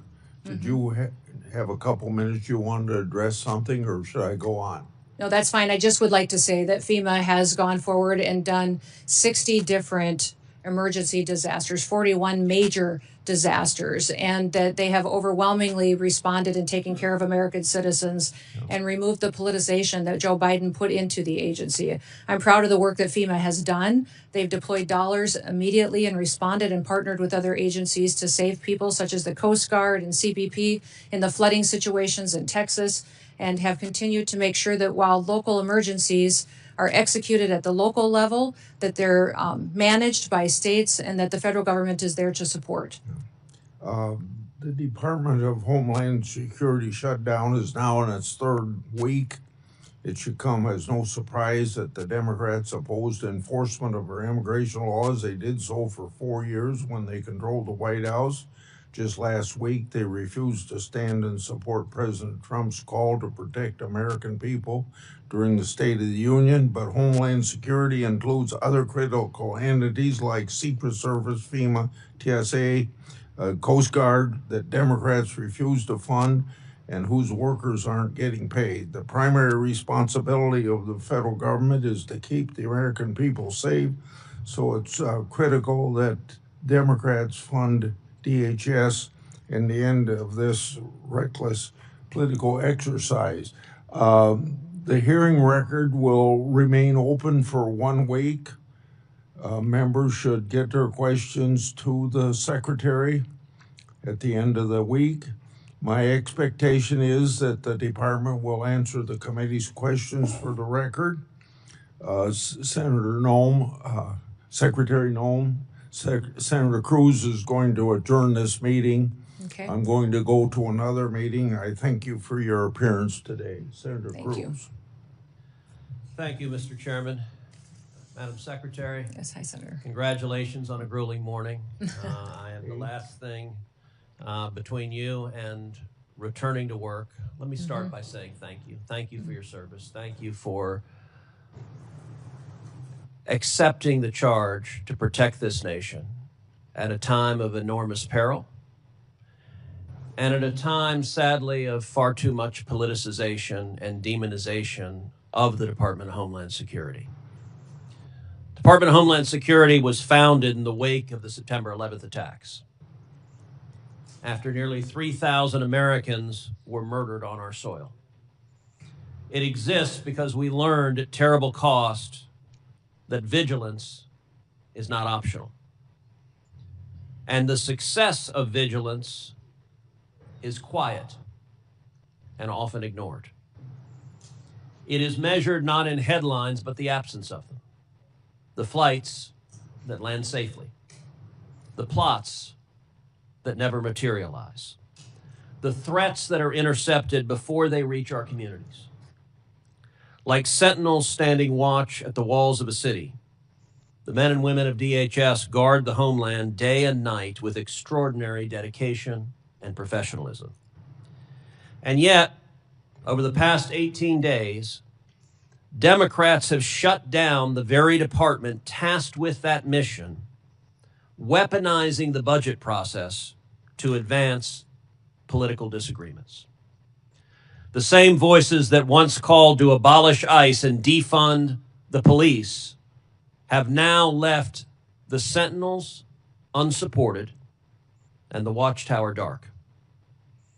That is what the Democrat shutdown has done. Let's get to the truth.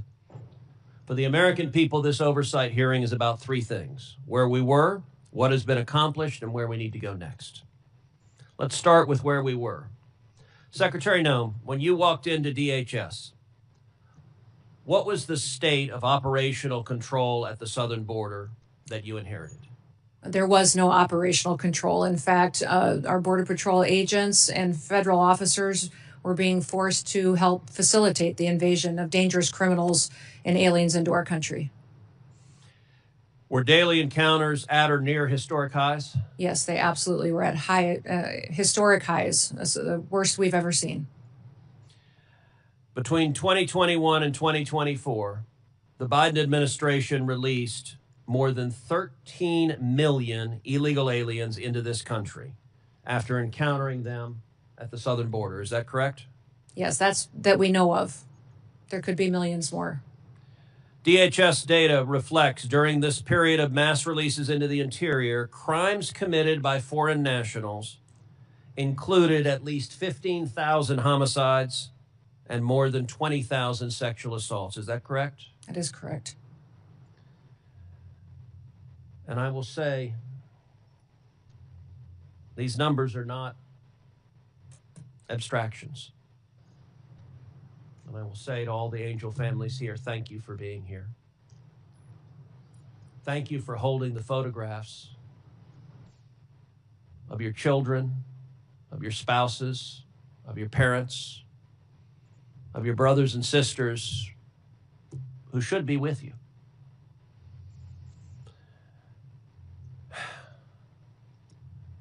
Names like Jocelyn Nungary and Laken Riley and Rachel Marin. Jocelyn, just 12 years old, was killed just miles from my house. Raped and murdered by two Venezuelan gang members that the United States government had apprehended and then released.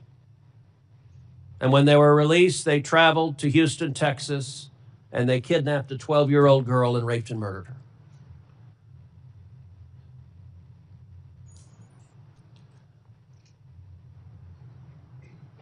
In your time at DHS, Has anyone in the leadership of the previous administration explained why the hell they let so many violent criminals free in our country? No, they haven't. In fact, under the Biden administration and Mayorkas's leadership, they closed the victim's office at ICE, the Voices office that would help families that suffered a loss, like Jocelyn's family and Lakin's family and Rachel's family. They had no resources, no way to track court appearances or to get counseling services, no support whatsoever. They purposely closed that down to punish these families even more. So it wasn't just murderers and rapists that were being released in this country. The open border under the Democrats also became a pipeline for poison, killing our children. Secretary Noem, when you took office, is it correct that fentanyl was the leading cause of death for Americans between the age of 18 and 45? That's correct. Was the volume of fentanyl crossing our southern border at or near record levels? Yes, it was. And would you agree that when operational control collapses, cartels exploit that chaos? They exploit it and they become enriched from it.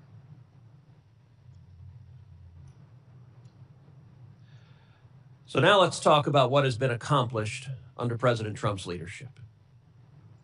Under President Trump's leadership, we have had 0 illegal aliens released for 10 straight months. Is that correct? That is correct.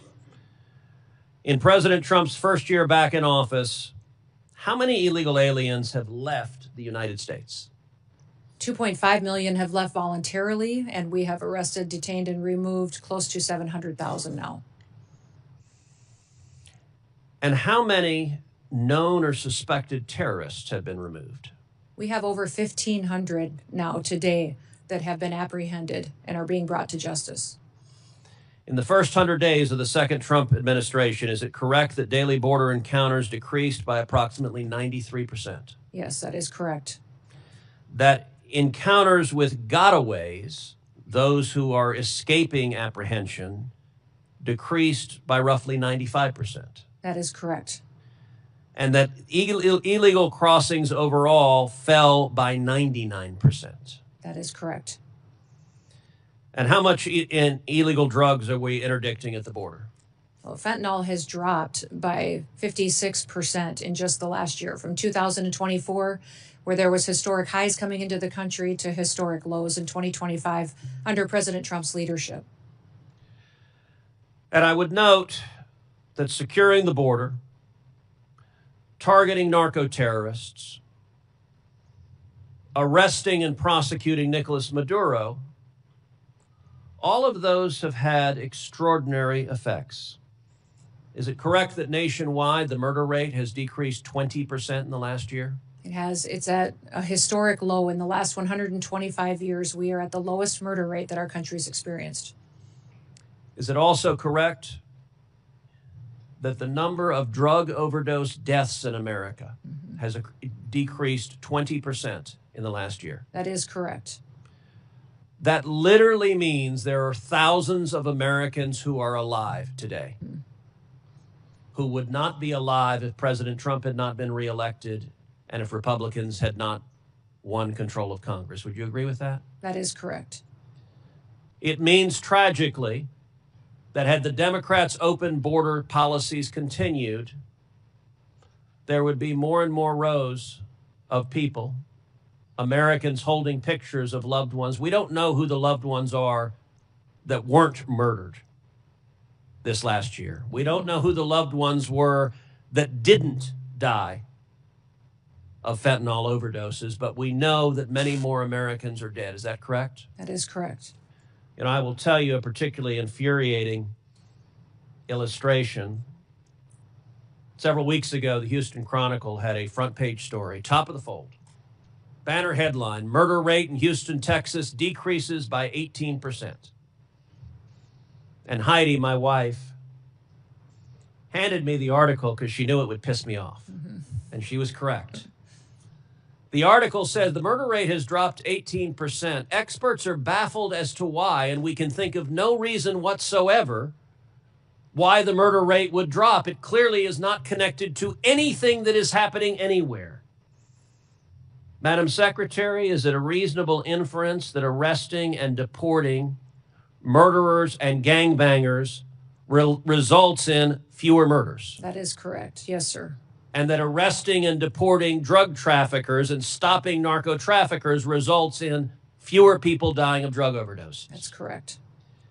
It is amazing that that cause and effect is so difficult to figure out.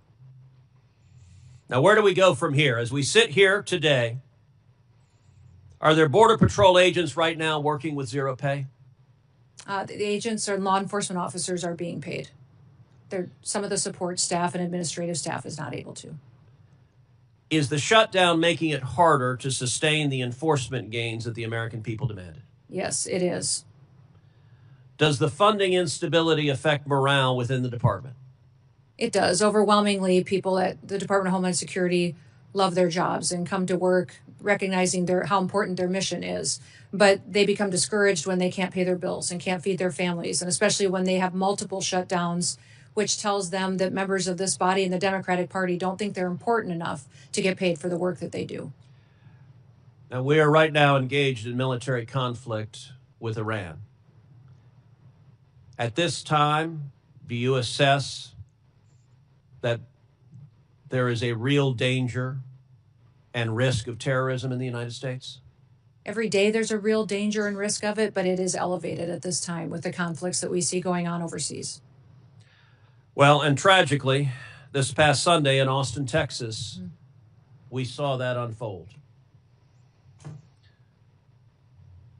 A mass murderer who arrived wearing a sweatshirt that said "Property of Allah," who was wearing a T-shirt with the flag of Iran, who had a Koran in his car, opened fire on a bar in Austin, Texas. Among those murdered, Ryder Harrington, age 19, Sabbath Hashan, age 21, and Jorge Peterson, age 30. Secretary Noem, is it correct that this mass murderer was born in Senegal? He was, and then he was naturalized during the Obama administration. He was naturalized in 2013. Would you agree that weaknesses in screening, vetting, or oversight, even in years in the past, can reverberate years later with deadly consequences? Yes, absolutely. That's why in green cards and naturalization purposes, the last several years under the Biden administration, we are re-vetting individuals from countries of concern. And despite the risk of more terrorism, of more Americans being murdered by radical Islamic terrorists,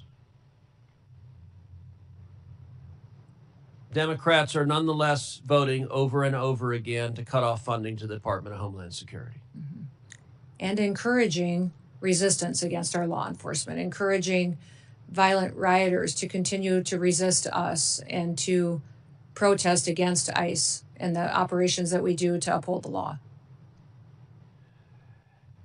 You know, it wasn't long ago that common sense prevailed, that there was bipartisan agreement, that we agreed we all support the police, we all support law enforcement, we all want to see criminals in jail, we believe murderers should be in jail, we believe rapists should be in jail, we believe child molesters should be in jail, we believe gangbangers should be in jail.